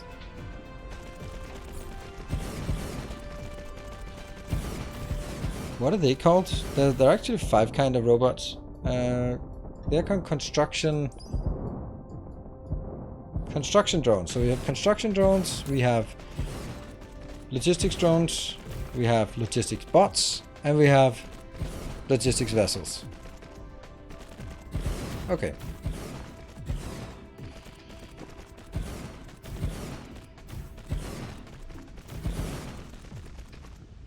This is a nice weird build. I don't know. Do we like these kind of builds, or would we like rather have sort of like long lines? This is making all the subcomponents inbound and then just down the line and back again. Next one, more subcomponents in, out. Or do you want something that's like fire and forget? Build it and then... What's more efficient? I mean, this one definitely needs more belts because you can see how much it goes around. But so one of the things that I noticed when I made my blueprint that is... Oh, where did we build it? This one. Rockets 20 per second. So what I did here is... What you can't read out of this is how many of each of the builds. Each build is just lines out, lines back. And so this is 26.25, but how many of these do I need for every one of this? And that was one of the things I kind of didn't like about it. So I built this. And then I now have to, if I want to build it again, I have no clue. Like no clue at all how many of the other ones I need. Of course, I can sort of stamp it down and then do the calculations again. And then go like, right. But with this build, or more likely with the equivalent build that I have here, it builds some of the subcomponents. So this one just says you need deuterium fuel and you need, what was the other thing? Solar panel, solar sails, and one more thing that's coming in.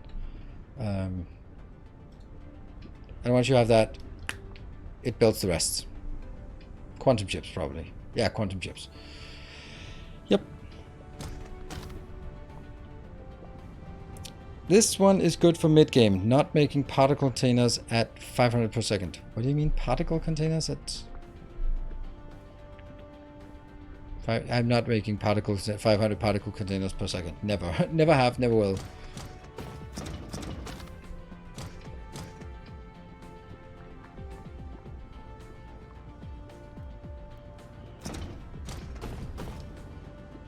I'm not wondering if this thing here just looks too weird.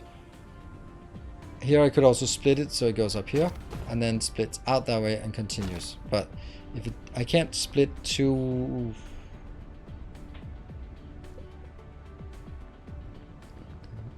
Up. Then it would stay down. There.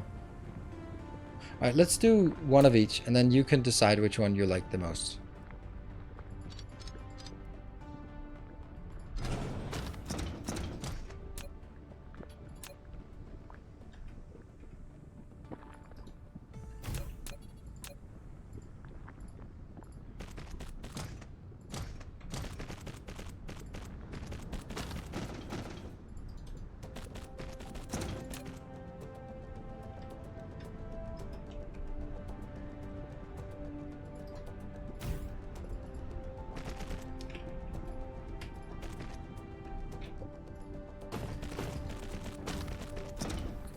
Which one do we like the most?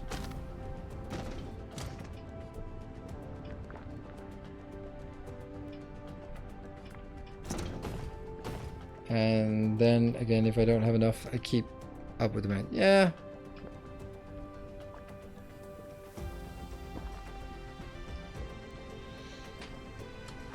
This one's just more, I don't know, rigorous, except I'd like to fix this to make it look nicer, right?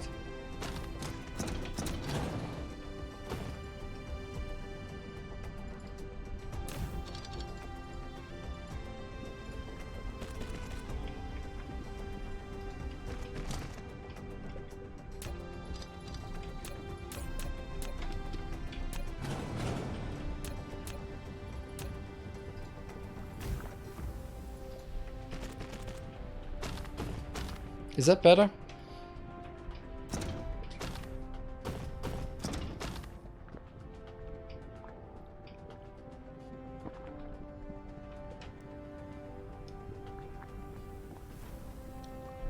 This one just screams inefficiency, that's why. But this one is like, okay, this is a manifold, just branch out. And it also doesn't change height. It either is up or down.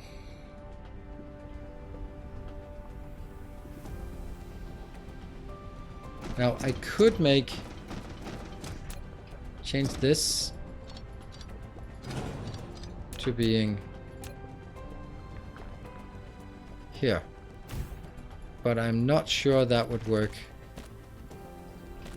if I built it on this side.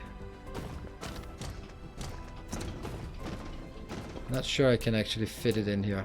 Like, yeah, see, it doesn't fit here, then this one definitely doesn't fit. Oh, well, hold on. Then this one's not gonna fit either.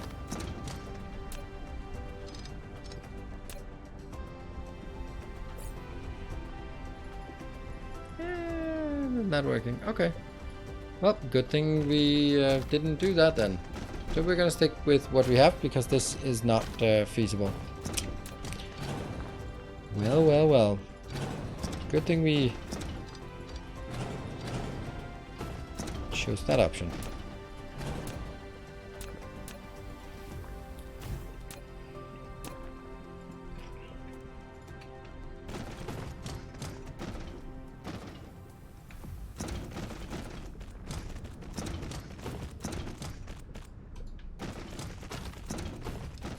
And here,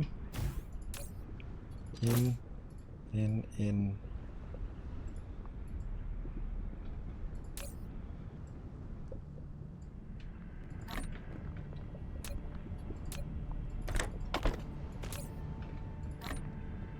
Okay, that was a lot. And I think I should have restored it to what it was before. Right, so let's smash some of these in and see if they actually work.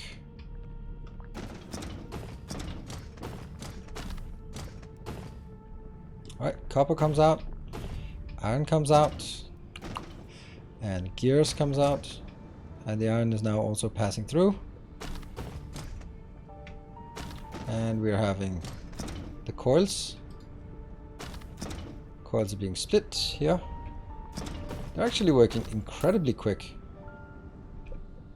Like, are we overbuilding this? It looks like we are. Hold on, this is 8 of these. So 8 times 2 times 1.5 times 1.25, 30. Exactly. That's of course what exactly what I need, but I don't need 30. I need like 28 point something. So we are slightly overbuilding because the number we calculated was I needed 7.2 of these. So even if this is not going to be, yeah, this will backlog because I'm producing slightly too much, which is okay. That just makes it easier to fill up on this side as well.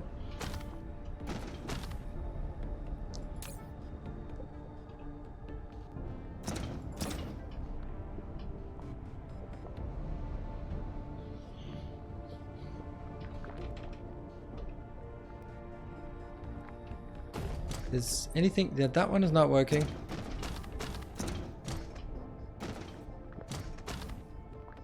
It's interesting that it's the iron that's not coming all the way down there. Shouldn't the iron be...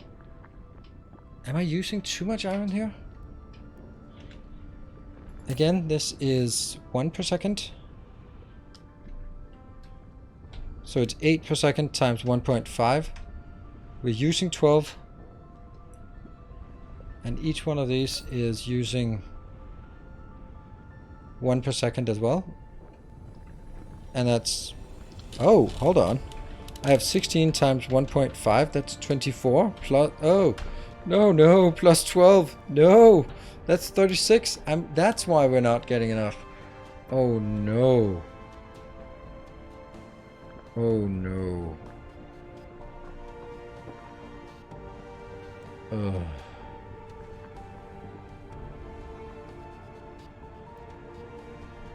So, to the person who says, how do you calculate ratios? Well, the answer is I don't, apparently. You can fix it. We have the technology. I know. Yes, we do. What I'm going to do is I'm going to take a line out here. Because this is why, exactly why I reserved this spot. Exactly why I reserved this.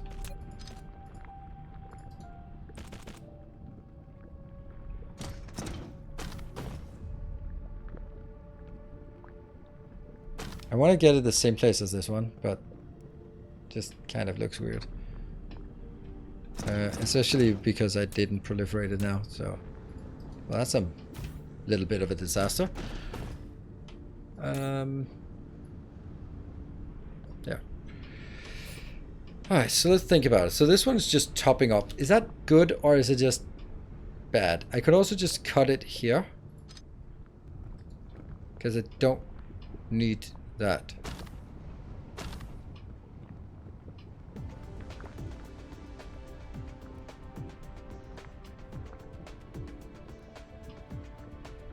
It seems kind of weird to have it go here and go back in. Maybe I do like the topping up here.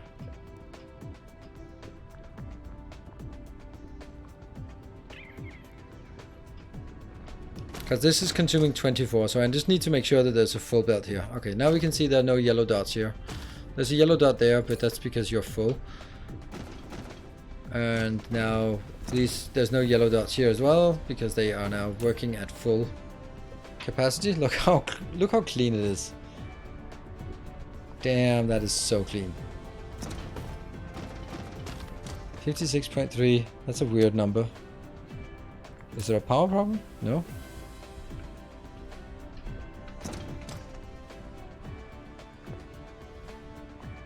Blaze game so different than me. My factory is a disaster. Yeah. Okay, well, that was also a bit of a disaster. I don't know. I don't know if I feel that this is a hack because I just put it in. But if I designed it from the beginning, I might have just been like, oh, that's a clever solution.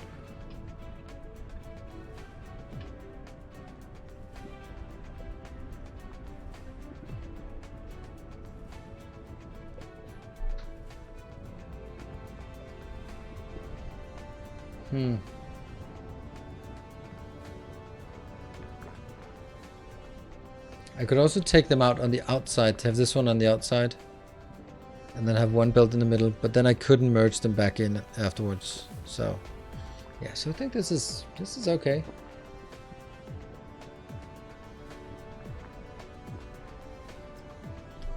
This is the new green turbine build. It makes 9.4 per second. Yay, 9.4. But it's also just, the only thing it needs is iron and copper, so that's pretty damn simple to build. I'm going to have to redo the blueprint.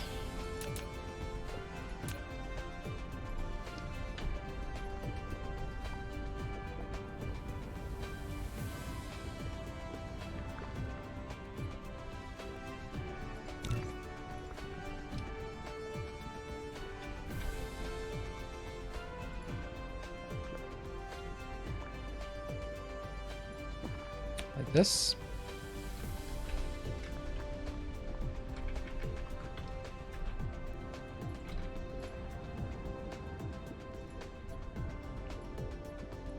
That one indicate that it has a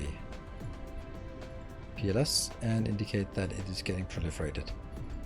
Can be placed in subtropic or tropic. 2x2 or tropic x3. Does that make sense?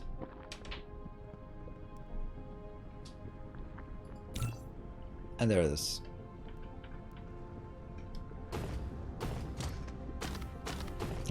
For what it makes from those two, yeah, I think it's a nice and compact build as well. Yeah.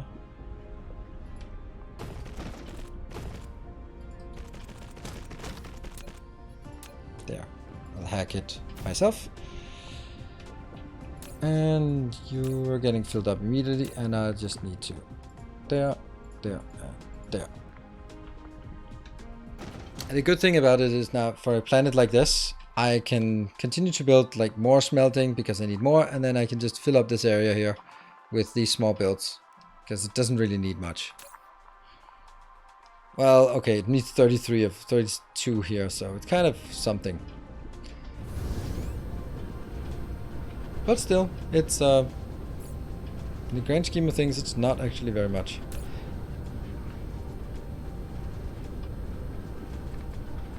Two, three, four. 1, 2, 3, 4. So here it's only 4 by 4.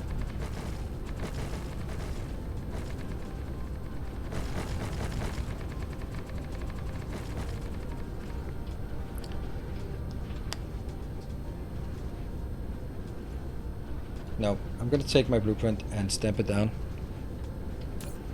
because I want to see that it's been saved correctly.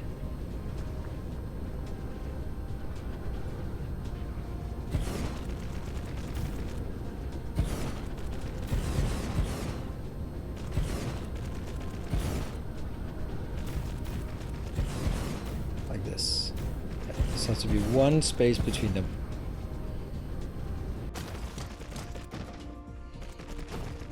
Let's see. Actually use blue for everything. What do you mean? Do it for the longest time. I need to start using proliferation. I can never be bothered about seeing these green turbines coming out so quickly. That's such a smallish build. Yeah. And since every step here is proliferated, then we are actually having quite low consumption compared to how much we have, because each step here is 25% and this is 25%, and then again it's 25% here. So it's pretty good, I think. And of course you use like a lot of storage here. I kind of wonder if I should increase this. Not really, it doesn't really look like there's any need for that. And what I then need to do is go up here and oops. Alright, well, after this we need to do the outer towers because now we're ready to start exporting green circuits from here. So this is now I think we need to make more iron here, more copper, more. I think we need to just double this part. Boom, just double it if in doubt. So, tomorrow is Friday. Well, technically it's Friday today, because, well, where I am at least. And that means it's Darkest Friday, so come join for a Darkest Friday. If you are not familiar with Darkest Dungeon, I am working on an introduction video for Darkest Dungeon that I hope can be released tomorrow, so that it sort of can lure more people to play this absolutely phenomenal game. It has really evolved a lot in the last iteration, so this is it's super fun and challenging and stressful in a good way.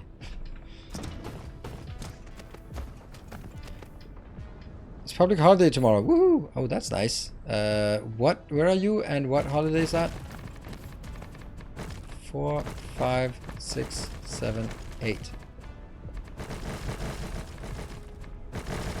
This might not be possible.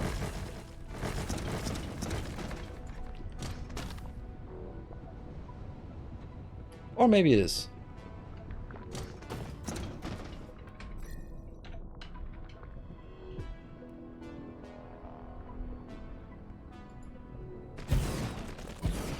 Oh, and then Saturday I am having friends over for a party, and I am woefully unprepared. Oh, look at that! Look at that! It's just where it's. Oh, that is so good. That is so feels so good. Unreasonably good considering how irrelevant it is, but damn, it still feels good that it just fits. Yeah, planned it exactly. Ah, the founding date of Czechoslovakia. Okay. Yeah, no wonder I wasn't sort of familiar with that date. And sorry, I'm not up to date on that. Right, we are struggling for power. If only we had some way of doing that, something about it.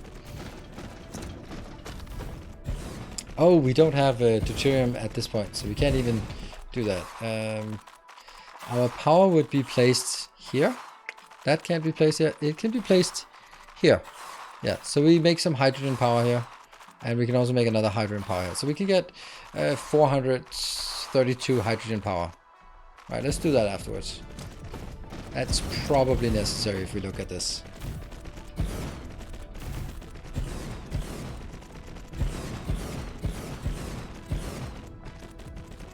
I'll be celebrating by playing WoW. Yeah, I know that kind of thing where it's like, yes, it's a holiday.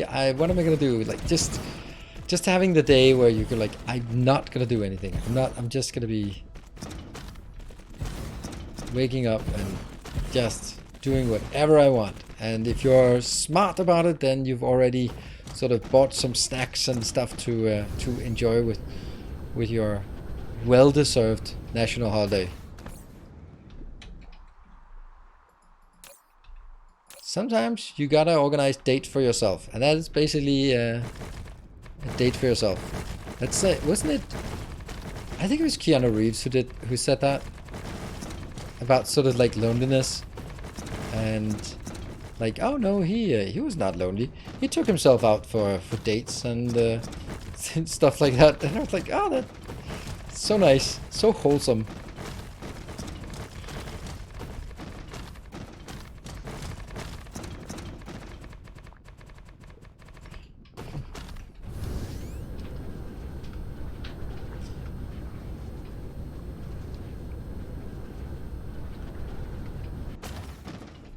And we go to our power. Ugh, I'm so happy I spent just honestly a couple of days on this. Also had a monstrous amount of conference issues. Huh. Why?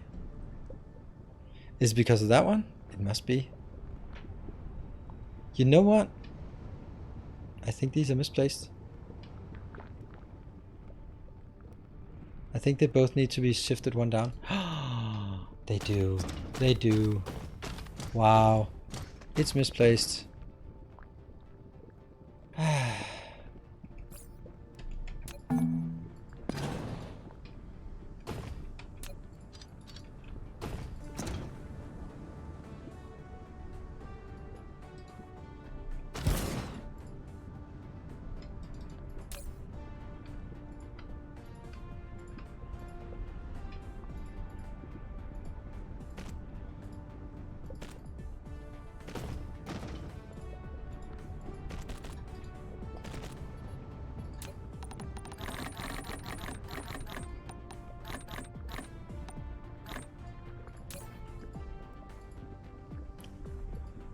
No. That's problematic because now I lost that output.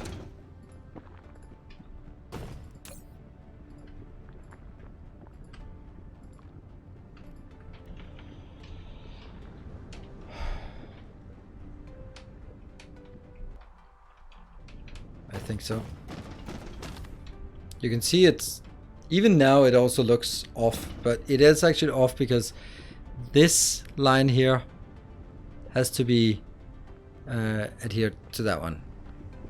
Oh, copper sets supply. Thank you.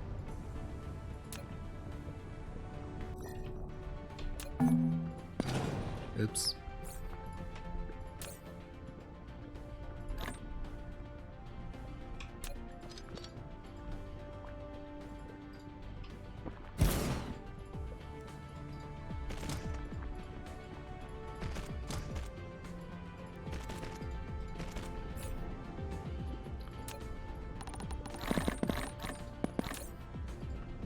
That one goes in here.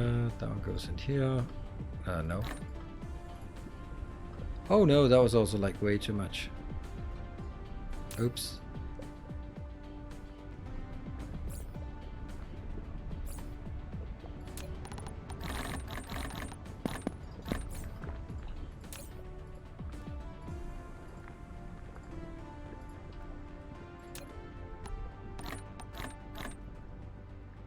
One missing. Always the last one.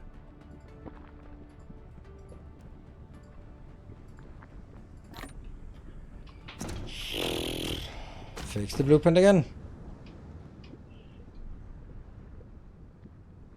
Games like this should give you an oops token on rare occasions, allow you to correct things like misplacement without having to clear. Yeah, that would be a weird thing to implement. You have earned one oops token. Please feel free to make an oopsie.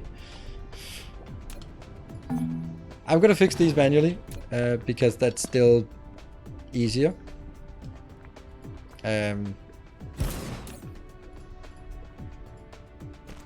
Why did that not work?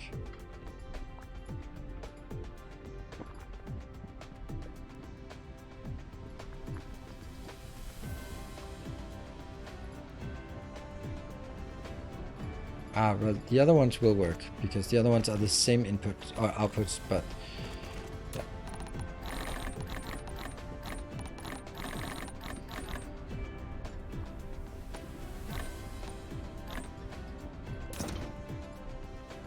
Good, good, good, and good. Next.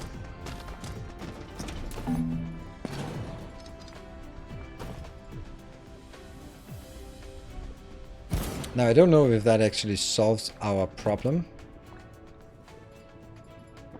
we had before with that, but it solves the problem that it is incorrect right now. So that's always a good problem to solve. There, there, there. Last two. So the miner was in the way. Maybe it is, but that didn't change the fact that it was still incorrect what I had done here.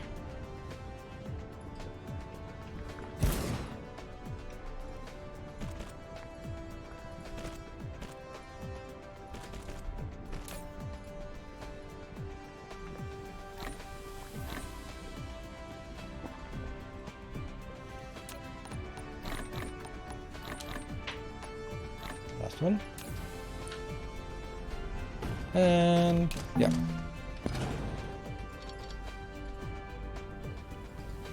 And that's the part about a lot of things. I think a lot of people would just go like, yeah, that's whatever. But when I noticed it, I was like, yeah, don't like it.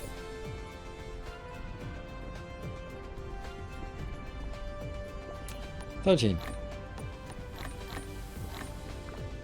Last one. There. Good. All these are done, and I need to now take a new blueprint of this. I'm still wondering if this is gonna work.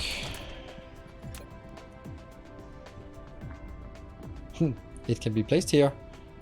If I get closer, then it's actually this one. Oops.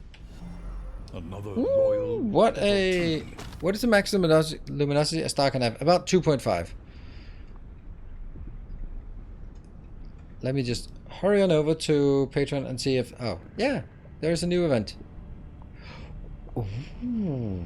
And new Templar of the Path. Ooh, you're going to be thrown into the darkest dungeon tomorrow. And Viking Brit, it was you. Thank you very much for that the upgraded pledge. You're going to be thrown right into the darkest dungeon. And that's a compliment, by the way, in case you didn't know. Where might you be? I know you're here. You have been here all evening. There you are.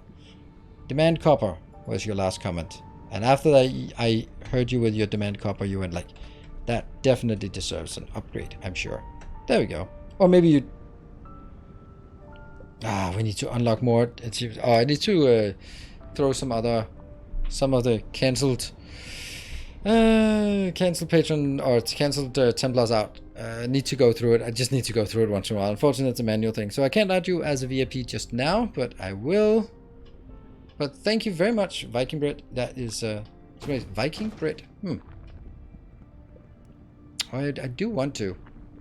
Just need to find someone else who's no longer a protector or a Templar of the Path. And feel free, by the way, feel free to remind me, because it's past midnight and there's a very good chance that I'll forget it, and then I just forgot it. Then yeah.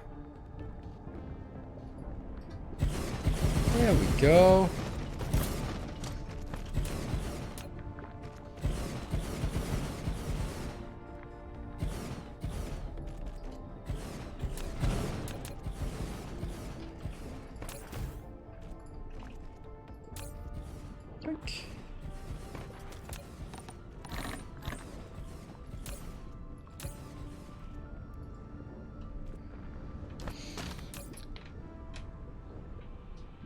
Oh, get out there. Yeah, they're not really getting enough power to send them out. But hey, it's gonna get better.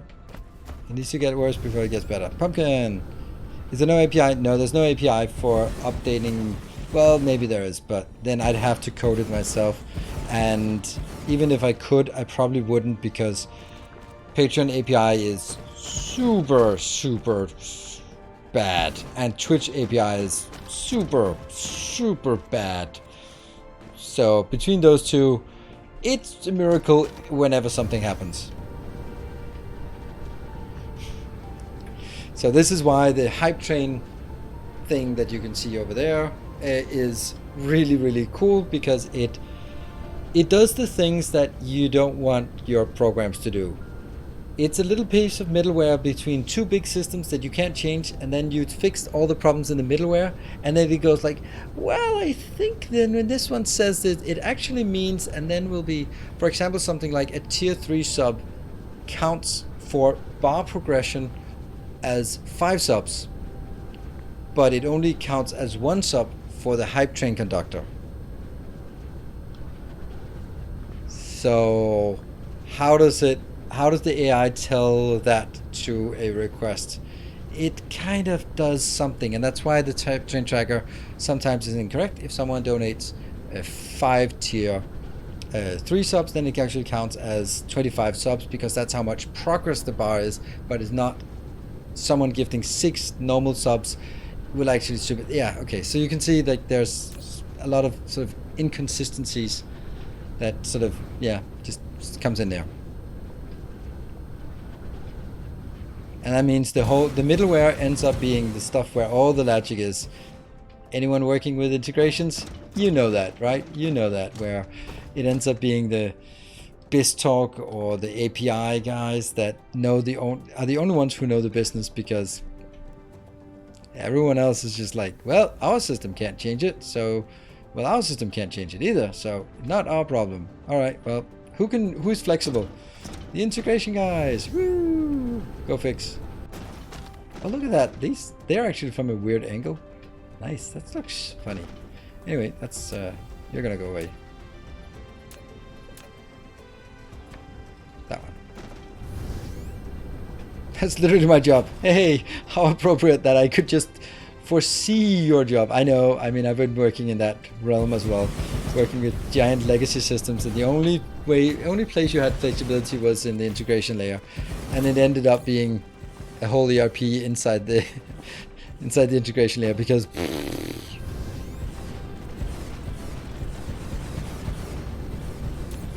all right, you need to come back here to fuel all of this insanity that I'm doing.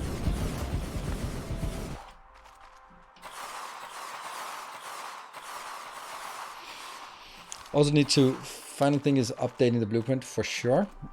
Don't think there's room before this one.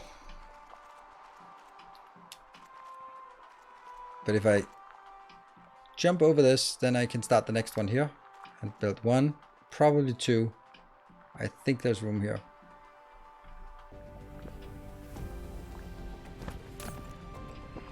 Waiting for that to come in. Waiting for this to come in. Come on, get in here. That's super important. In the meantime, I mean, this planet is... It's the kind of structure that I like. Like, we have a specific build up here, we have specific builds here, we have specific builds here, we have specific builds here. It's good. I think we got it now. No, not quite. Just saw something coming in. I'm in the process of rewriting our entire API to allow automatic generation of consumer code for both internal and external integration development. Ooh, that sounds interesting.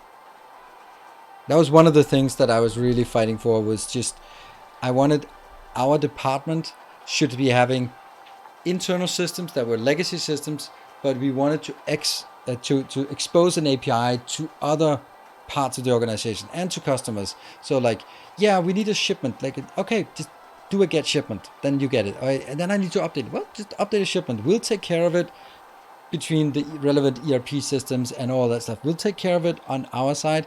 But from you, it's just an API that you don't have to worry about it. If needed to be extended, it gets extended.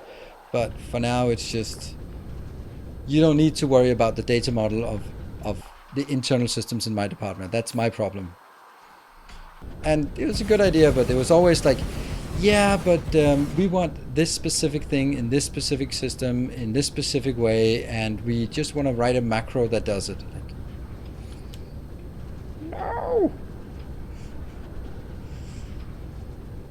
It helped when I saw that one of our competitors had like a 100-page document with all of the APIs that they exposed to customers, and I went like, look, this is what our competitors are doing. We are using Edifact. If anyone who's doing an integration knows what that is, then I feel sorry for you.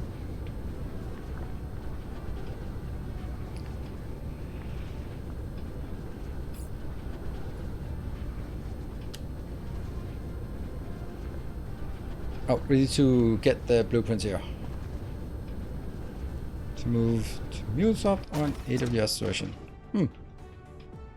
Could be good, could be bad. But now they're proven in healthcare. Yeah, that's... I mean, that's the part where I know my risk profile. I'm the one who goes like, that's good. Then we can be first movers. Awesome. Let's do some trailblazing. Instead of going like, well, we're going to wait for our competitors and then we'll see if it works and then we'll catch up and damn, just have some ambitions.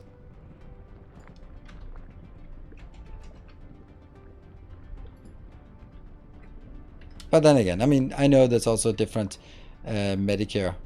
It was also one of the discussions I always had, was always like, oh, it's super important. Like, look, we're driving pallets of crap around Europe.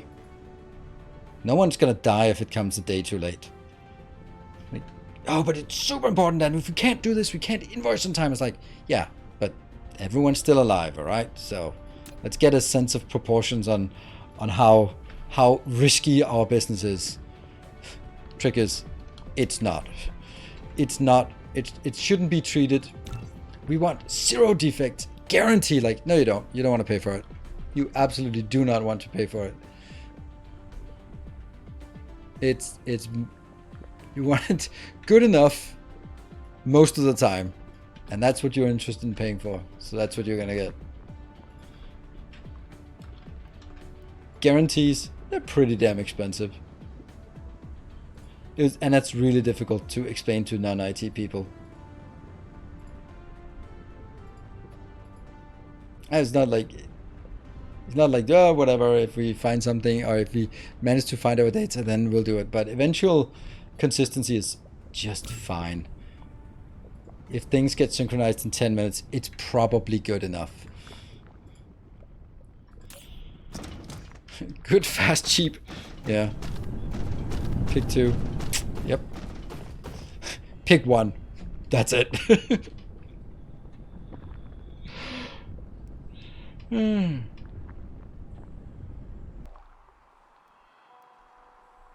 had a bad case of not invented here. Yeah. Has kept me in my job for 24 years and probably for another 10. So I'm not going to complain about it. Oh, right. Yeah, I know. I've had you in my department.